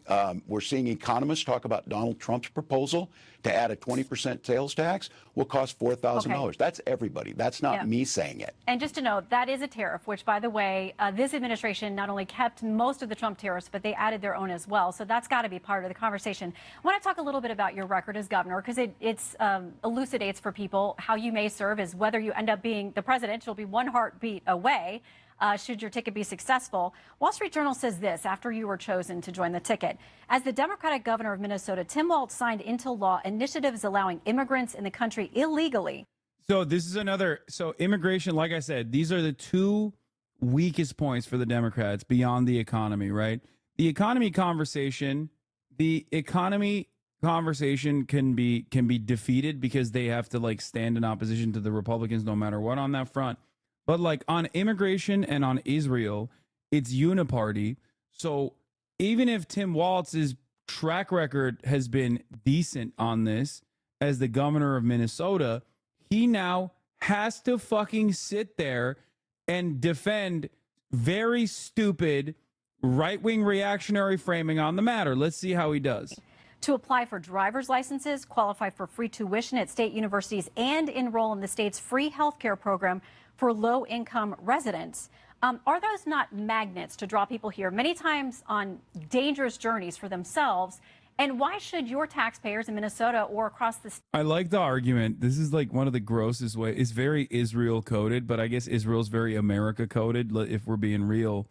But ultimately, the notion that you're doing this to somehow protect these migrants that are making this journey is so stupid, because your goal is apprehension, detention, and then deportation.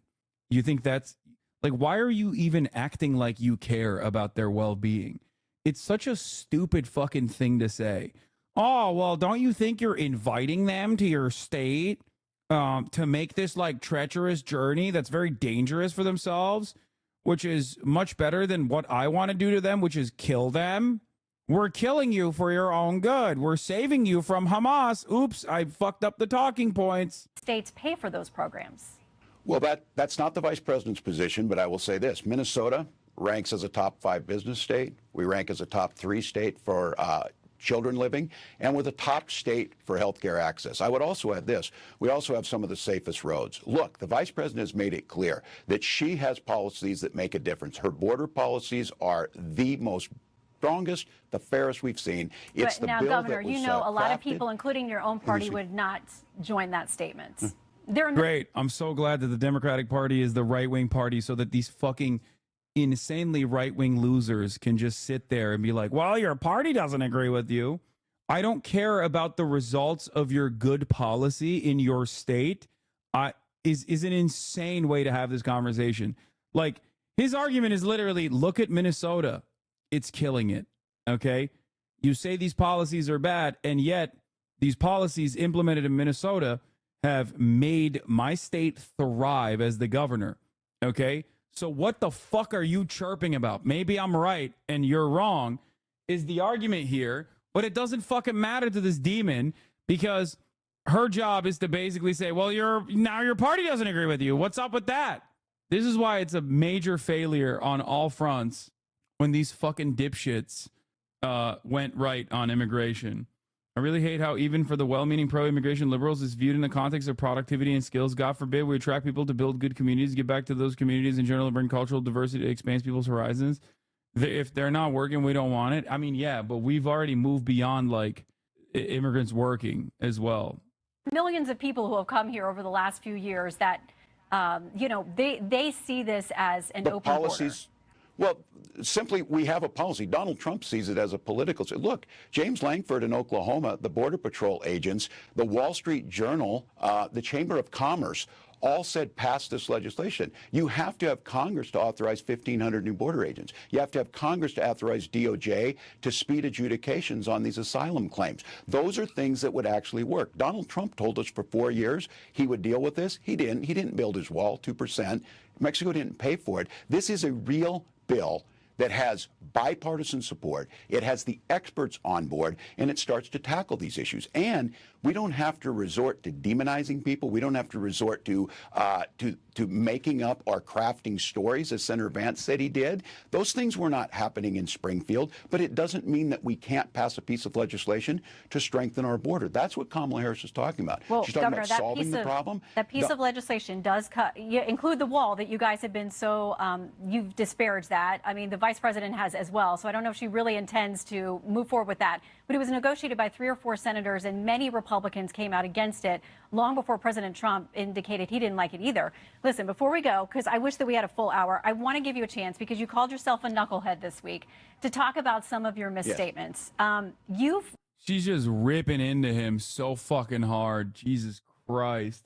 Modified your story or explained that you misspoke about things involving your military rank, about carrying a weapon in war, your 1995 DUI arrest, using IVF to have your beautiful children, Gus and Hope, being in Hong Kong and China in the summer of 1989 during the Tiananmen events. A lot of people would say they couldn't get away with saying, I'm just too passionate, my grammar's not right, I'm a knucklehead. What do you say to the American people who think, I don't know that I can trust this guy with all those modifications to be the potential commander-in-chief of this country? Yeah, well, I think they heard me. They heard me the other night speaking passionately about gun violence and misspeaking. And I got to be honest with you, Shannon, I don't think people care whether I used IUI or IVF when we talk about this. What they understand is Donald Trump would resist those things. Look, I speak passionately. I had an entire career, decades before I was in public office. They know, and I'm very proud of my 24 years in service and my record. I have never disparaged someone else in this, but I know that's not what Donald Trump does. They disparage everyone. The personal attacks. I will own up when I misspeak. I will own up when I make a mistake. Let's be very clear. On that debate stage the other night, I asked one very simple question, and Senator Vance would not acknowledge that Donald Trump lost the 2020 election. I think they're probably far more concerned with that than my wife and I used IUI to have our child, and that Donald Trump would restrict that. So I think folks know who I am. My constituents here in Minnesota have elected me 8 times. They know where I'm at, and I'm proud to be on the ticket, and we'll deliver just like we have here in Minnesota. And if we're going to deal in truth, both the president, the former president, and his nominee have said that they are very supportive of IVF. We are glad you have your precious family. We thank you for serving in uniform and your years and decades as a teacher. My mom was too. I know it's really hard work and sometimes very thankless. So, Oh, God. President Donald Trump, Mr. Oh, President. Hugh Hewitt. Hugh Hewitt had Donald Trump on because this man will go in front of any fucking camera. That's where he talked about, like, Jews are at the protest. Your kids, they're protesting. What's up with that? I don't really want to watch this whole thing. Obviously, many others don't want to watch this whole thing either. He's got 9,000 likes. I do want to see what Steve Kornacki has to say about Kamala Harris and Donald Trump being focused on Pennsylvania. What is this? You got auto modded. Maybe your message is a little too long. I live in Asheville. I lost my business in the flood. Yeah, you are. I think you aren't subscribed. I guess for now. I don't know. You got auto modded. But here, let's listen to Laura talk to Laura Ingraham talk to Trump. Maybe don't like it this might be tweet or GoFundMe. this joke or this nickname.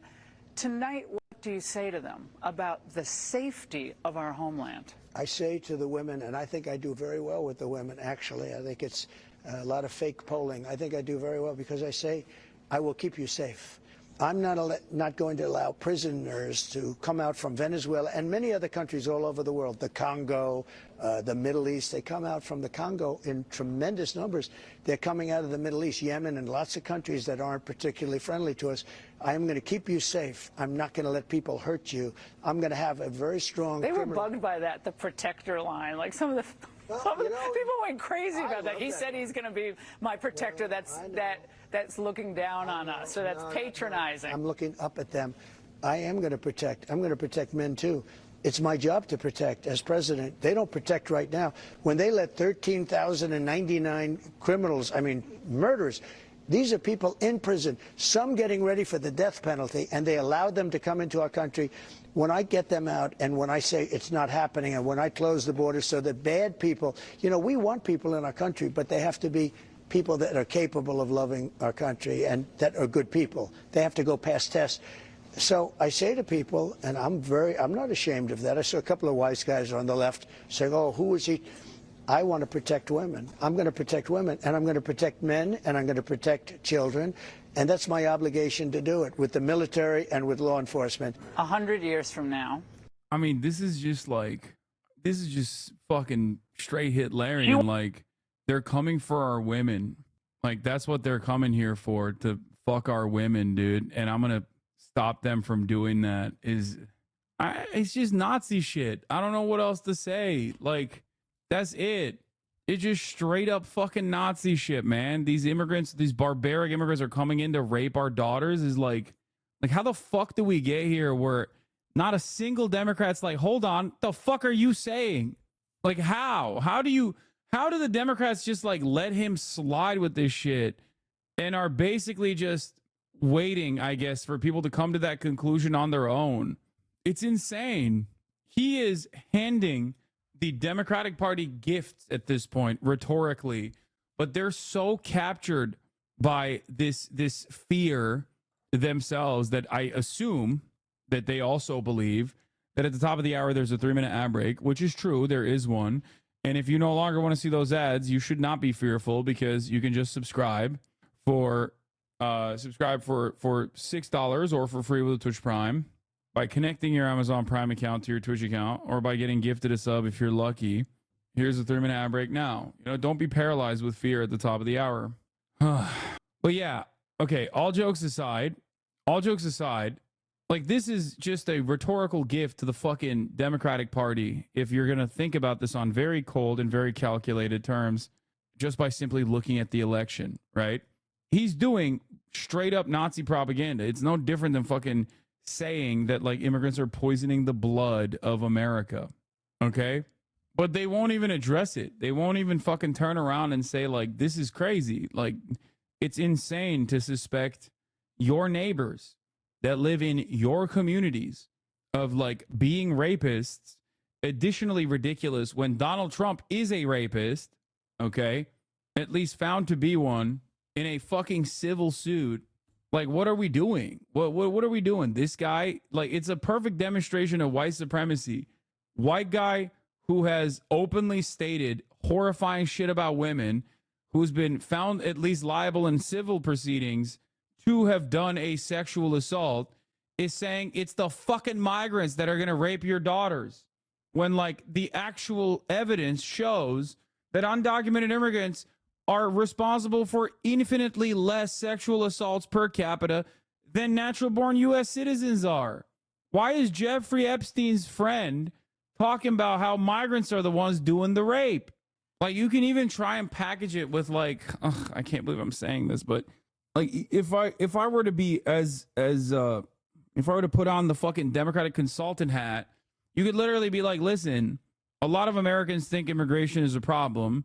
The real problem is the humanitarian crisis.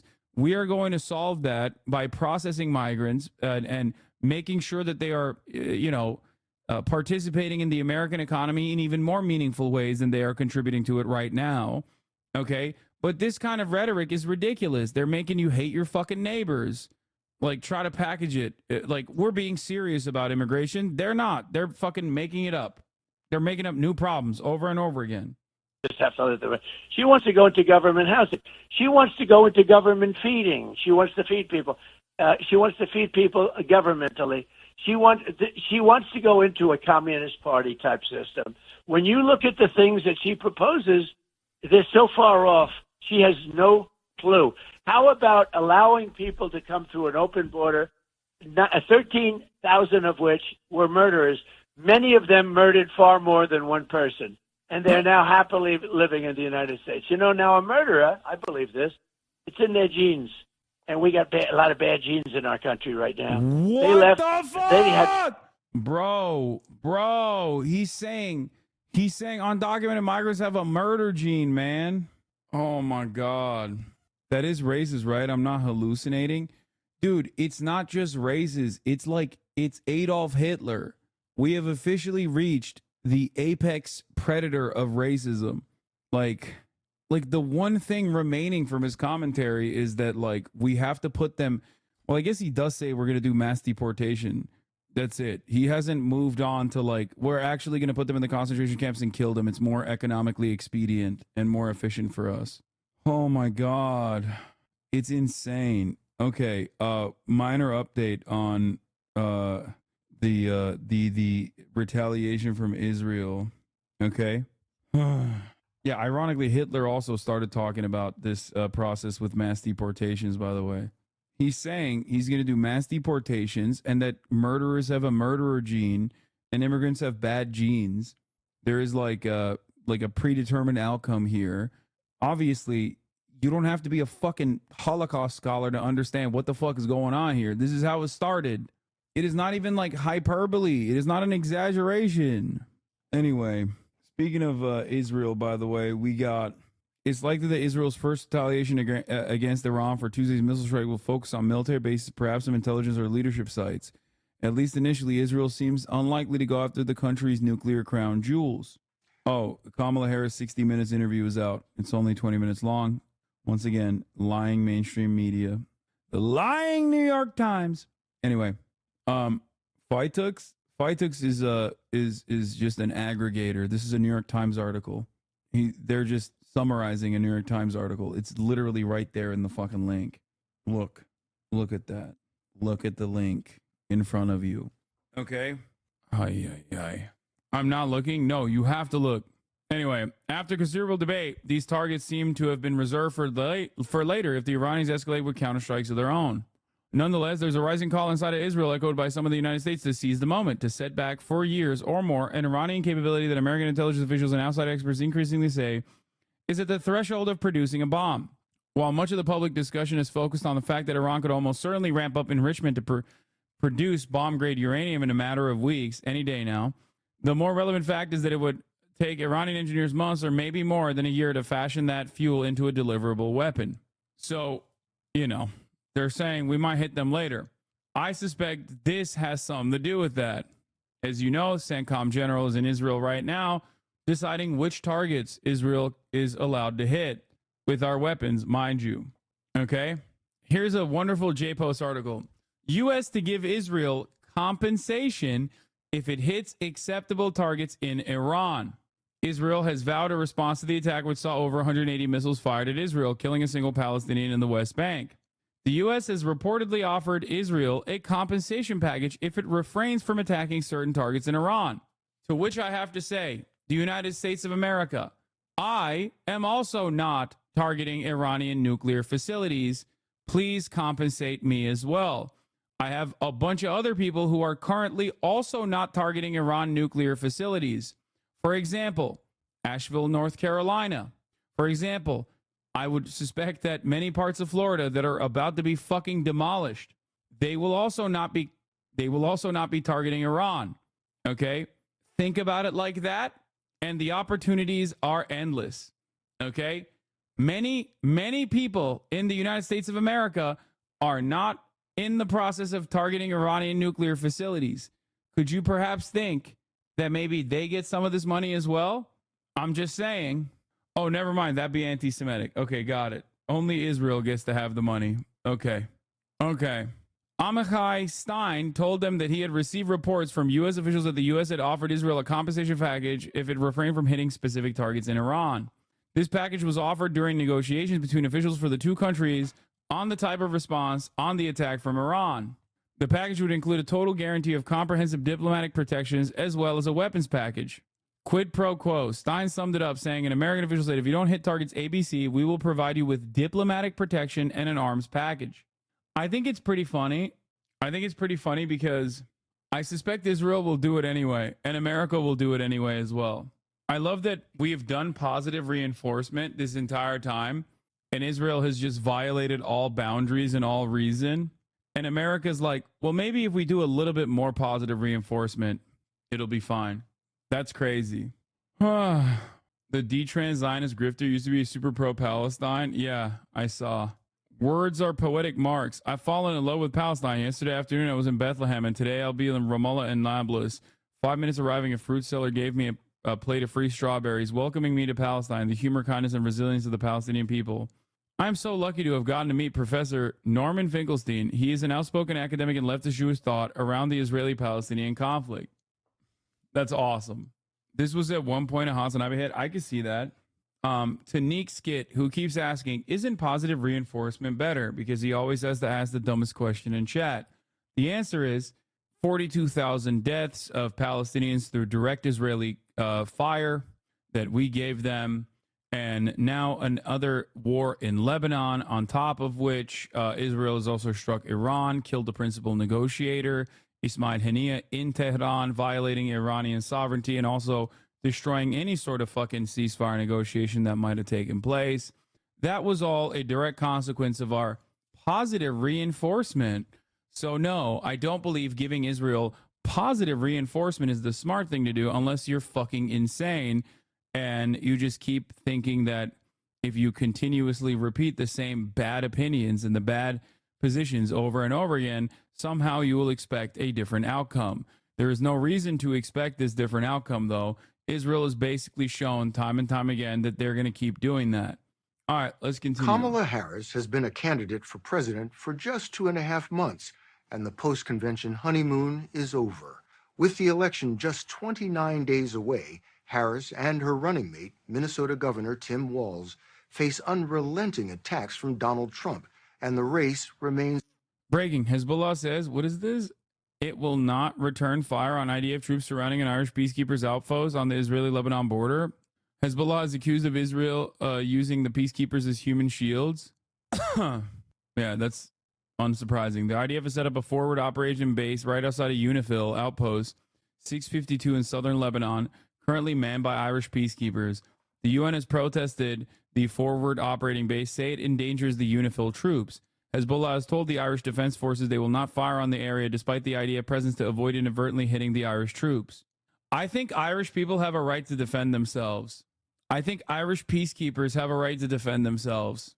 And if you want to coordinate with the regional security apparatus, the indigenous one, not the one that is currently invading, in an effort to defend yourself and defend your interests, that's up to you.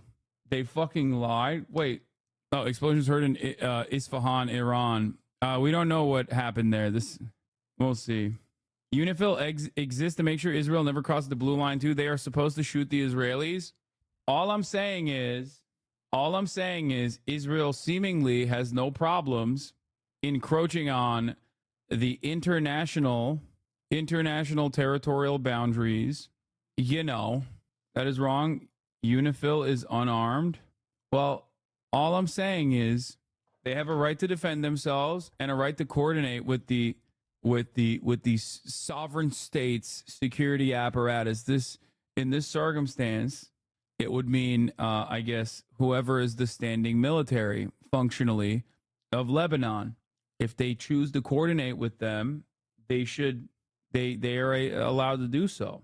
Why are, in quotes, leftists attacking Anna Kasparian on Twitter? I don't fucking know. Why are you in here asking me about this shit? Meanwhile, another fucking world-changing, genuinely fucking catastrophic hurricane is making landfall.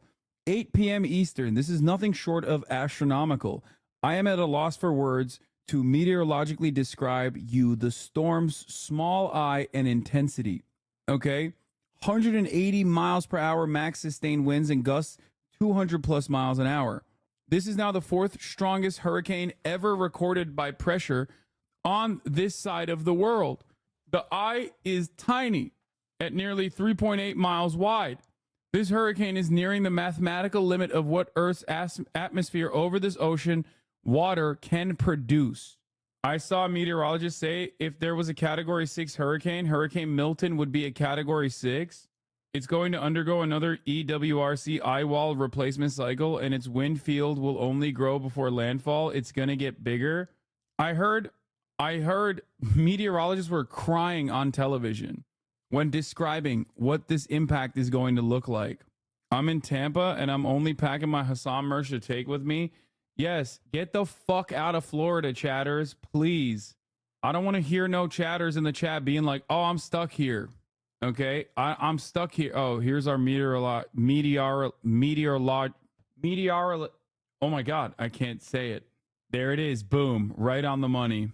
12 hours ago, 1 a.m. CDT, Milton had wind speeds of 90 miles and a minimum pressure of 975 MB. Milton went through one of the fastest rapid intensifications of an Atlantic hurricane in recorded history, and it is also one of the fastest hurricanes to go from a Category 1 to a Category 5.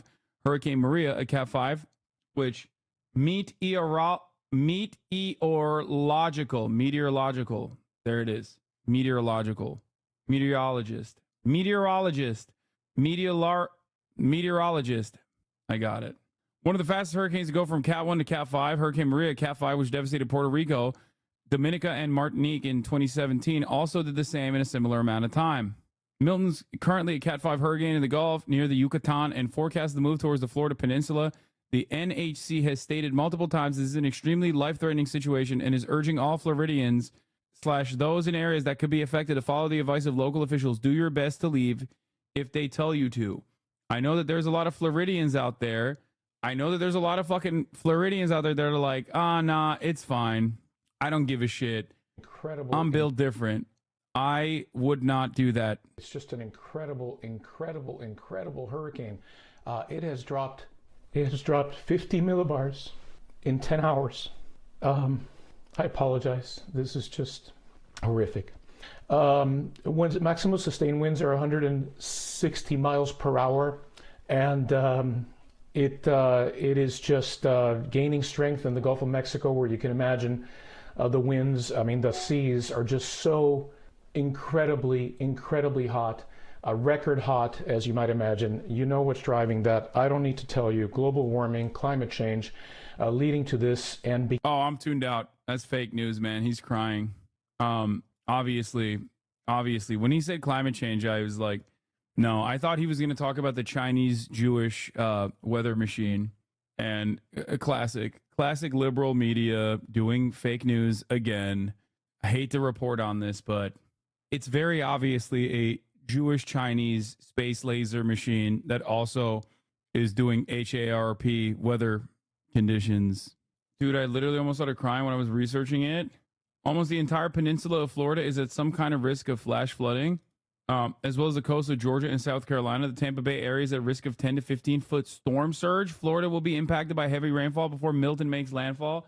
You probably got to get out right now before before it's too fucking late, unless you want to drive in that fucking storm surge. This will lead to comprehensive climate change legislation. No, it won't. Extreme weather, like once in a lifetime weather events are now extremely commonplace, and people refuse to recognize the reality, so much so that they are refusing to harden the infrastructure against it. Like we are actively not even we're not even doing the thing that we're supposed to do to like at least save people because of our inability to recognize the reality. This has become such a fucking culture war issue at this point that people literally won't even do the things necessary, the bare minimum things necessary to at least like harden the infrastructure. And you're hearing more and more people, fucking straight up say, nah, dog, it's got to be the weather machine. That's probably what this is.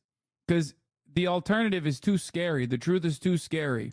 Okay? Becoming an increasing threat for the Yucatan, including Mérida and Progreso and other areas there.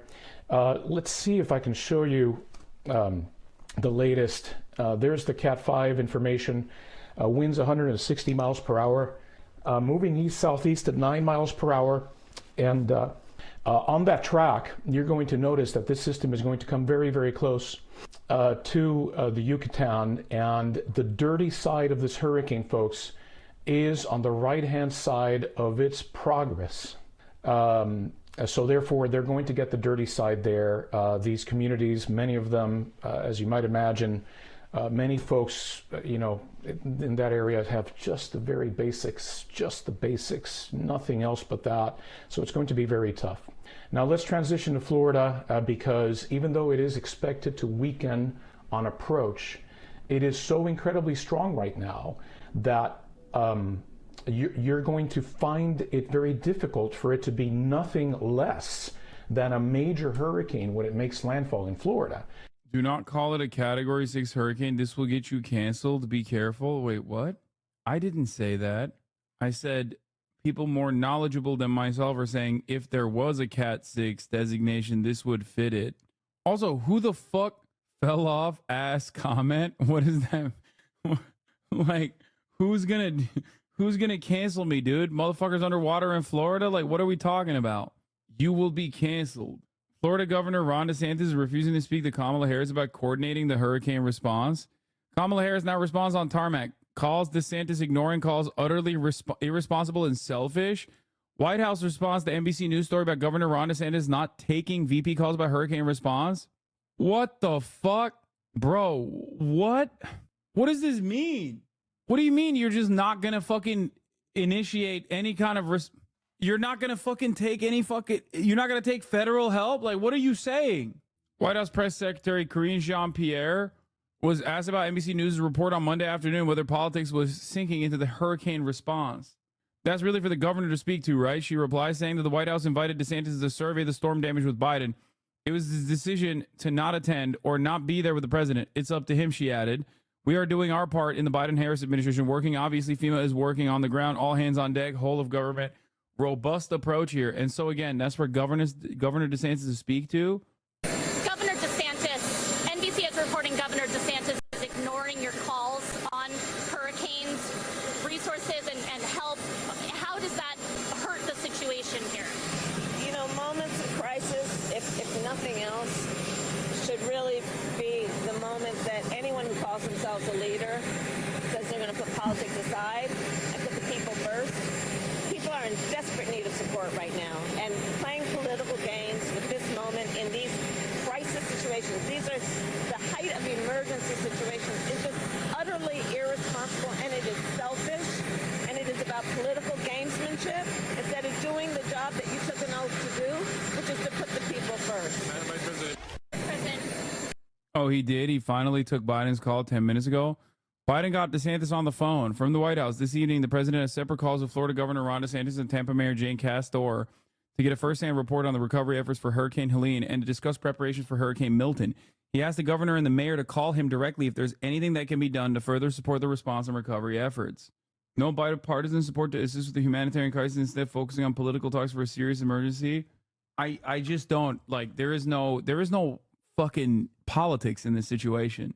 Okay, there is no politics in a fucking hurricane. That's ridiculous. Evacuation traffic suddenly shot up after Hurricane Milton reaches Category 5 in Tampa. So the thing is, the things I link to you are directly from the NHC. He's literally going to get more people killed. I hate that motherfucker. Yeah, I'm in a debate about FEMA with my brother, and I've gotten to the point that he sounds like he wants FEMA to fail and not have anything in place to help people. What do you do? In times like this, you unironically need FEMA more, because we're not going to do anything to like mitigate. We're not going to do anything to mitigate the way in which these fucking extreme weather events occur, right? We're not going to do anything about climate change. We're not going to fucking dial back our carbon footprint. We're not doing anything to like harden our infrastructure against these sorts of like massive world-changing climate atrocities. So the least you can do is at least hope that there is enough money in the tank for relief and recovery, right? Like, what the fuck are we doing? I mean, shouldn't the U.S. be forced sending the fucking military? Could have stayed, refused the National Guard. I don't know what you do in the situation. I'm sure Ron DeSantis is just like playing politics, which is insane when you're staring down the barrel of like, you know, hundreds of your fucking citizens dying in this massive fucking hurricane. But I mean, he has capitulated. He has actually taken the call. Republicans are saying that the Biden admin pulled FEMA funds for immigration. Is that true? I mean, there's always restructuring going on in terms of like funding certain things, but I wonder where that. I'm reminded of the $17 billion that we've given to Israel, including the $9 billion that we gave to Israel. The total $18 billion of military aid we gave to Israel. I'm reminded of that number because there's plenty of restructuring that happens in the American budget throughout the fiscal year, and it doesn't seem like anyone brings this up when talking about the money in the bank. Trump is live from Florida speaking about Israel. Let's go. Wait, is he doing is he doing a moment of silence for October 7? Thank you very much. To every family that lost a loved one, I know so many of them, on that terrible day, including several here tonight, we grieve with you, we stand with you, and we make you this sacred and sacred vow, very simple vow, a vow you've heard many times, and sometimes it's honored and sometimes it's not, but this will be honored. Never again. Never again. The monsters who perpetrated those murders also took over 250 hostages, men, women, and children, including 12 Americans. In so doing, they inflicted the most unthinkable torture, not only on their captives, but also on the families who were forced to live. Why'd this motherfucker fly into the hurricane, by the way? Agony and pain, not knowing. I just realized he's in Miami. Anything worse. Tonight, we send our love to every innocent soul who remains in Hamas captivity. We just are not going to stand for it. We're not going to take it. We're not going to take it any longer. We pray that through the darkness, they know that we have not forgotten them, that we have not forsaken them. We will never forsake them, and we will never abandon them. And with God's help, they will come safely home, and it will be soon. We hope it will be very soon. Oh, he's so good. Very, very soon. And we hope they're safe. Nobody knows. I was talking to somebody today, and the family has no idea. They think their boy is safe. Beautiful boy, beautiful young guy, American.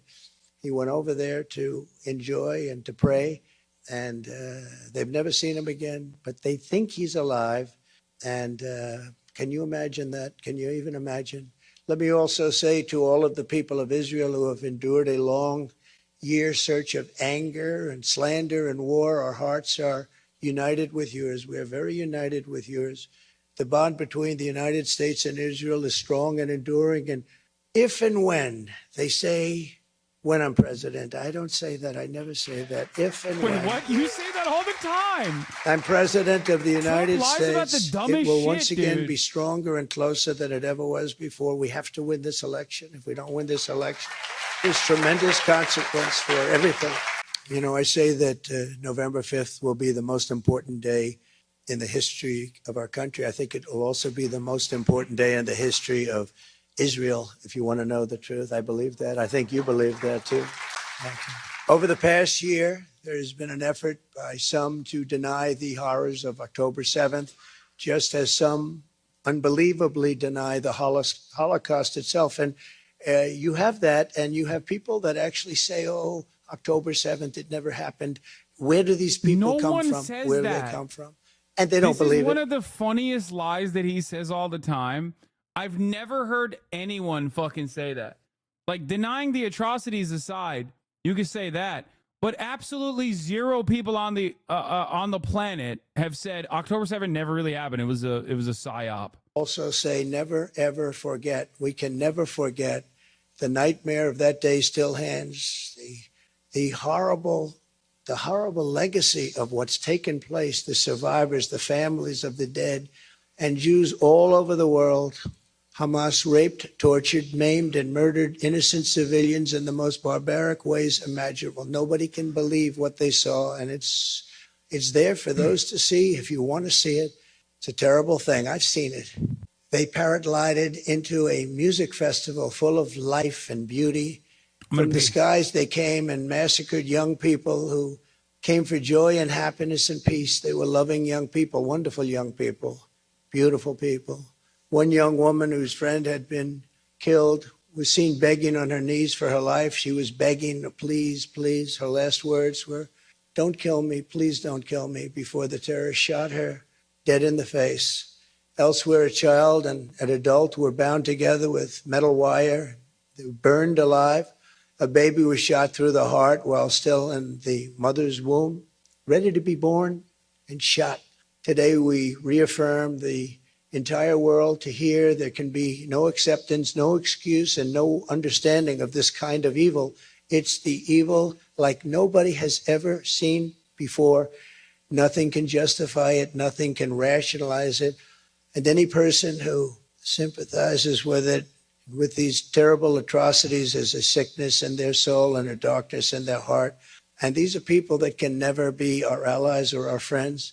Almost as shocking as October 7th itself is the outbreak of anti-Semitism that we have all seen in its wake. I never thought I was going to see this. Never, ever. This is so incredible to be witnessing. Whoever thought? We thought this was very, very rarefied, putrid air. We never thought we'd see it, and we certainly never thought we'd see it in this country. And a lot of that has to do with the leadership of this country. This attack, yeah, well, that's true. We need leadership. Thank you. Thank you. Thank you. It's very sad to see. I never thought I'd see it. This attack should have rallied the entire world in support of the Jewish people and the Jewish homeland. Instead, an ancient scourge of anti-Jewish hatred. And this was something we thought was left to hundreds and thousands of years ago. I mean, this was something we never thought could happen. The anti-Jewish hatred has returned even here in America, in our streets, our media. Hundreds of thousands of years ago? Anti-Jewish hatred from 100,000 years ago? Not in the Republican Party. I will tell you that. It's not in the Republican Party. And I say that the Republican Party has not been infected by this horrible disease. And hopefully it won't be. It won't be as long as I'm in charge, I can tell you that. These endless candles, photos, and empty chairs remind us why it's so important that the toxic poison of anti-Semitism be condemned, confronted, and stopped. Anti-Semitic bigotry has no place in a civilized society. It has no place in our universities, and it has no place in the United States of America. No place. The real devastation is a 3-minute ad break at the top of the hour, chat. Make no mistake. You can avoid it, though, by subscribing for $6 or for free with a Twitch Prime. Here's the 3-minute ad break now. Lost their lives. Actually, many lost their lives. One of them was Soap makes suds. Thank you for the 10 gift subs. Moshe was escaped from a concentration camp at the age of 11, only to die at the hands of the same vile hate 8 decades later. Can you imagine? Can you imagine his thought process when he saw this happening? Can you even imagine it?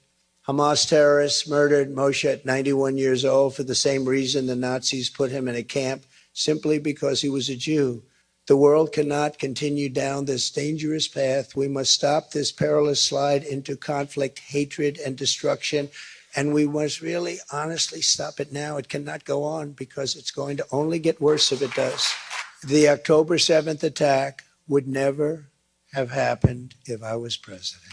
The past few years have proven that weakness only begets violence and war. And you see that it's weakness, but it's also, there's a lot of hatred going around also, not just weakness, it's hatred. There's a lot of hatred on a certain side. What is needed more than ever is a return of unwavering American leadership and unquestioned American strength. We were strong, we were powerful, we were respected like this country has not been respected in many, many decades. Just 4 years ago, that's what I intend to deliver as the 47th President of the United States. We're going to deliver everything that we want. As you know, Hamas has now been severely degraded, and Hezbollah has recently been dealt very, very powerful, crippling blows. With strength and the right leadership, the dawn of a new, more harmonious Middle East is finally within our reach. It's finally within our reach.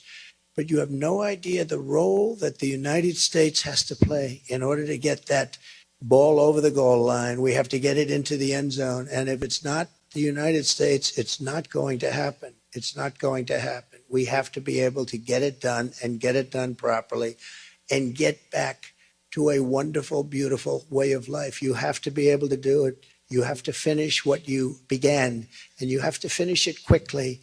So here is my commitment to you on the solemn date. I will not allow the Jewish state to be threatened with destruction. I will not allow another Holocaust of the Jewish people.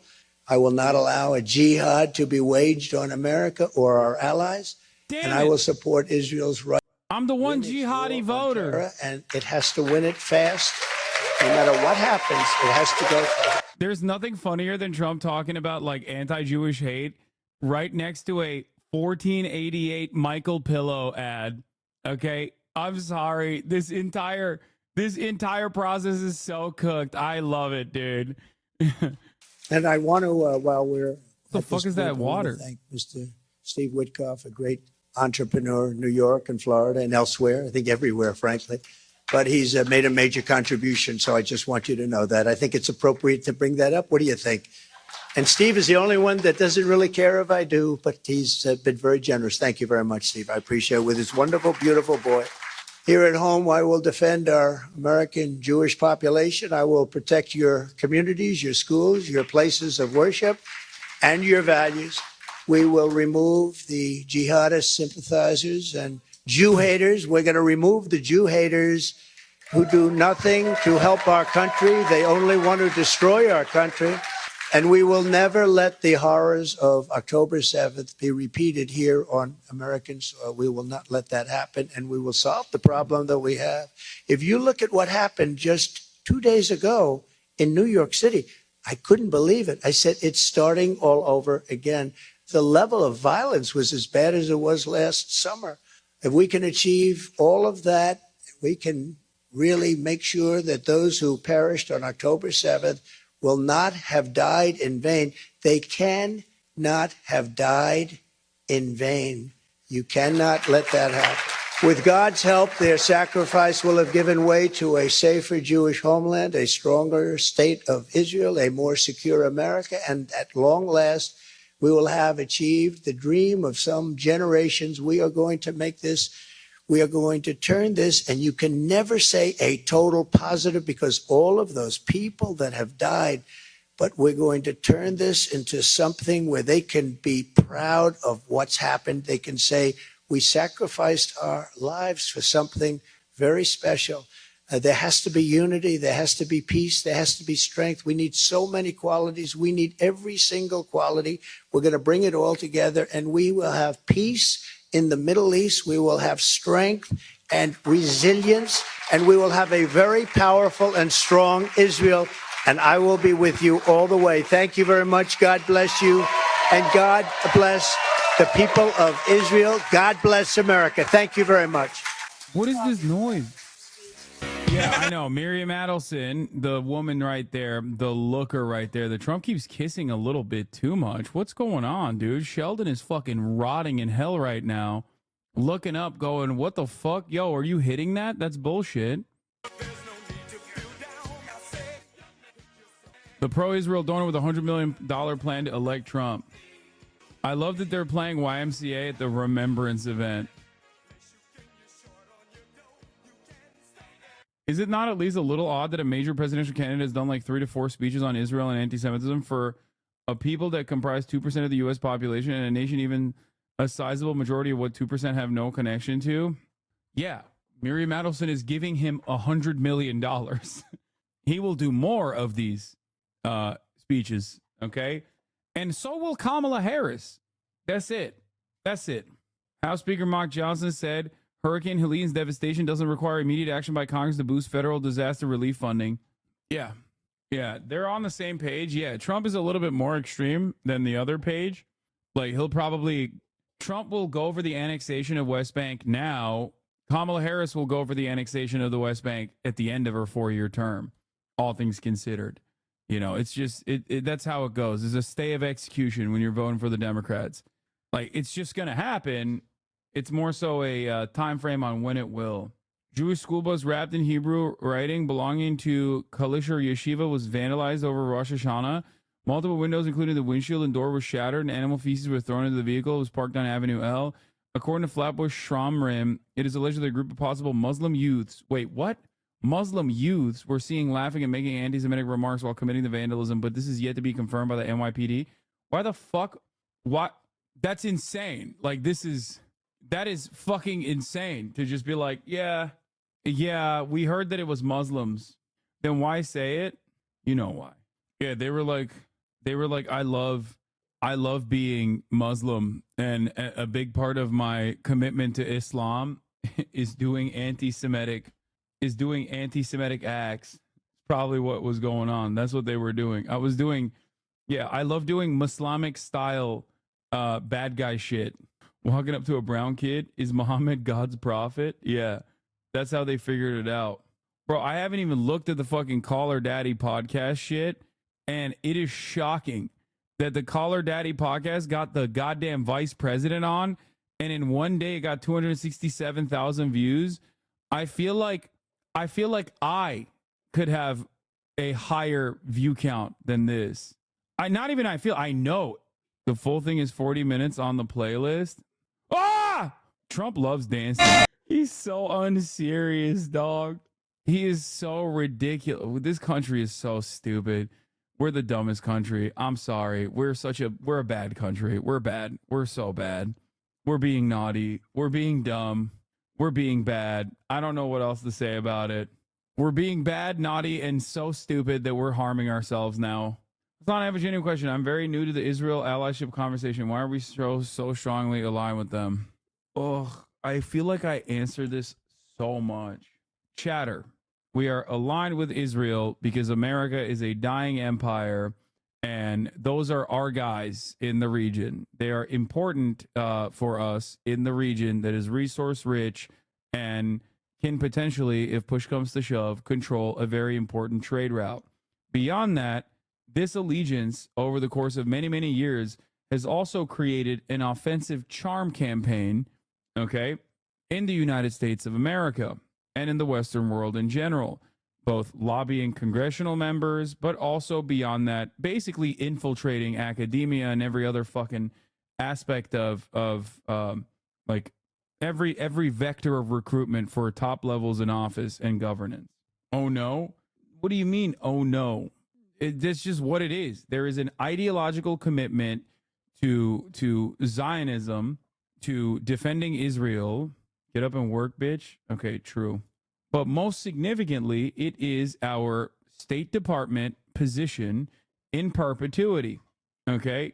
It is our State Department position in perpetuity that we must defend Israel's interests and its territorial ambitions. And as our unsinkable warship is becoming more and more of a fucking pariah state, we're letting them do as much land grabs as possible because this might be the last time they get to do such a thing. There's also theological reasonings for our undying loyalty to the state of Israel from a base of white evangelical Protestants, which happens to have a tremendous outsized political impact. That's kind of why we had the abortion thing happen. But, you know, here's what Aisha Siddiqui had to say about our incredible historic hurricane, Hurricane Milton, making landfall soon. Part of the toll of living under America's managed decline and the abandonment of people is how helpless and distraught one is made to feel in the face of daily horror. We try to get in touch with those we could and offer shelter, but the need far outpaces individual ability. It's a shame that the time you got as an empire was an era of extreme documentation. Saturation, think of 500 years from now, China will study the Romans and the Americans. I know which subject I would prefer, ha ha ha. Did you see Netanyahu place mics in the former prime minister's toilet? Oh, you mean Boris Johnson? I understand that, though. Boris Johnson is an Ottoman son, tasked with destroying the West as an insider. So Benjamin Netanyahu, obviously, knowing full well that prior Zionists, like the original OG founding father of Zionism, Theodore Herzl, got fucked over by the Ottomans when they went to the Ottoman Empire to get Palestine, and they said no, knew not to trust the Ottoman son, Boris Johnson. So he wanted to see how hard he shit. I get that. Let's tune in to Tampa Mayor Jane Castor, who had this to say about the potential Category 5 hurricane making landfall in Florida. Tampa is, of course, in the way of the hurricane path. Number one message to Tampa residents tonight? The number one message, They made your meme into a reality? several days now, is that you need to prepare, do whatever you need to do, and then get out of the evacuation zones, which now are evacuation zone A and B. And as we all have heard so many times now, you hide from the wind and run from the water. And we are talking about right now the possibility of a direct hit with 10 to 12 foot tidal surge. Put that in perspective, Hurricane Helene, which just left the Tampa Bay area a week ago, there was 6 foot storm surge, and that was literally devastating to so many in our coastal area. We have 126 miles of coast just in the city of Tampa. And so people need to be heeding that warning. And from the looks of traffic on all of our northbound highways, they're doing just that. Yeah, we've seen how jammed up those highways are. I know a lot of the tolls have been suspended to help facilitate people getting out of there. What would you say to people tonight who are saying, you know what, I'm going to ride this out, I've ridden others out? What would you say to people who aren't heeding those evacuation orders? Well, I can tell you right now that they may have done that in others. There's never been one like this. And this Helene was a wake-up call.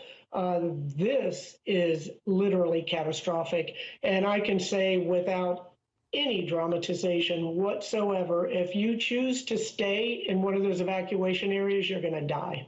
Oh, my God. I just had to beg my girlfriend for the last 2 days to get the fuck out of Tampa, and now they're finally going southbound. The problem is, it's not like people choose to stay. Like okay, we're talking about Florida.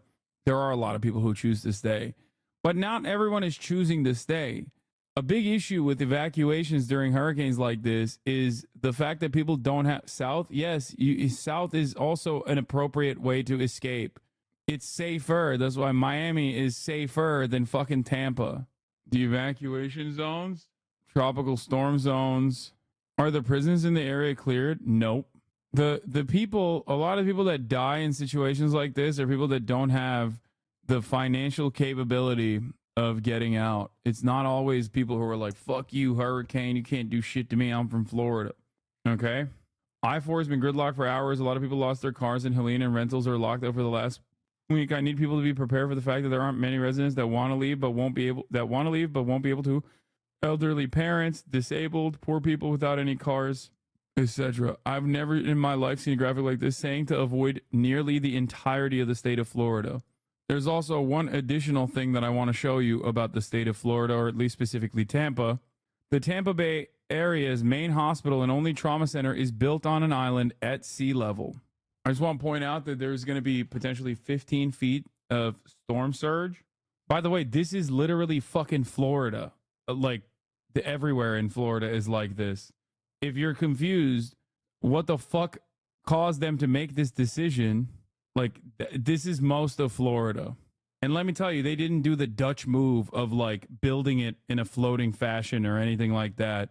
My friend works there and is on emergency call. They have flood barriers that work to keep the hospital operational. Yeah, they usually have, they will put up these like crazy ass fucking flood barriers around the hospital. I've seen it in action during Hurricane Helene.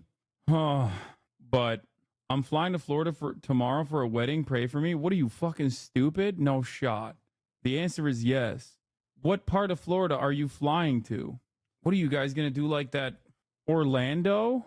Wait, someone in the chat said Disney World is not even closing yet. I have a family in evacuation zone C. They're in their 80s and are sheltering at the high school so they can check their mobile home when it's done. So dumb. I want them to go. How does Florida exist? Swampland. They were like, look at this uninhabitable swampland. Let's build on it anyway. Surely this won't be an issue down the line. The entirety of the state of Florida, especially some of the higher density urban areas, are directly built on coke money. Like, I'm not even joking when I say this. It's not even a meme. Okay? It's indigenous slaughter on top of a swampland that they propped up with coke money and real estate scams. And now the current economy of the state of Florida revolves around crypto. That's all Florida is. It's like shoddy housing built unsustainably with infrastructure that falls apart with regular frequency. And it's completely built by coke money that people had to dump into something, and real estate was the best possible way to do it. Cocaine money, not Koch brothers, like cocaine money. Money by trafficking cocaine. Vanilla Ice builds homes in Florida. You take that back. Well, there you go. You just proved the point I was making. Wait, that's not a joke? No, man, it's not. Yeah, just prop plane enthusiasts and speedboat enthusiasts that happen to find a passion for travel all the way from 60s, 70s, 80s, well into the 90s. I mean, that's not, like, nothing I said is a joke. Storm surge GIS map in my chat history. Thinking about buying land in Florida, is this a good idea?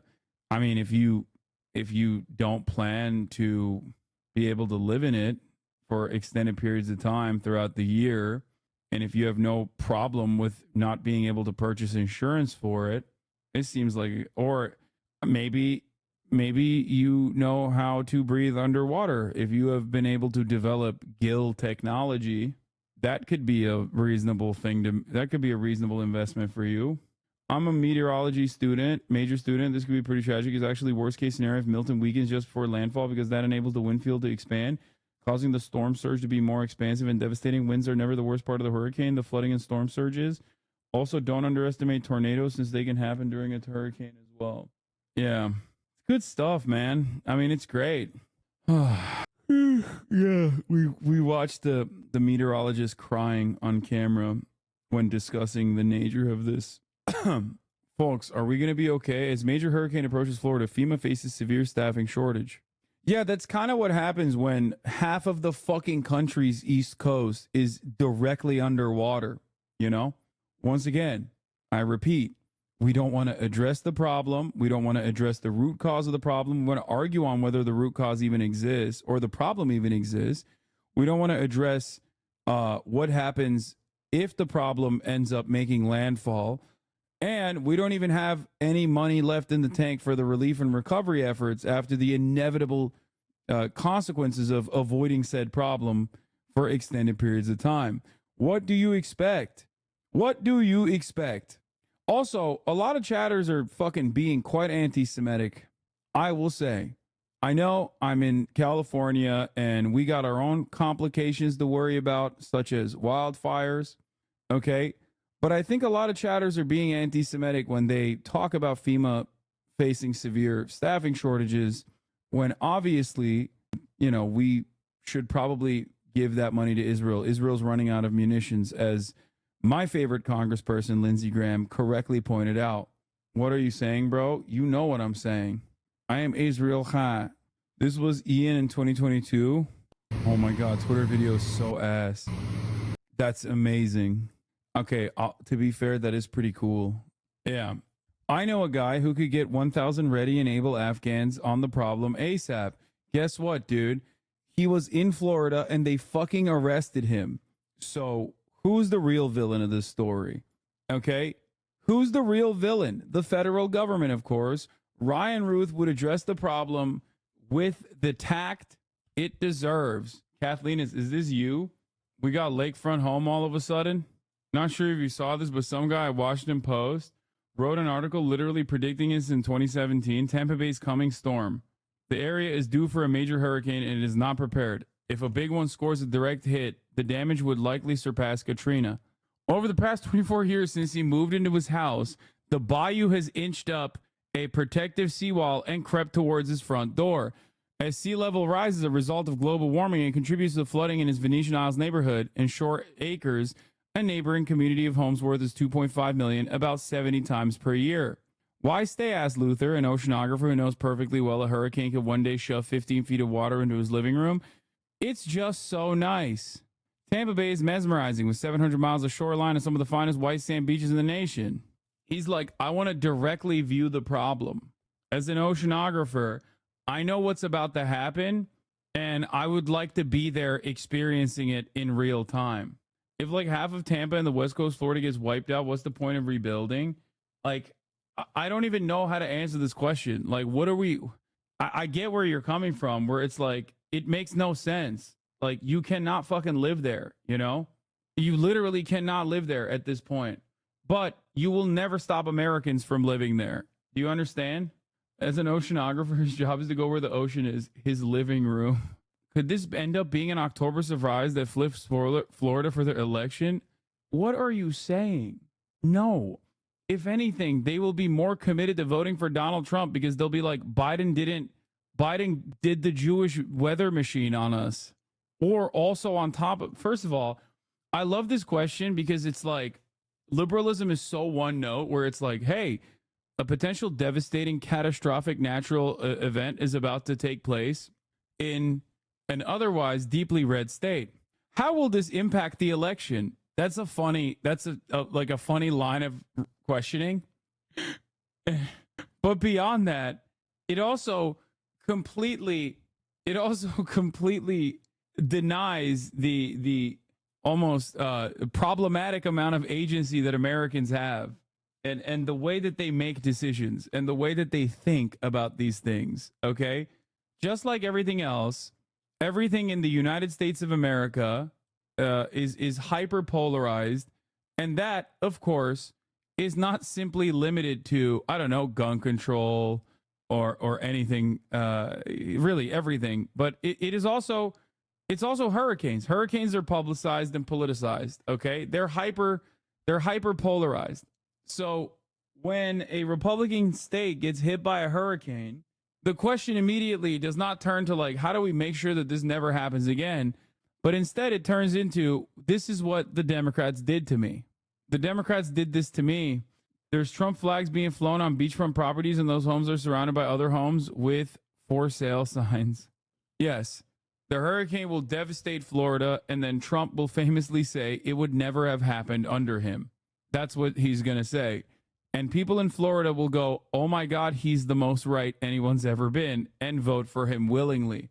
Do you understand? The other frustrating angle here is that this is one of the few issues where the Democrats are like noticeably and still to this day objectively better on. Like they're trying to reach the Republican side on the matter. They do this very stupid Democratic Party thing where they say, we see you, we hear you, we listen to the experts, climate change is real, and that's why we're going to be fracking and drilling baby drilling. And Trump just says climate change is fake and gay, Chinese made it up, and also we're going to keep drilling, which is weird because at least on the legislative front, the Democrats do recognize that climate change is real, so they do take some initiatives against it, and you are probably more likely to have a better response in times of need under a Democratic administration that is at least a little bit more competent. But even then, given how far right we have become as a nation, even with the marginally better stance that the Democrats have on the issue, recognizing climate change, trying to craft legislation that at least like hardens the American infrastructure against all of the worst impacts of devastating climate change, it's still not enough. Congress will pass $1 billion aid package to fund FEMA and will tie Israel money to it. Possibly. Have you seen this pandering by Israel to evangelists? Urgent Channel 12. Netanyahu proposes changing the name of the war from Iron Swords to Apocalypse War. Oh my God. It's not just evangelists. I think he's just saying, like, we're going to fight Iran. There's a flock of birds stuck in the eye. They report observing flocks of birds within the eye of Milton. Thoughts on the fact that this hurricane is made by leftists by their machines to infect Florida with a gay virus. The truth is getting censored. Yeah, Milton is the only Category 5 hurricane in Atlantic records to have any sort of southeasterly motion vector. Southeasterly. What does that even, like, so they never go in that direction normally? Is that what it is? Most of them hit like that. This one is hitting like this, going in the opposite direction. Dude, I am not particularly a, apocalypse believing guy, but it does come across as somewhat apocalyptic. And I don't think the evangelicals are going to get sucked up into the heavens, if I'm being honest. Look how Milton curves into Florida, then out and not up the coast. Yeah, it looks like it's just, bro, it does. It looks like it's avoiding. It was born right here and is now just fucking, it's like, nah, I'm just going to hit Florida. Like, fuck that. Nothing else. Like, look at this shit. Since 1851, a total of 14 hurricanes have formed in the Gulf of Mexico that moved to the east and into Florida. See, it's happened before. A total of 14 times.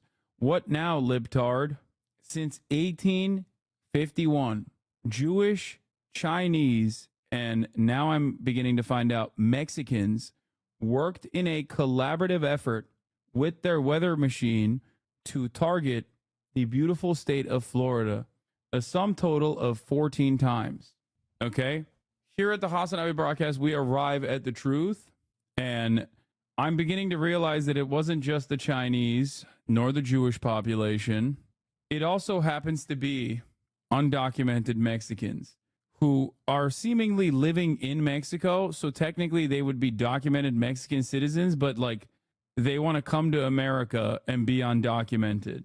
It's like God is sending the great flood to Florida. It's not funny, but it's kind of funny. I mean, it would be funny if it wasn't for the fact that there's so many poor people living in the trajectory that will get absolutely fucking destroyed and killed.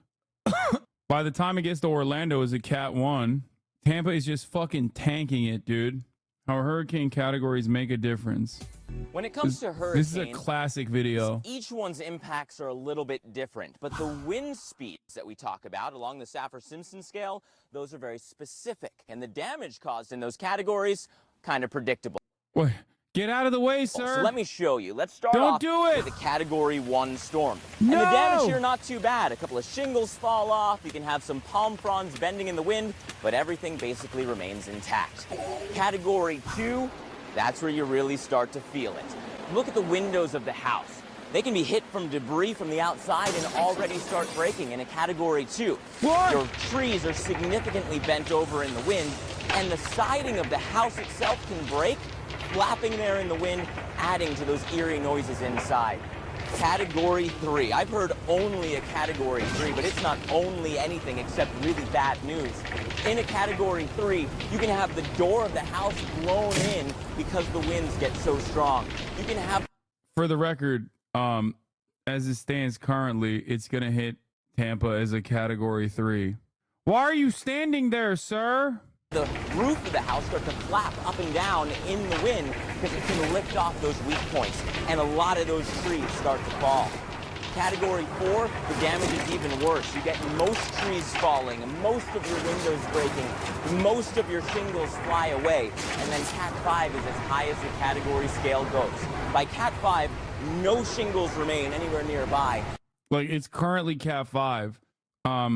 Someone also said that there might be another massive tropical storm after too. Yeah, there you have it. An undocumented Mexican Chinese person of Jewish descent controlling the weather right in front of your eyes. What now, liberals? You don't want to see the reality. I'm thinking maybe he's Russian too. The holes in the roof get so big that the walls of the house start to fall because they're not attached to anything anymore. There won't be any trees up in the neighborhood. Look, he's just standing there. He's like, I'm tanking it. I don't give a fuck. Cat 5, dude. I don't give a shit. That's just catastrophic damage. But again, that's just from the wind. And there are other impacts from hurricanes, and they all vary through the season. So stick with the Weather Channel to keep you safe when the tropics head towards you. Hurricane Milton's rapid intensification is a part of climate-fueled trend. It strengthened from a tropical storm to a Cat 5 in just 24 hours. A lot of coastal Floridians often evacuate to Hallie, and they're saying this is one of the biggest evacuations that they've had to do here in Florida. More than 7 million people trying to move out of those most at-risk areas. And here we're more than 100 miles inland, and you can see that even folks here in Orlando are taking this seriously. They're filling up sandbags. Orange County alone says they've already given out more than 100,000 sandbags because here in Orlando, when Hurricane Ian came through just a couple of years ago, they got 13, 15 inches of rain in some places, and that triggered flash flooding. They had to rescue hundreds of people from their homes. So even well inland here in Orlando, they are taking this threat seriously, Hallie. There's also a climate connection here too, right? Yeah, I mean, Bill was just talking about this rapid intensification that Milton is breaking all sorts of records. The second fastest to go from a Category 1 to a Category 5 hurricane. So here's some context on that. By the way, there is no diversion. Stinky said Helene made landfall at Cat 4. There is no diversion of funds to illegals or whatever. I know that that's a conspiracy theory that like a lot of chatters have presented here. It's an entirely separate fund. You could potentially ask for more money for FEMA, which Congress seemingly does not have any money in the budget for, but that's it. It's no different than saying that the money is being allocated to Israel instead. When people say that, I guess they're trying to say the government is spending the money that we have instead of diverting additional funds to FEMA on whatever kind of project that they're interested in.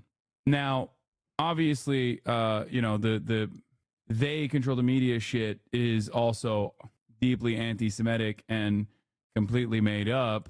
Okay, cloud seeding or things of that nature cause motherfucking hurricanes. Okay, it's just another conspiracy theory that people are presenting because they refuse to recognize the reality of anthropogenic climate change and what happens when both sea levels rise and also get warmer and warmer. So that's another silly thing that people are repeating or saying. Yeah, cloud seeding can cause floods and has, but that's very different than a fucking hurricane. Yeah, we covered it.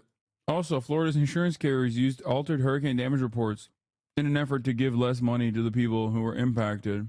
Here's what's not a fucking conspiracy. Capitalism. What is this? You telling me this ain't real? What in the world is Noah doing here? I've never seen this type of flight pattern. Now, obvious. What? No fucking way. This guy's not this stupid, right? Oh my God.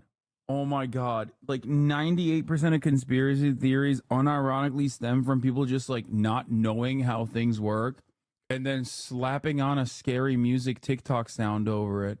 Oh my God. Oh my God. Oh my God. This is 56,000 likes. Dude, how do you think we map out hurricanes ahead of time? Magic? Do you just think critically about this, okay?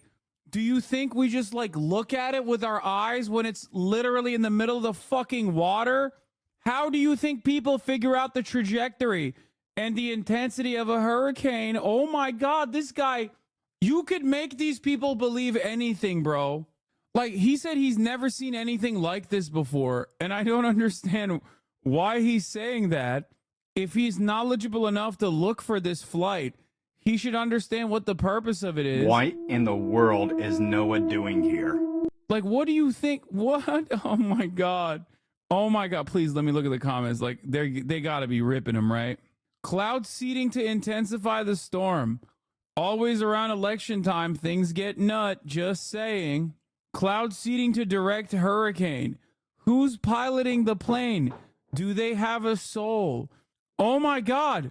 I haven't seen a single fucking unpopular opinion, but no always flies hurricane to get wind speed. Oh, thank God. Only 55 likes. That's crazy. That's crazy. Why did you say it's an unpopular opinion? It's not an unpopular opinion. It's just what it's doing. What is happening? What the fuck? Okay. And cloud seeding, that's not unpopular. That's just a true and logical opinion. People act like the NOAA doesn't have a whole part of it just taking readings on, for taking readings on storms. Basic science, publicly available science. It's the unpopular opinion in this comment section. Wrong. That information can be done without flying into the storm. It's called weather manipulation. Try accepting that the government is at war with the people. I've never seen this type of flight pattern. Now, what do you mean? You've never seen? What are you talking about, dude?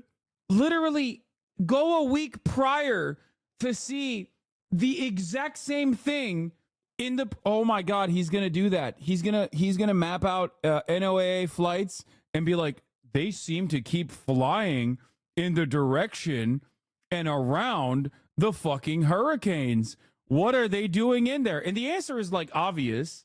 That is crazy. Like I wasn't born with this knowledge. Okay. I didn't know either.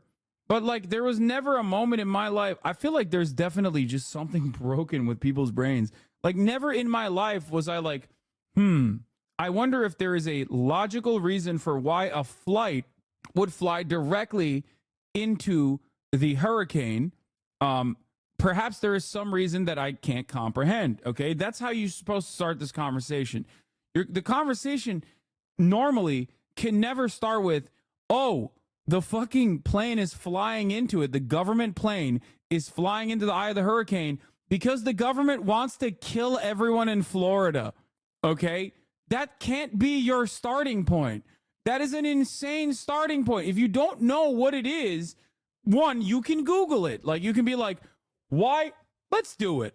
Let's do it. Okay. Why does the NOAA fly into, wait, what the fuck? Israel is the first thing that came in.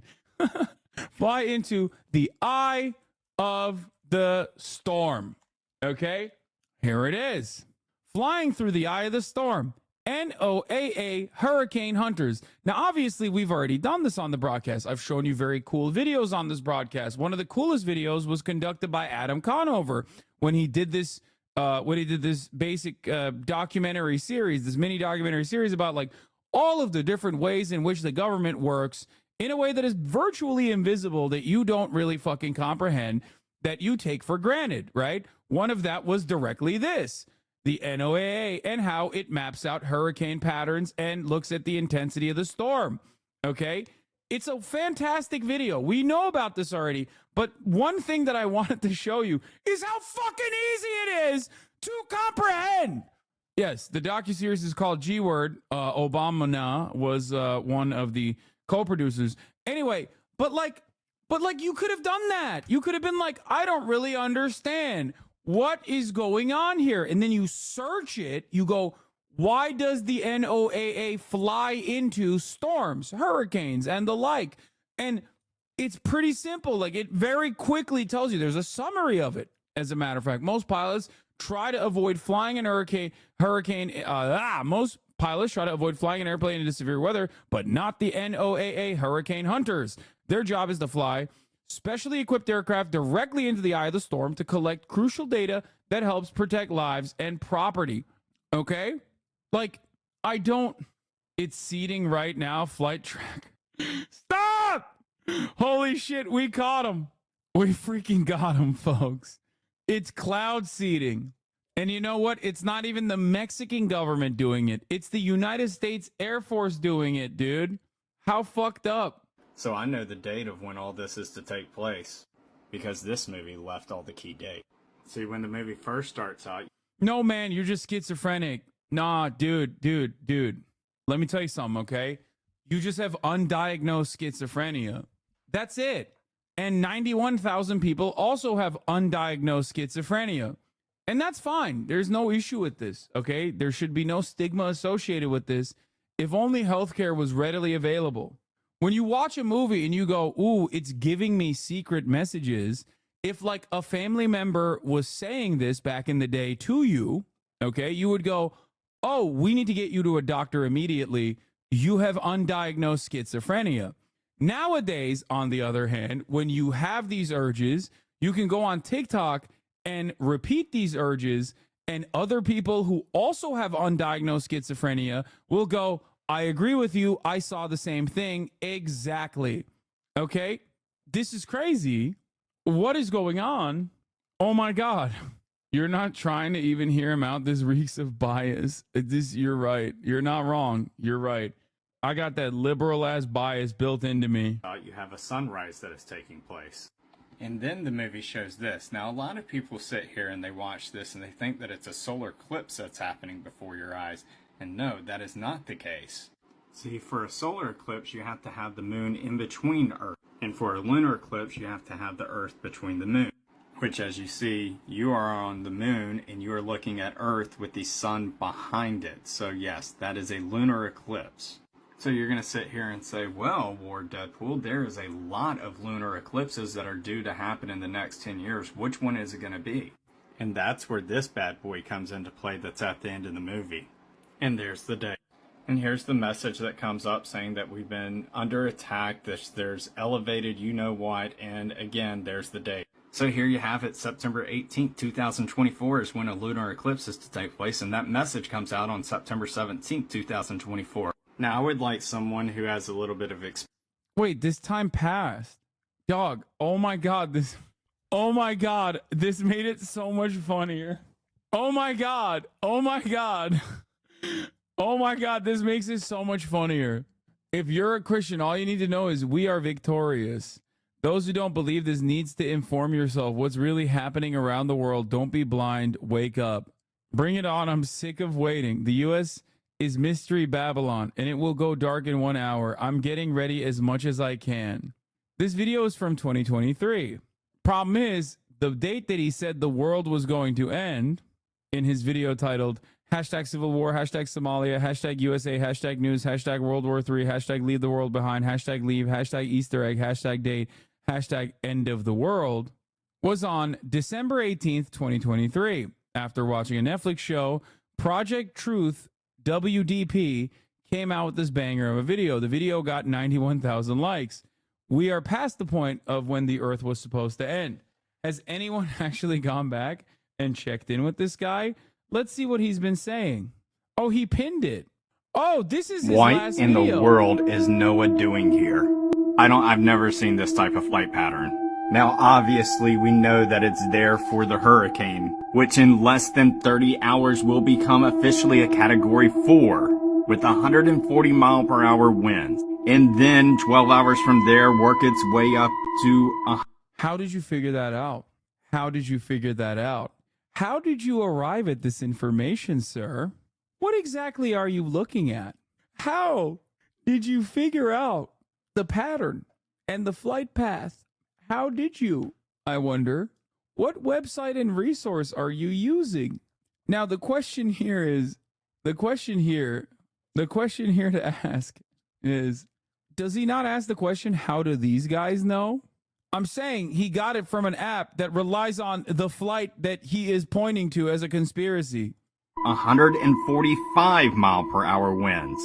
Now, before it hits Sarasota, Florida, they're banking on it dropping 25 miles per hour, making it a Category 3 at landfall on Wednesday, about 4 p.m., 3 p.m. of when it'll be hitting. But what is up with this flight pattern? I literally have no idea what it's doing. And you do have another one that is going to be taking off shortly, heading in that direction as well. Also, check out all the flights that are happening in the North Carolina and Tennessee mountain. Does anyone have a clue what this is? I talked about it in my live. Maybe I'll come back and talk about it. Wait.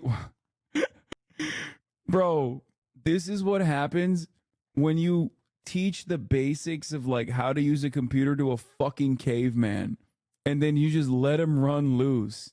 Okay? You just let him run loose online. There's no way. Like, he's looking at genuinely innovative technological product in front of his eyes, okay? People shouldn't have to know this stuff. I don't think people should have access to this stuff because we are not being responsible. You have to demonstrate basic competency before being able to log on the fucking NOAA website, okay? Or before you start looking at flight patterns. I'm sorry. You can't. You can't. This is insane. What is this? Weird how you're not talking about the criminal Harris NOAA regime activities in Poland. White hats are saying the Biden-Harris regime has built an HAARP-like facility in Poland. German planes have been hanging out in Haiti and Cuba. Start there. Not surprised. As a longtime sub in Florida, I'm glad you're taking the time to cover it. Here's what it looks like right now in St. Pete. You know what it looks like for you? Watching an ad at the top of the hour. That's what it looks like for you, Florida chatters. Because a 3-minute ad break is coming for you. Now, if you no longer want to see those ads, well, then all you need to do is subscribe, which you can do for $6 or you can do for free with a Twitch Prime by connecting your Amazon Prime account to your Twitch account. Here's the 3-minute ad break now. Okay, now I'm going to click on this link. Oh, there it is. I got it. I knew it was coming and I fucking clapped it. Also, I'm certain that that fucking chatter literally stole that from another chatter. Same guy. We have spoken to a Marine sniper who reportedly now has 5 confirmed FEMA kills in North Carolina. He has told us it's the fight of our lives.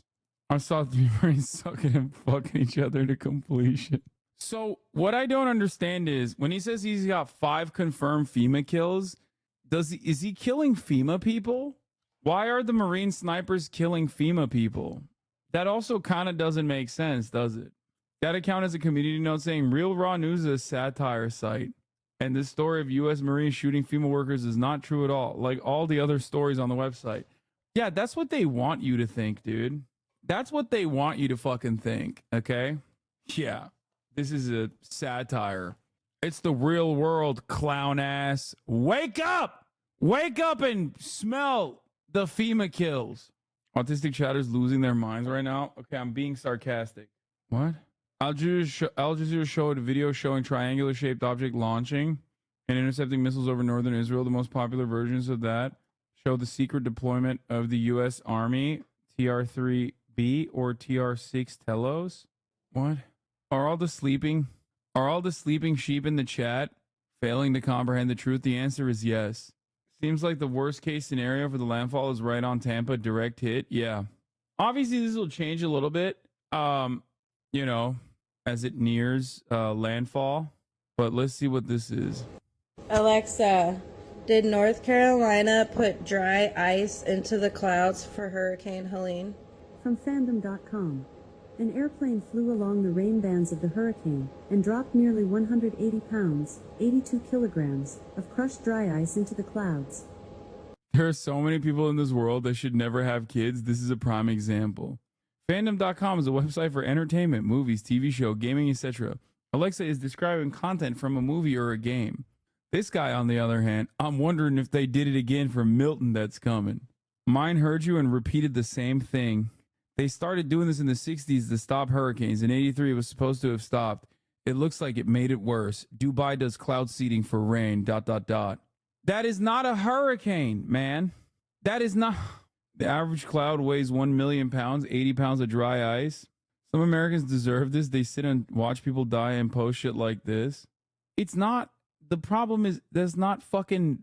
Those are not the people who get punished. And there is no way to ensure that they are the only people that get punished. It's always the people that are poor that get punished. And even then, those guys shouldn't die either. Okay? I'm really curious what 180 pounds of dry ice would do. That would be gone in seconds. I can visualize how much that is because I buy it and don't think that would matter at all. Thank God for Tawny, a voice of reason. 40 replies, only 180 likes. My Alexa heard you asked and said the same. 864 likes. Isn't Fandom a website about gaming? If so, are they a legitimate source? Yes, but this is just what my Alexa used. You can search it up on other platforms for more proof. Casey Patterson did not do that. Why do you follow Harry Sasson? He's my goat. Always keep a close eye on your enemies. A close eye. A close watch. Serious question. This person wants to believe it, but is still a little skeptical. Why would they do this? Marjorie Taylor Greene, on the other hand, has an answer. They can't control the weather. This leads me to ask the following question. Is Marjorie Taylor Greene a leftist? Stand-up comedian being a right-wing shitbag on TikTok about Milton? Your tinfoil hat's ready. I figured it out. So, you know how Hurricane Helene came through and landed in eastern Tennessee and northern Carolina and dumped tons of water and the dams broke and, you know, people are devastated? You know how that happened? Yeah, I think that was... I can't even fucking pay attention to this. Climate change is the new COVID. Ask your government if the weather is manipulated or controlled. Did you ever give permission to them to do it? Are you paying for it? Of course you are. I like thinking that Marjorie Taylor Greene isn't like one of those like cynical people that lean into anti-Semitism even though they don't personally believe it, but because their audience believes it, they act like it, they lean into it. And that she is the genuine anti-Semite. Like, she read Protocols of Zion and believed it. And like, she had to, because she thinks Jews are this like all-powerful force, she was forced to go to the fucking, she was forced to go to like a Holocaust seminar and then write like a high school report on it, but only because she was like legitimately scared by the Jews. And now in her mind, she's still like, I know I said the Jewish space laser thing was fake, but I actually believe it. I still believe it. And she does, in her heart of hearts, legitimately think that Jews have the weather machine. But of course, guys, it's October 7. So obviously, the ADL and many of these institutions that are supposed to deal with anti-Semitism are far too busy yelling about your anti-Zionist, Jewish, queer English major on a college campus to look at a seated representative on October 7 being like, they're controlling the weather. Those Jews, they're doing it. It's great. We have bigger problems here at the Apartheid Defense League to deal with a sitting congressperson. She wrote an apology letter saying Jews don't have the space lasers, it's the Chinese. Making Marjorie Taylor Greene go to the Holocaust Museum is pretty funny. I went there with my brother when we were kids, and we were like, well, this sucks. We already knew this stuff. And then we heard this woman say, oh, my God, they couldn't wear makeup. And then realized that's who it's for. No, it was for Louisiana Congressperson Clay Higgins.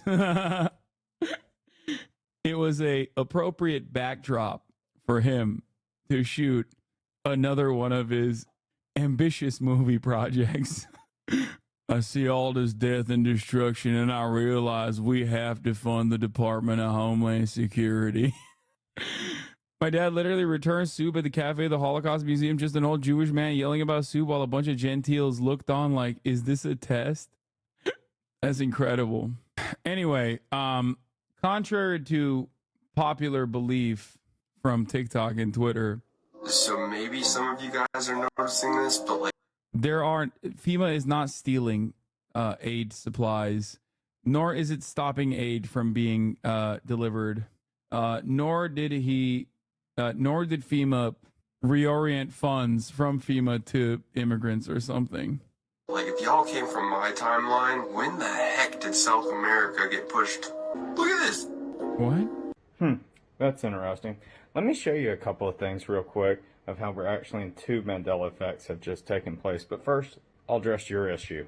Alright, let me open this chest right here. Let me pull out the Risk board game right here. Let's get this going. Look at that. There's South America right there. There's America right there. Let's see how long this takes to change. But yeah, there you go. You're right, buddy. Used to be all the way over here. Now let me explain some more of how we're in a second Mandela effect. For the first Mandela effect, people thought he was dead. Bro, look. See how long this takes to change. But yeah, there you go. You're right, buddy. Used to be all the way over here. Now let me explain some more of how we're in a second Mandela effect. For the first Mandela Does he think the secret lies with the risk board? effect, people thought he was dead when he was really alive. They were confused on that. He actually became a president. But what if I told you now, here's the second Mandela effect, that he actually died December 5th of 2013? How there was this movie that came out in 2019 and never mentioned of how his second death actually happened in 2013. But, you know, I just won't get into all of that, or CPT and how all that works. Some of y'all probably don't even know what CPT is. Also, did you know that there's a thought of question of why everyone a week and a half ago were experiencing watching their favorite TikTok creator, and they were glitching for 5 minutes, yet they were responding to questions instantaneously and never skipped a beat. So we were living in the past, they were the future, but we were... This has 84,000 likes. Ah, yes, risk. The staple of all cartography. This is a good answer. The continents are always moving slowly, drifting apart from each other. That's what they taught us in school. Like he's not wrong, but that's the wrong place to mention it. How do you use the right math equation and arrive at the wrong result? Oh, I'm done. I can't, dude. This is too much. Homeschooling should be illegal. And we really have to make an assessment of the lead contamination. They made a new Do Re Mi challenge. Yo no sé esto, entonces. 想要芒果西瓜西瓜¿Cómo chucha se dice eso? 西瓜猕猴桃蓝莓 苹果 Okay, I'm done. I'm so fucking tired. I'm sorry, guys. This took a lot out of me. The last couple of conspiracies just kind of cooked me a little bit. It got me. It got me good. We'll do a little bit of Hog Watch tomorrow as well. And Hurricane Watch. Watch Dandadan. I already did. Is there a new episode out? Anyway, love you all, and I'll see you tomorrow, okay? Starting off the day. Bye-bye. All the shadows trickling in has helped people hate. Sunny Los Angeles, California, says Hasan. The starlight to the starlight to the topic just begun. There he is again. Hasan is streaming. Hasan is streaming. There he is again. Hasan is streaming. Hasan is streaming. Review in the P.O. box. Uncle Uger's face. Sat in Discord at your prop. Great names take on break. Tiny Bernie Sanders, LGBTQ Air Force. The whole left at your fingertips. Ane at your door. H3 crowded debate, the Young Turks online show. 3 full fucking years of this, plenty more to go. 90-day fiance, talks of champagne, bourgeoisie. A Trump rally live reaction, a mass riot at DC. There he is again. Hasan is streaming. Hasan is streaming. There he is again. Hasan is streaming. Hasan is streaming. Reading live stream fair comments. Austin show chat advice. And all the ways the right-wing pipeline can suck you in online. JCS react, Lord frame gets broken, cover blown. A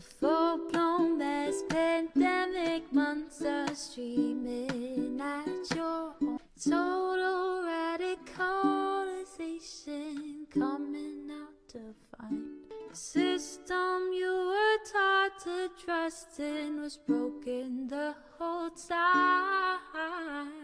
All these daily streams, whether big or whether small, have helped me and so many find the meaning through it all. There is again, her sun is streaming, her sun is streaming. There